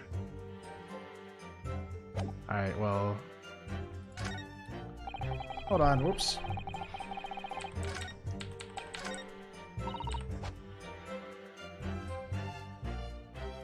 Okay, I don't really know what to do with this. I have it actually. You know what? Maybe I should just keep pressing and see what happens. Did you see that actually happen? No. In reality, I did not. I saw it after it hit the tower. There was a grand confusion, eh? Around the stage door and to see what happened. I was terrorized by the idea that one of my balloons had been crashed. Is this guy supposed to be? I don't know what accent this guy is supposed to have. I suppose they are his lively. What is his name again? Loon? I don't know what to take with that. Is that French? He kind of looks like a very fancy Mario, now that I think about it. But when I looked up into the sky, my precious balloons were still there. I saw it, though. I saw it slam into the tower. After all, I am a detective. Then tell us what you saw, Inspector Lestrade. That's what I like to hear. I didn't get a good look inside the cage, but no one went near it after it crashed into the tower. Hold it! Was it you who gave the order to keep people away? Use your head, Otto. How could it have been me? I was up in a balloon, weren't I? Right. So because I weren't available, it was the boss who had to leg it over there. He was getting shoved and kicked all over by the panicking spectators as he tried to seal off the scene. It was a real sight to behold, I can tell you. Amazing. Poor Inspector Gregson. So anyway, I couldn't see the cage that well because of all the smoke. And I didn't really want to say, to be honest. I was scared out me wits. Keep it together, Inspector. It's a me, Balthazar Lune. What kind of name is Balthazar? Is it Italian or something? I don't even know, actually. The prosecution really is asserting that the demonstration was genuine. What if it really actually was some kind of switch-around trick instead? That would mean that the victim was never actually on the stage in the first place. Mamma mia! The two explosions could have been thrown everyone into watching into a panic for sure. I need to find out more about what exactly people saw at this time. Oh, wait a minute. You know what? I should probably press this. Probably press this one, because there's clearly a balloon that was exploded. There were 3 balloons flying above the experimentation stage at the time, I understand. C. Spanish. Okay, this guy's speaking Spanish, I guess. Or, I mean, he's not, but he's... CC, all 3 of them, my bellissimi bambini. I don't even know how to do this accent, so maybe I shouldn't even try. They are very popular, senor. Is that senor? I don't even know, man.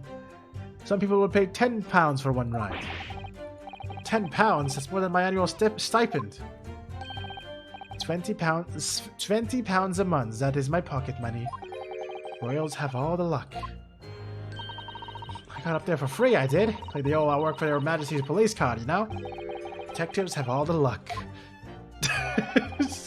If they're so popular, why would you only be operating such a small number of balloons, though? Because if I have too many in the sky, they could crash into each other.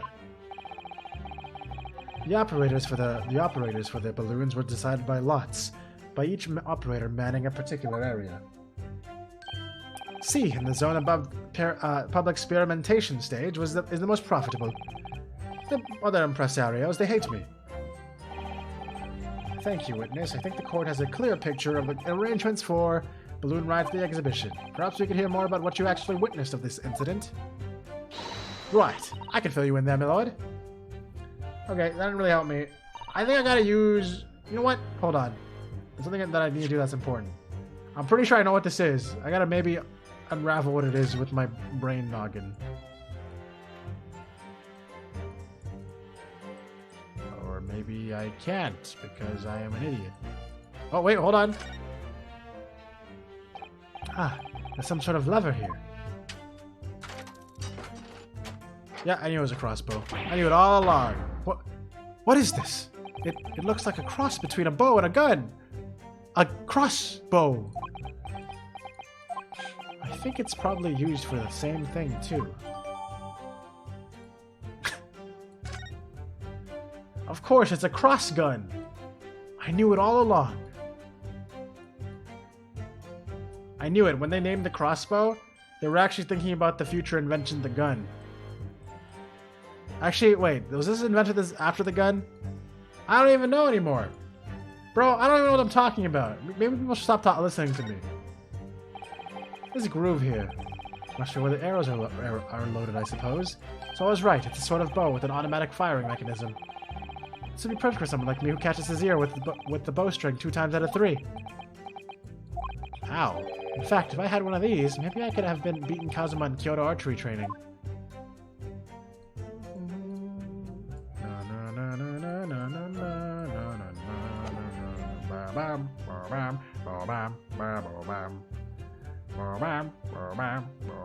Well, I have the reason why the thing popped. This thing here has 2 balloons.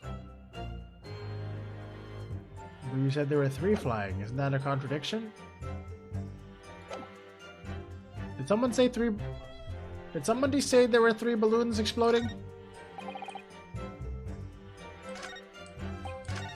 Oop. Anyone mention 3 balloons at all? He just said balloons. That's not okay. Do I object to this using the cloth that looks like it's part of a balloon? It's probably not going to work, is it? I don't know when to know. Crossbows are definitely older? Yeah. So maybe the name crossbow came from... Never mind. I lost my train of thought there. Alright. Anything else I really need to inspect that I haven't yet? Not really.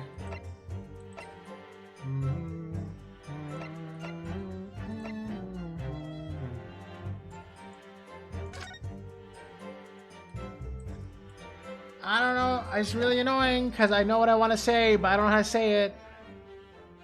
I don't know how to say it, but I know what I want to say.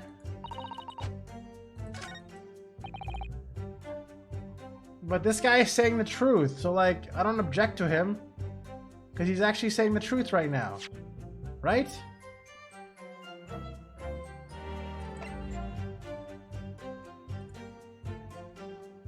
I guess I'm trying to say that there was no green balloon next to him. From the sketch. I don't know. I don't know what I'm doing.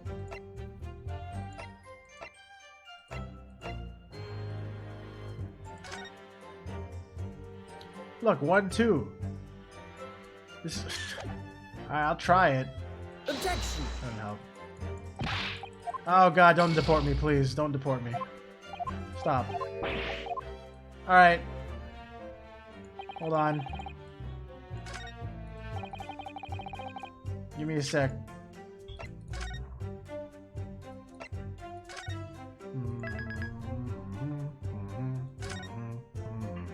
Well, I saved over every single one of my first Great Ace Attorney save files. Except for this one, which is the actual finishing one, I think. Wait, I actually don't know what this is.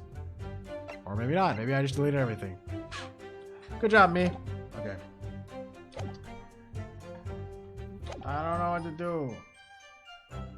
I don't know what to do. Guys, I don't know what to do. Should I try my other idea? Probably. He did, but that wasn't on his statement, though. It's not like... It was like in his clarification after I pressed him. Objection! Okay, there we go. So this idea was correct. Meister Loon, in your testimony, you said that all 3 of the balloons you had operating at the time were undamaged. See, that is correct. If they had been caught in like explosiones...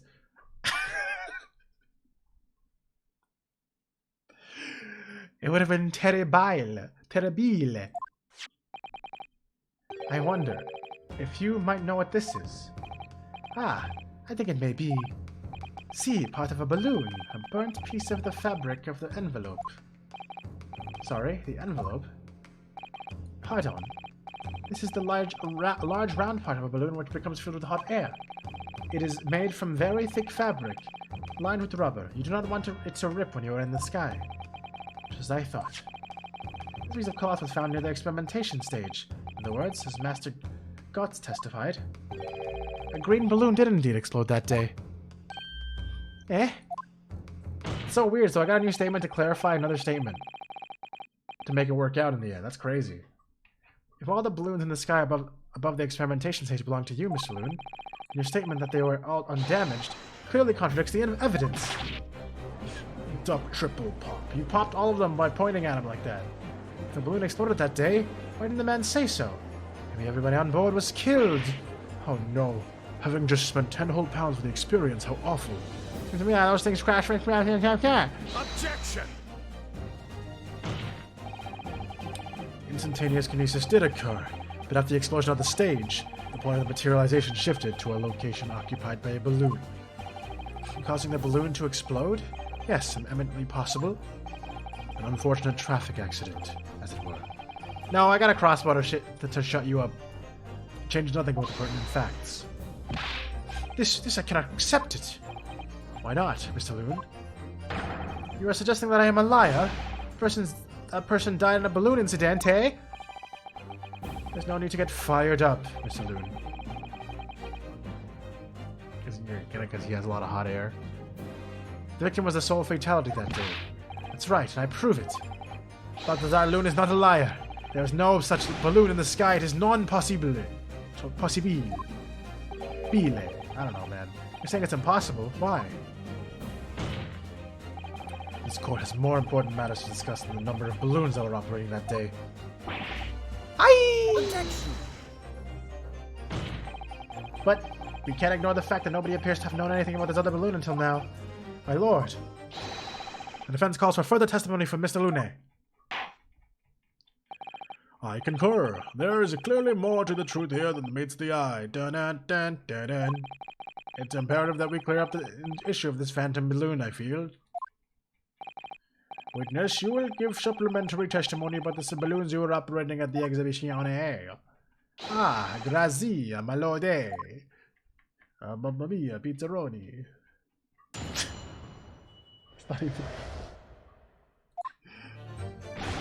As I said, Balthazar Lune is no liar.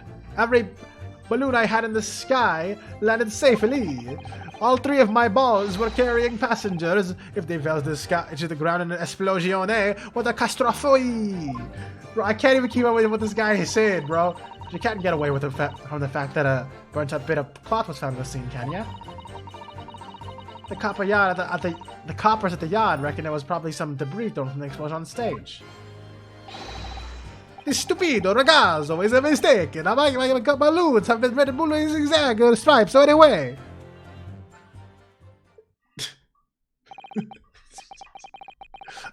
So your assertion is that the balloon this child saw was not one belonging to you.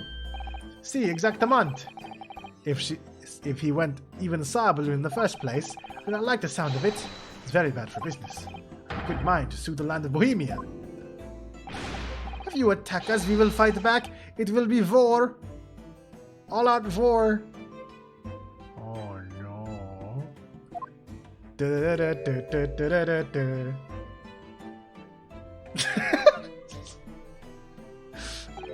What happened to All Out War? Shut up, Chocobo. But not in a good way. Wait, hold on, what? Malt, say, don't touch my spaghetti. But in Loon accent, I don't have a Loon accent. Don't touch my spaghetti. I like seeing the ASMR version of that. Don't touch you touched my spaghetti. You touched my spaghetti. Mr. Loon certainly doesn't appear to be lying. But that doesn't change the fact that the testimony and evidence are contradictory here. If the defense is unable to find fault with the witness's statements, The court must consider them the truth. Why am I using that voice for him? Think long and hard on that, my learned friend. The situation has clearly changed now. I have to get to the bottom of what happened here, no matter what it takes. Counsel, you may now cross-examine the witnesses.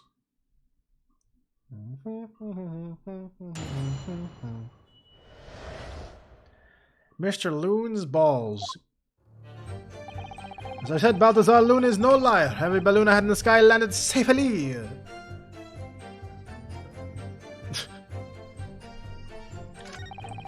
All three of my balloons were carrying passengers. If they fell to the ground in an explosion, with a catastrophe. But you can't get away from the fact that a burnt-up bit of cloth was found in the scene, can you? The cops at the yard reckon there was probably some debris thrown from the explosion on the stage. This stupid ragazzo is a mistake. And my balloons have the... Did I, Does this have red and blue on the other side? No, it has literally nothing. Great. Okay, cool. That doesn't help me. Unless... Wait. How do they have color photographs? Wasn't colored photography not a thing yet? Until like... What the fuck is happening here? Did anyone even mention that they have color photography? Oh wait, no, but look, it looks black and white, but doesn't he have like really crazy memory or some shit? Wait, but he's never been here? How do you remember this shit? Bro, inconsistencies, AF. When's the last time this guy's enhanced the fucking grayscale picture like he did that other time with his crazy memory? I remember we did that like one time in the first game.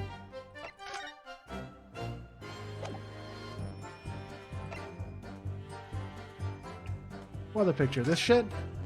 I don't know, man. I don't know if this gives me enough detail on what color the fucking cloth is. I don't think this is a thing I can contradict. I'm just going to press all the statements, I guess. I don't really have another option.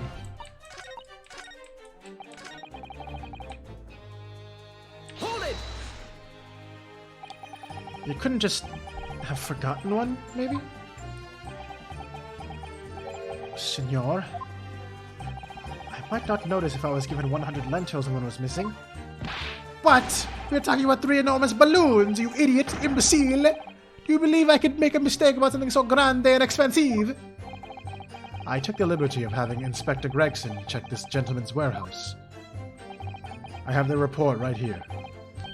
It says a total of 3 balloons. It would appear that no mistake has been made, then? Surely Mr. Sod could have been sent for such a menial task. What, me? I'll tell you what I told the boss. East End kids like me can only count up to 2. Oh, so you must be the developer of Half-Life. Obviously that ain't true, but the boss bought it, and said he'd have to go himself in that case.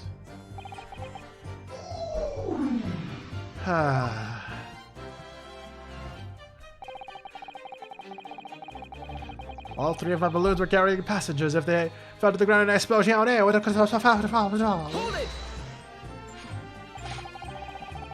It would be quite the catastrophe if they fell to the ground for any reason, I think. On that note, Mr. Loon, tell me, what is that keeps these balloons in the sky? Are you an idiot?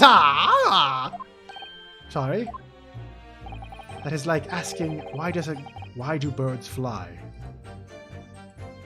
Oops, I didn't mean to go to this guy. It burns bright because it burns bright, and a balloon flies because it flies. What else? That must be Italian for, I don't know, shut the fuck up. There are 2 types of flying balloons, hot air balloons and gas balloons. Hot air balloons work on the principle of hot air being less dense than cold air, whereas gas balloons arrive there lifted by using a gas that is lighter than air. See, and my balloons are filled with the magic gas, I believe. Hydrogen, lighter than air, highly explosive. Good lord! I don't permit smoking of the cigarettes in any of my balloons. The magic gas does not like fire. Even a small spark of static electricity could cause the entire balloon to explode. What's the matter with you, senor? All that comes out of your mouth is esplosione, esplosione! I tell you, my balloons are perfectly safe. They have to be, or I cannot eat. None of my balloons exploded that day, I'm sure of it. But if you still say this is what happened, you must show me the proof. Alright, so Mr. Loon has had 3 balloons in the air that day. None of them were damaged. And what are the... I hate when he does this. I really hate when he does this. The rare time he does this shit.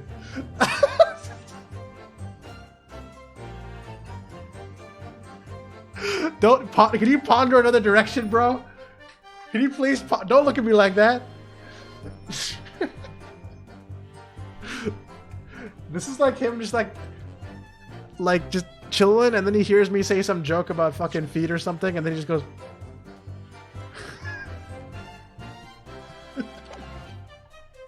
Wait, this is Maltos what, but from the front. That's what it is. If none of them were damaged, then one was the one that exploded. Just can't get away with the fact that a burnt up bit of cloth was found from the scene, can ya? Hold it! New emote? Actually, that would be a good idea, Pikachu. Actually, though. I don't know if it would translate really well, though, to be honest, in emote size. Oh, but oh my god, if I had my fucking if I had my animated emote slot, though, I would make the whole thing like him going. It would just be that. That would actually be a great emote.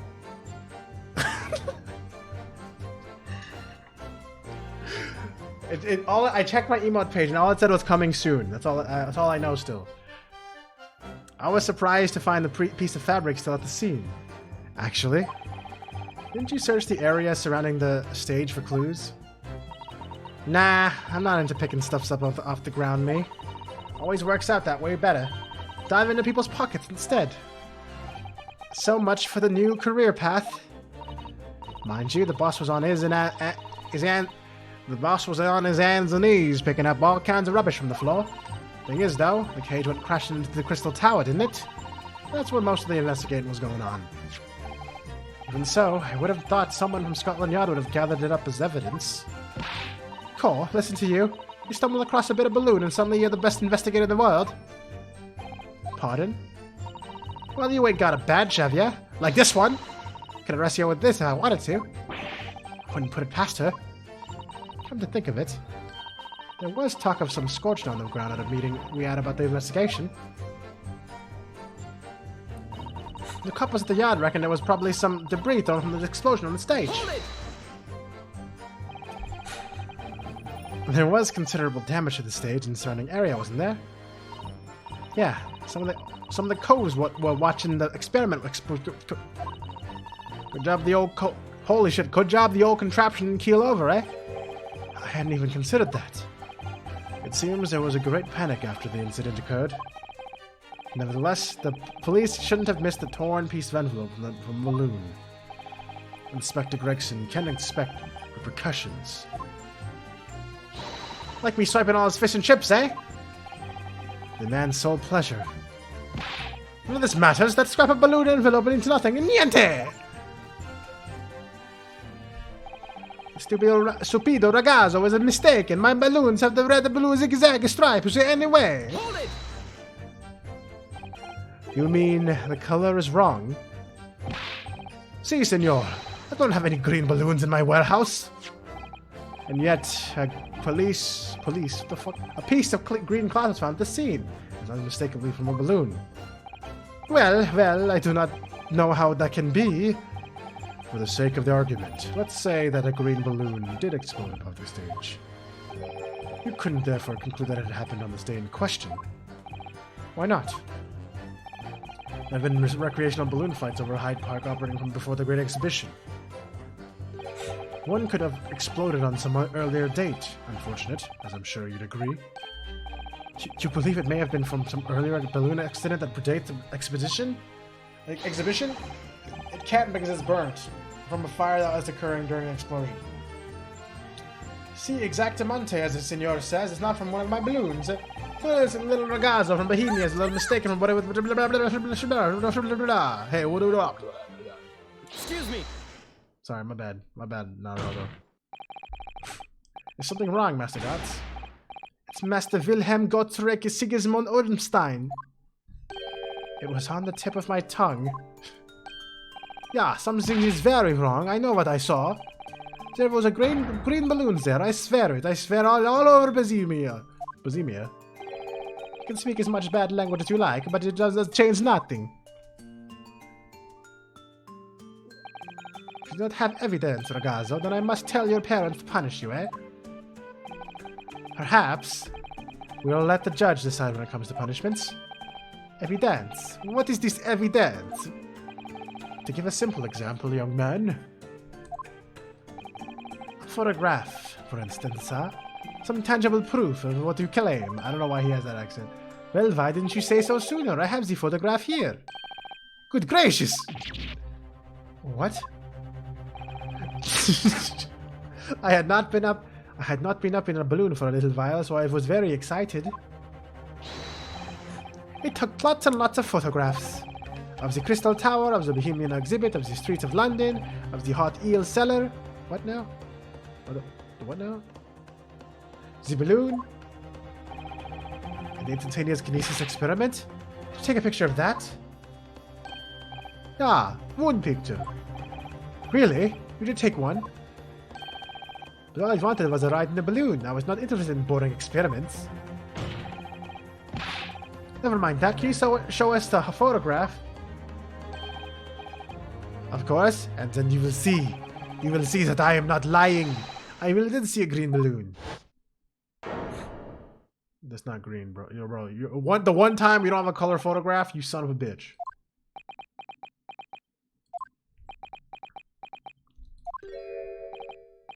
Well, I see you are all too shocked to speak. Yes, I think shocked is indeed the word, young man. Yeah, perhaps you cannot see that it was a green balloon from this photograph, but that is not my fault. That is the fault of the stupid person who made the camera. Wow. Wait. What is that? Bro, how do I pronounce that A? There's clearly a very specific crying sound happening here. Quick, someone tell me how to pronounce that A. Is it just ah or what? I don't know why his crying has accents in it.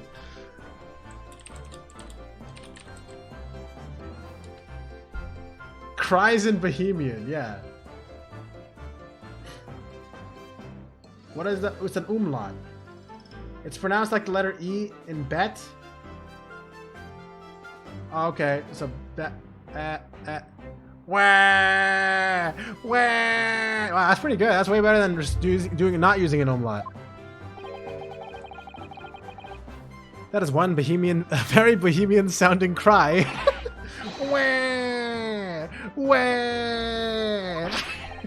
Very well. The court will accept this photograph as evidence. It is not my fault. It's the fault of the person who made the camera. Well, never mind. I'm sure you have plenty of wonderful sepia memories to take home with you. In any case, when exactly did you take that photograph? Well, it was on the day of the big explosion. You don't say. When I pressed the shutter release, there was this very loud bang, and a hot wind rushed over my face. That means this photograph was taken a split second before the explosion occurred. Well, if you ask me, this black and white photograph changes nothing. I could not give a flying fig! Whoa, watch your language, bro. Lovely language you've picked up. As I thought, Mr. Loon's testimony just doesn't quite add up. A young Bohemian boy claims to have seen another, fourth balloon. But Mr. Loon, you know what's good though? You know what's good though? You know what's good though? You might not be able to see color in a sepia photo, but you can definitely see patterns. And if someone claims there's stripes on the fucking balloon, I'm about to whoop his ass right now. I already know what to say. I don't even know what to say. I don't know what to say, bro. I'm gonna whoop his ass right now, bro. His ass about to get his ass whooped. He's about to see red stripes right now from this ass whooping, bro. Check this out. This stupido ragazzo is mistaken. My balloons have the red and blue zigzag stripes anyway. Oh yeah? Oh yeah, bitch? Bitch, you really think so? Huh? Where that, huh? Where's stripes? See that? Look, I'm enhancing right now. I'm enhancing right now. It's nothing. Alright? Objection. I lost.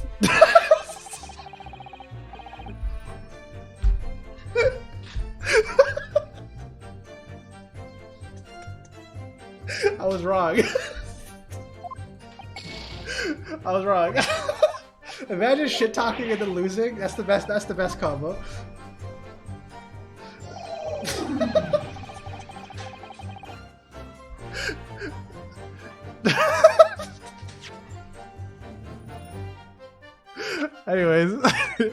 Anyways, I'm sorry, sir. I'm sorry for trouble. I don't mean no trouble. I didn't mean it. I was just kidding. Please spare me.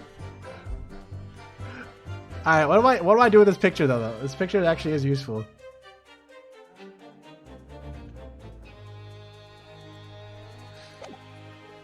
I flew too close to the sun. Wait, which Icarus moment? Flying too close to the sun or having a hot mommy that gives me flight for 5 minutes? Yeah, you know what? Either works for me.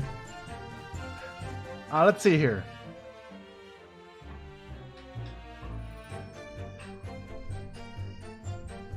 Well, yeah, the picture actually looks really nice. You're right. I'm too annoyed that I lost to understand what's going on. But you know what? Let me actually look at this properly. Wait a minute. Who the fuck is that? Oh, wait. This is way close.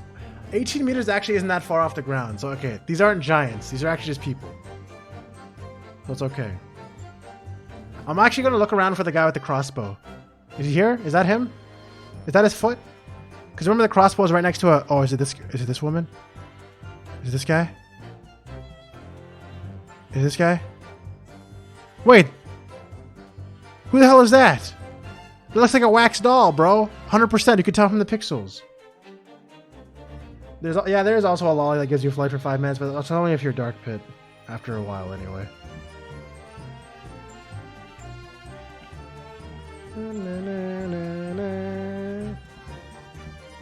Okay, well, I clearly need to use this for something, but I chose the wrong thing. I don't see the zigzag stripes though, bro. How did my objection not work? I'm actually pissed about that.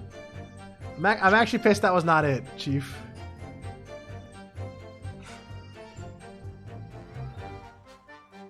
I thought Mr. Loon's testimony doesn't quite add up. Young human boy claims to have seen another fourth balloon.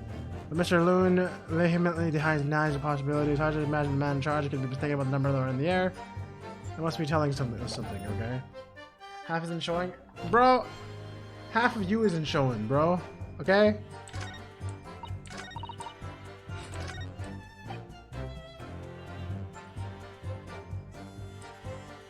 Oh wait, is the fucking objection that there was another balloon after all, so there was actually 4 of them? So the color doesn't actually matter, it's his count?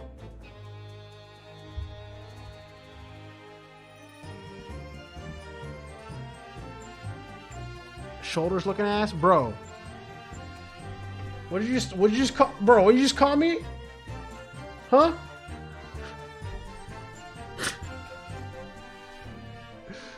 There was a lack of people. Oh. Okay.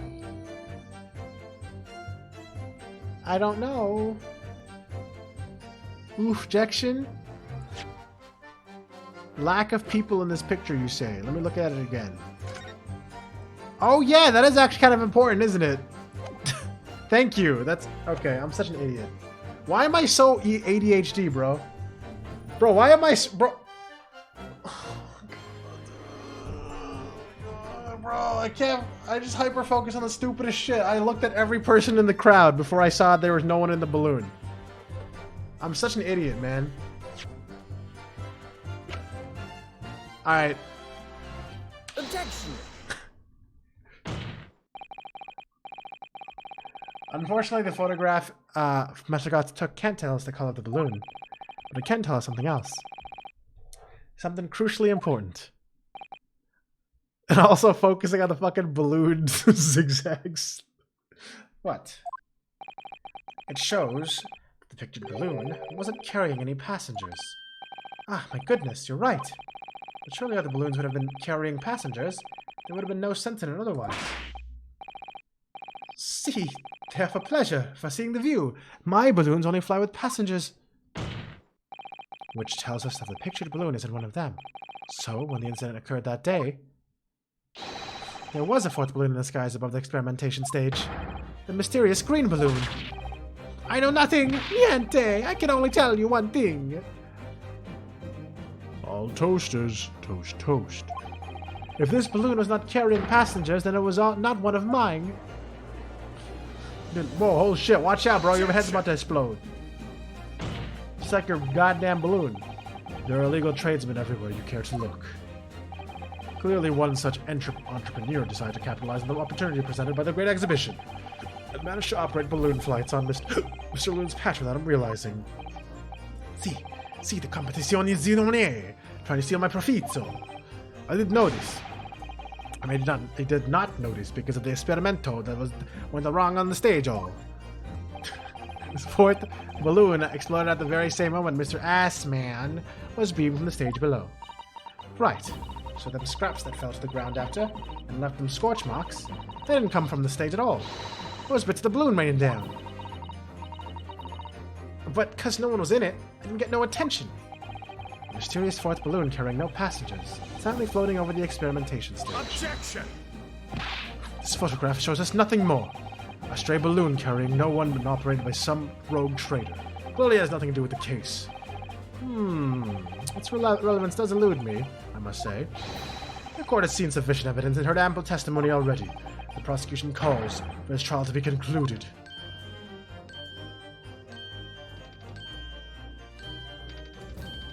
Oh yeah, we haven't paced yet. I forgot. It's been a while. It's been a hot minute since we paced. No, I can't let this opportunity slip away. The jurors' minds are made up. Not in a good way. What else can this photograph tell us?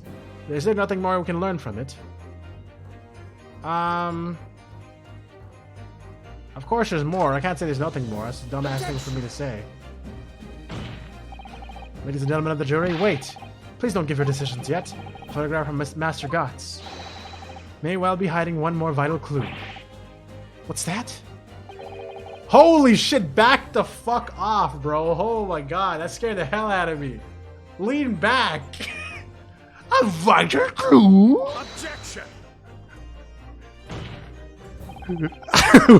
Well, that was the second thing he said all day, bro. He first introduced himself, then he went...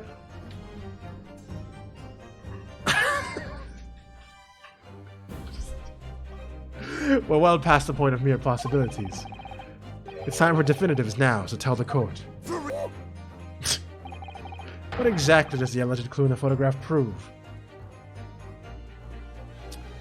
The cause of the explosion. That's definitely it. We can reasonably assume that the pictured balloon was destroyed in the searing heat of the explosion.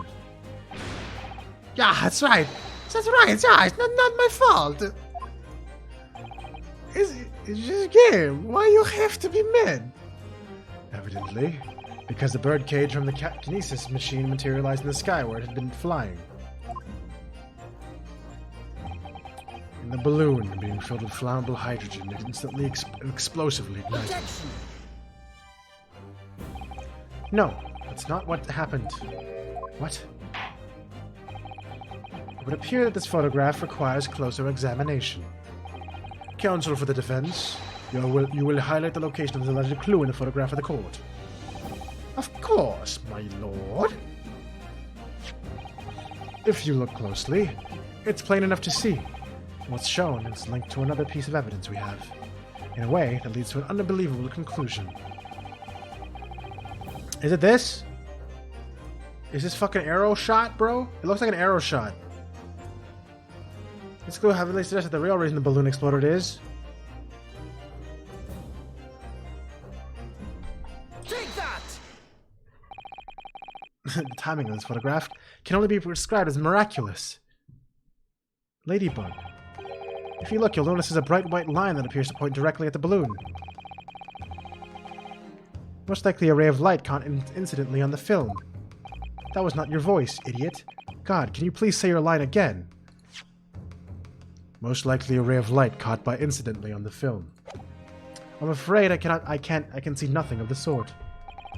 If you look with a magnifying glass, my lord, it becomes clear what the nature of the bright line really is. Really?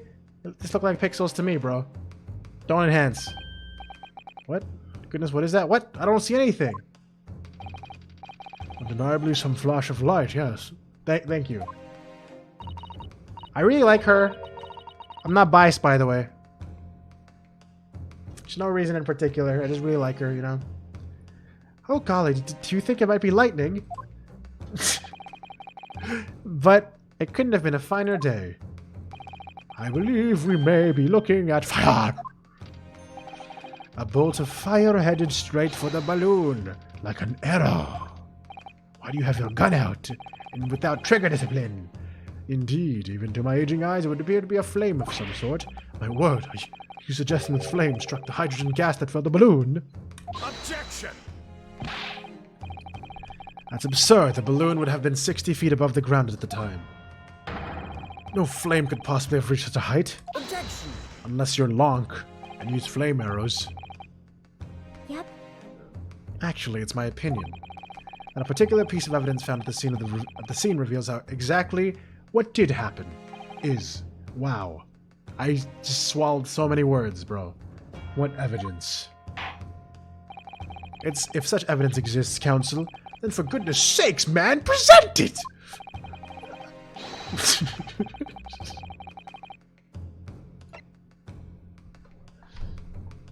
Take that!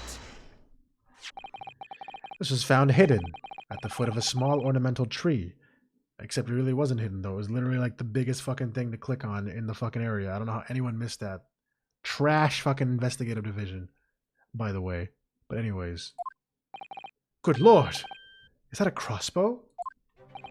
An arrow dipped in oil inside a light could have been shot from this weapon, sending a flaming arrow straight into the hydrogen-filled balloon. Are you suggesting that crossbow was used deliberately? And not in a good way.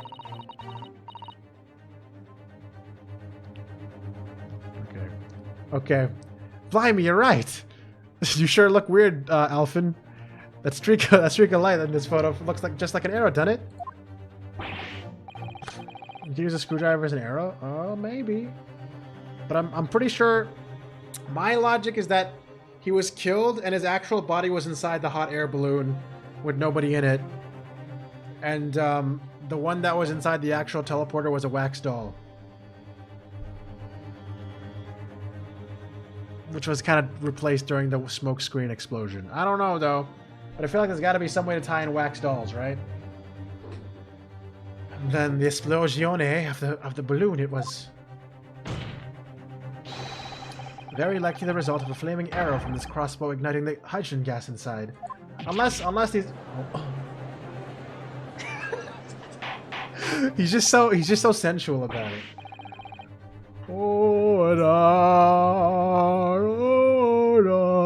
Counsel. This is an extraordinary supposition. If the aim was to cause the balloon to explode, the shooter could have used a gun, of course. However, there's an obvious reason why that would have been out of the question. This noise. The noise of the discharge, of course. That was a crazy nod, bro. That's right. By using a crossbow, the projectile could be fired at the balloon silently. Well, yeah, if someone had shot a gun off in the exhibition grounds, it would have caused a real panic. But with the big explosion, there was a very big panic anyway, no? I don't like this. I should be pleased to have found a plausible new explanation for all this. Something feels wrong. Objection! Almost like they planted it for us. Do you understand the implications of what you're saying, my Nipponese friend? If a flaming arrow did indeed hit the balloon, then obviously it would have exploded. And if the birdcage appeared from the cloud of smoke that ensued, Wait a minute. What are you really saying here? I don't get it. Was the birdcage beamed up into the sky after all? Or what? My goodness me! Yeah, I'm just killing your hypothesis, buddy. Ah, now I understand. That's what that sinking feeling is about. I think there's a good chance that the birdcage was actually concealed inside the balloon all along. What? Did I just hear that correctly, Council? There's no going back now. The horse has bolted.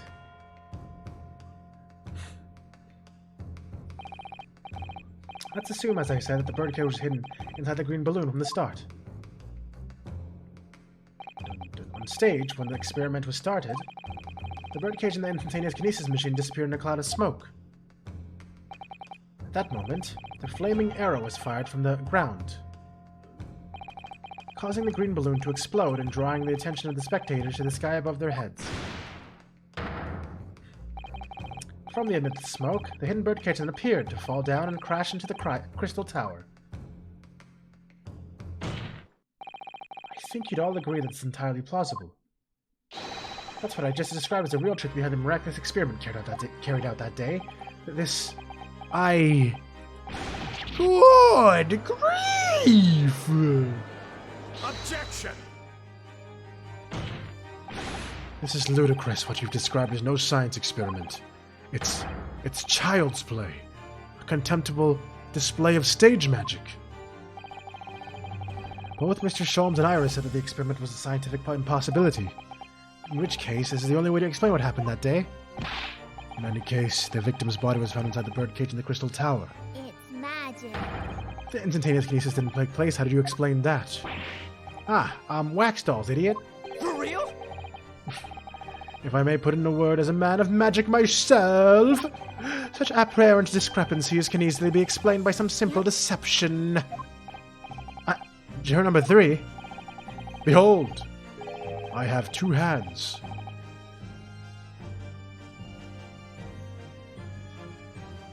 All that would be needed is a doppelganger, someone who looked very similar to the victim, Mr. Asman, and having his other man appear on stage in front of the show as a body double.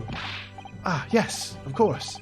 So in fact, Mr. Asman must have been inside the birdcage, concealed inside the balloon right from the start. Objection!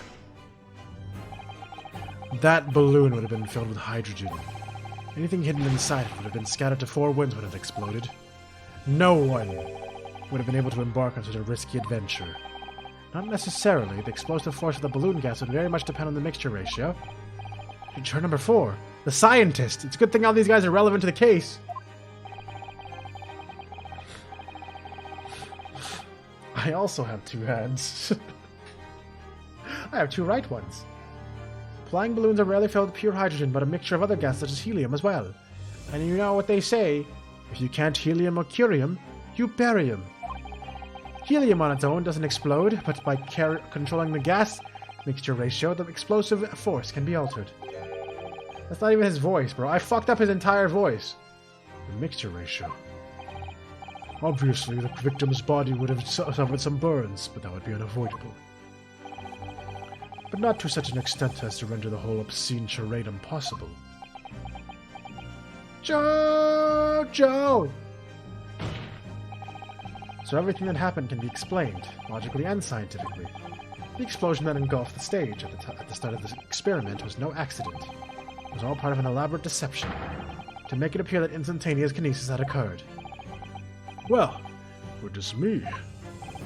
And if we accept that this is what happened, then it means the victim, Mr. Assman, was never present on the public experimental stage to begin with. In short, he couldn't have been killed by the defendant, who was on stage in full view the entire time.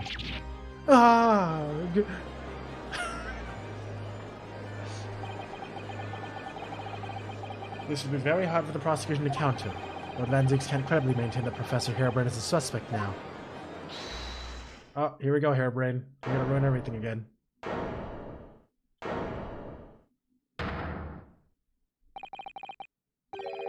Miss Naruto, I appreciate your efforts, thank you. Professor? But you can stop now. Just keep your mouth shut, please. Sorry? What's all this about, Mr. Harebrained?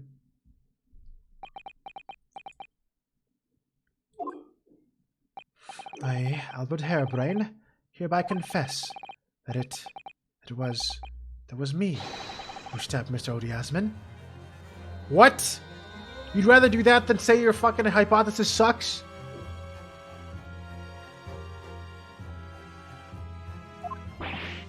Yes, it was me with my faithful friend and partner, Andrew the Screwdriver. What are you doing, man? Wait, are you Harebrained, Panda? Because the moment you left, Harebrained left. Now Harebrained's back again. The moment you showed up. You know what? I've never really seen Harebrained and Panda in the same room. Actually, I only see them in the same room. Never mind. It's fine. Order. Order. Order.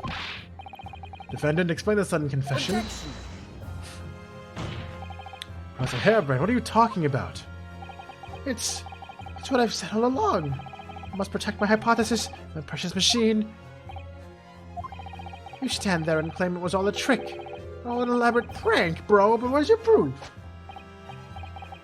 No, you'd have to examine the machine if you wanted to prove it, but then it would all be over. My beautiful hypothesis would be laid bare. I mean, the dignity of it. It's clear that you drew the plans for the experiment, but you didn't actually build it. It's quite conceivable that you were duped, Professor. If you'll just let me, I can prove... Brock? Do you not like that sentence? That's weird, I don't know why. Yes? I'll cooperate, I'll do whatever you say, I swear it. So please, ensure the special dispensation for scientific equipment Act is adhered to and protect my creation. This guy really cares about this thing way more than his own life.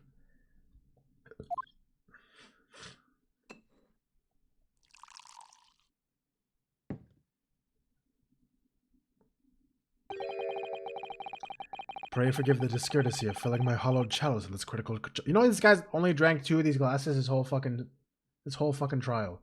This guy's on edge, bro. Pray forgive the discourtesy of filling my hollowed chalice at this critical juncture.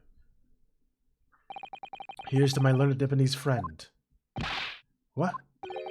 In his upcoming attempt to clarify the defense's position in light of the accused's confession. Do you intend to formally assert that the experiment was nothing more than a conjuring trick? Because the moment you do, the Special Dispensation for Scientific Equipment Act that protects the professor's invention will cease to apply. The prosecution will then demand a rigorous examination of the machinery involved in order to establish the truth. I don't really like this guy and care about defending his hypothesis at all, so this is not really a choice for me. However, we acknowledge that the machine is genuine and instrumental in the victim's murder. Any chance of investigating will be crushed, and the confidentiality of the professor's hypothesis preserved. Fuck this guy's hypothesis, bro. Fuck his hypothesis in the ass. Well, counsel, what is the defense's official position on this matter? Professor Harebrained, my client, actually asked of me was to prove that the explosion on stage was an accident and protect the secrecy of his hypothesis. I should probably actually... This is probably going to be more complicated, huh? Because I know the overall theme in like every single Ace Attorney game is to always believe your client to the bitter end. And I'm pretty sure, because Kazuma said that to me as well in this game. So is there a way for me to prove that it was an accident and not... Man, I don't know. Find out. Well, there's no way to do that without implying the professor's guilt. Do I protect my client's life by asserting his innocence, or I hold my client's request by seeing him condemned? That's a hard-ass question. Either way, I can't avoid betraying his trust. You've been silent long enough.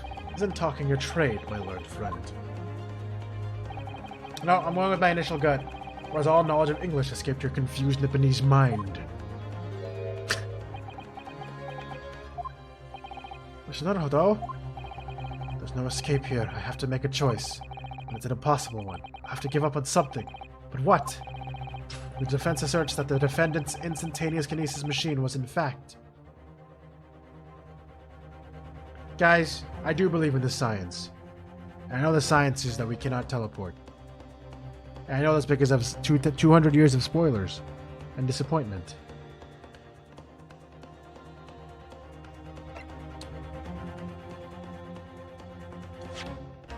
This game doesn't have real choices, right, guys? I'm not gonna get a bad ending, am I? Actually, wait, there was a game that had a bad ending. Uh-oh.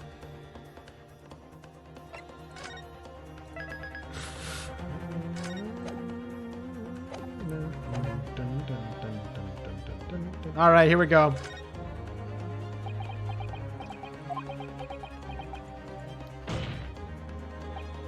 Ah! I guess my choice didn't matter. No, I can't say it. The client places faith in me. I can't just let him down. I told him I would never give him up.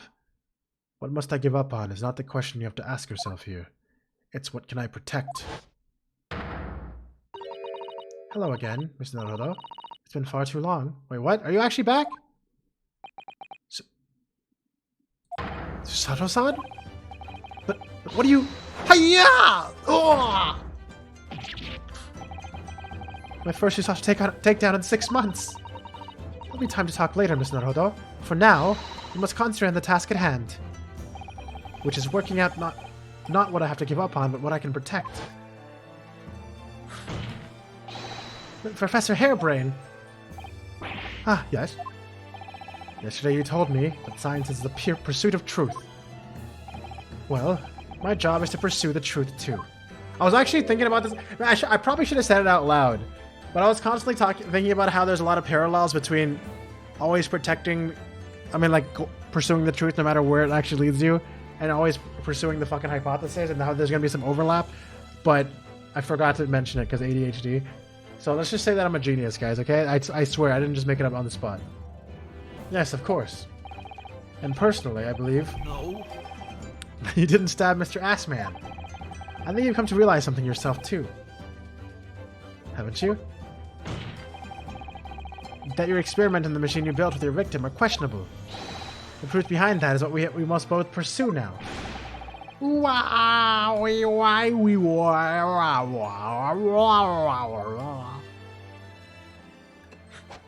Ouch, not again!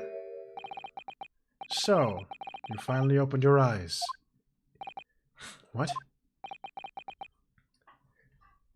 Genie doesn't want to forget to tell his genius ideas. Yeah, that's me. And as for you, Albert, you can't ignore this any longer. Ah.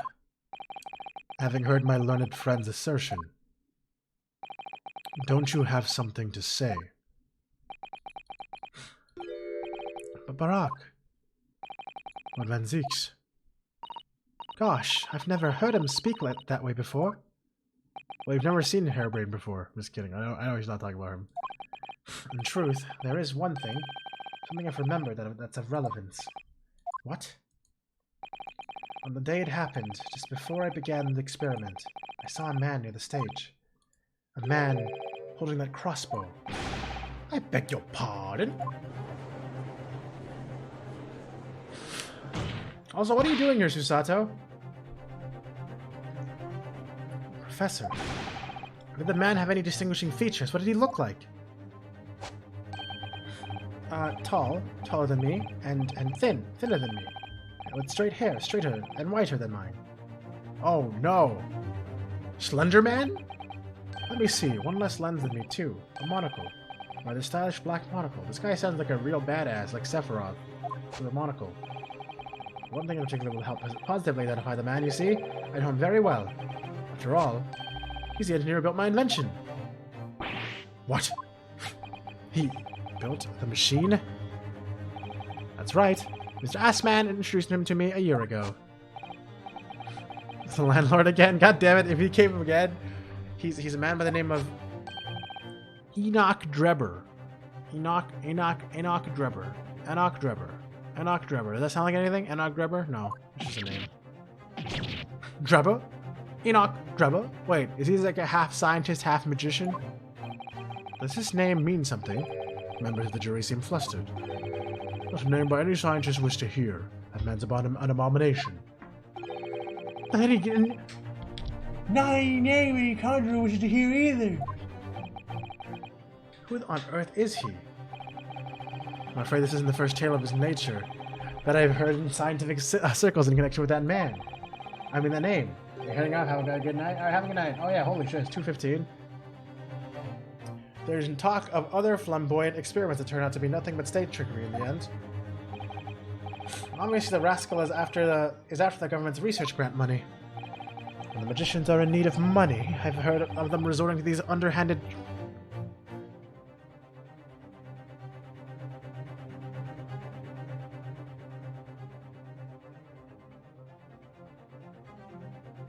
I just want there to be a pile of cards that slowly fill up the screen. And not in a good way. I haven't heard of them. Wait, I just realized what you said that too. When they have, they have resort to underhanded tactics, not in a good way. Some acquaintances of mine with experience of such things have mentioned Enoch Drebber's name before. The man is both an engineer and a magician. Yes, we're dealing with an unparalleled confidence trickster here. That's Enoch Drebber for you.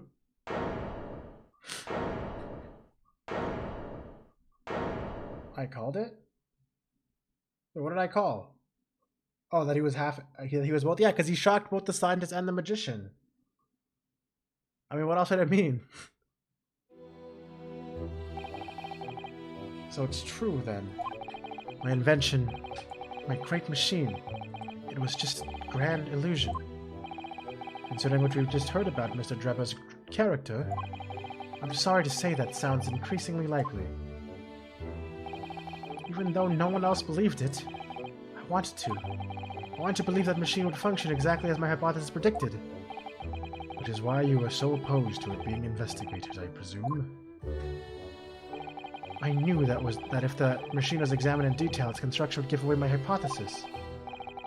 Obviously, I didn't want that to happen, but at the same time, I knew that if I was found to be nothing more than a trick, than a work of deception, then everything I'd worked towards, all my research, all my dreams, my whole life would be over. I was terrified at the prospect. So you really had no idea then, did you?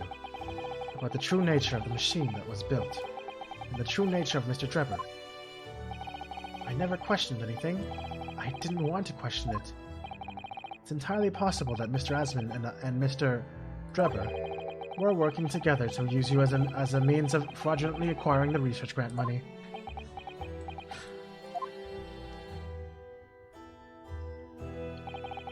When I announced my invention to the crowds that day, it was the finest moment of my career. I pulled all the levers and turned all the dials in exactly the way Drebber had described.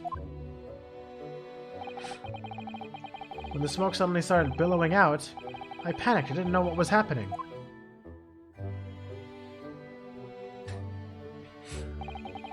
I really don't know how the whole illusion was made to work. I don't know anything anymore.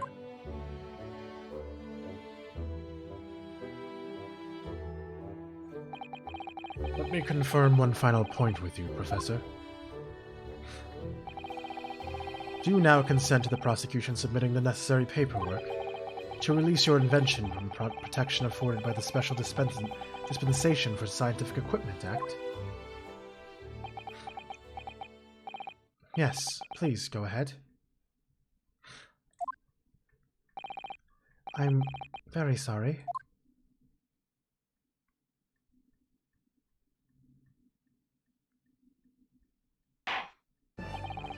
It appears that we shall have to suspend proceedings for the remainder of the day now.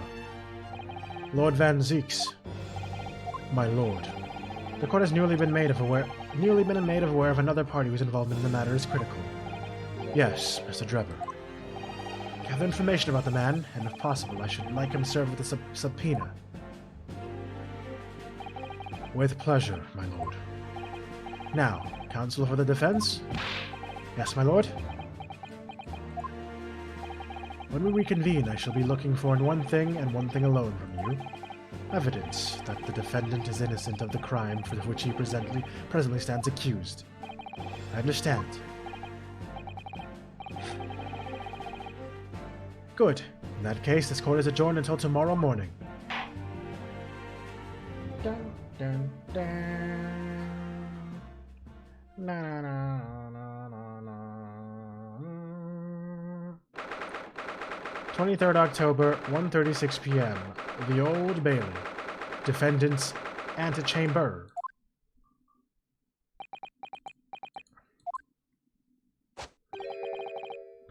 Mr. Naruto!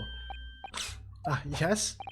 I'm so sorry. I was wrong. You were right. I tricked you. You trusted me. I dragged you into my mess. Oh, how did it ever come to this? I'm so sorry. Did you really have no idea, Professor? About what Mr. Drebber was really up to, I mean, about what he was really constructing? Naturally. That machine was the embodiment of my hypothesis, of all my hopes and dreams.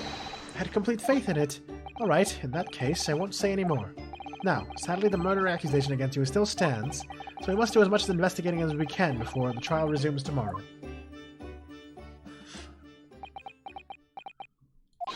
Well, thank you for doing so much for me. Okay, now what's going on here? I'm so sorry for arriving late this morning, Mr. Naruto. Arriving late? Didn't you receive my postcard? I wanted to let you know when I'd arrive. Postcard? What postcard? I hid it from you, Runo, so it'd be a surprise. Oh, that's what your surprise was, Iris? Well, did it work? I was surprised, all right, especially when she threw me to the ground. Oh dear, I'm so sorry. I was just so happy to see you again that I'd sort of slipped out. Maybe we can stick to more traditional displays of emotion in future. In future.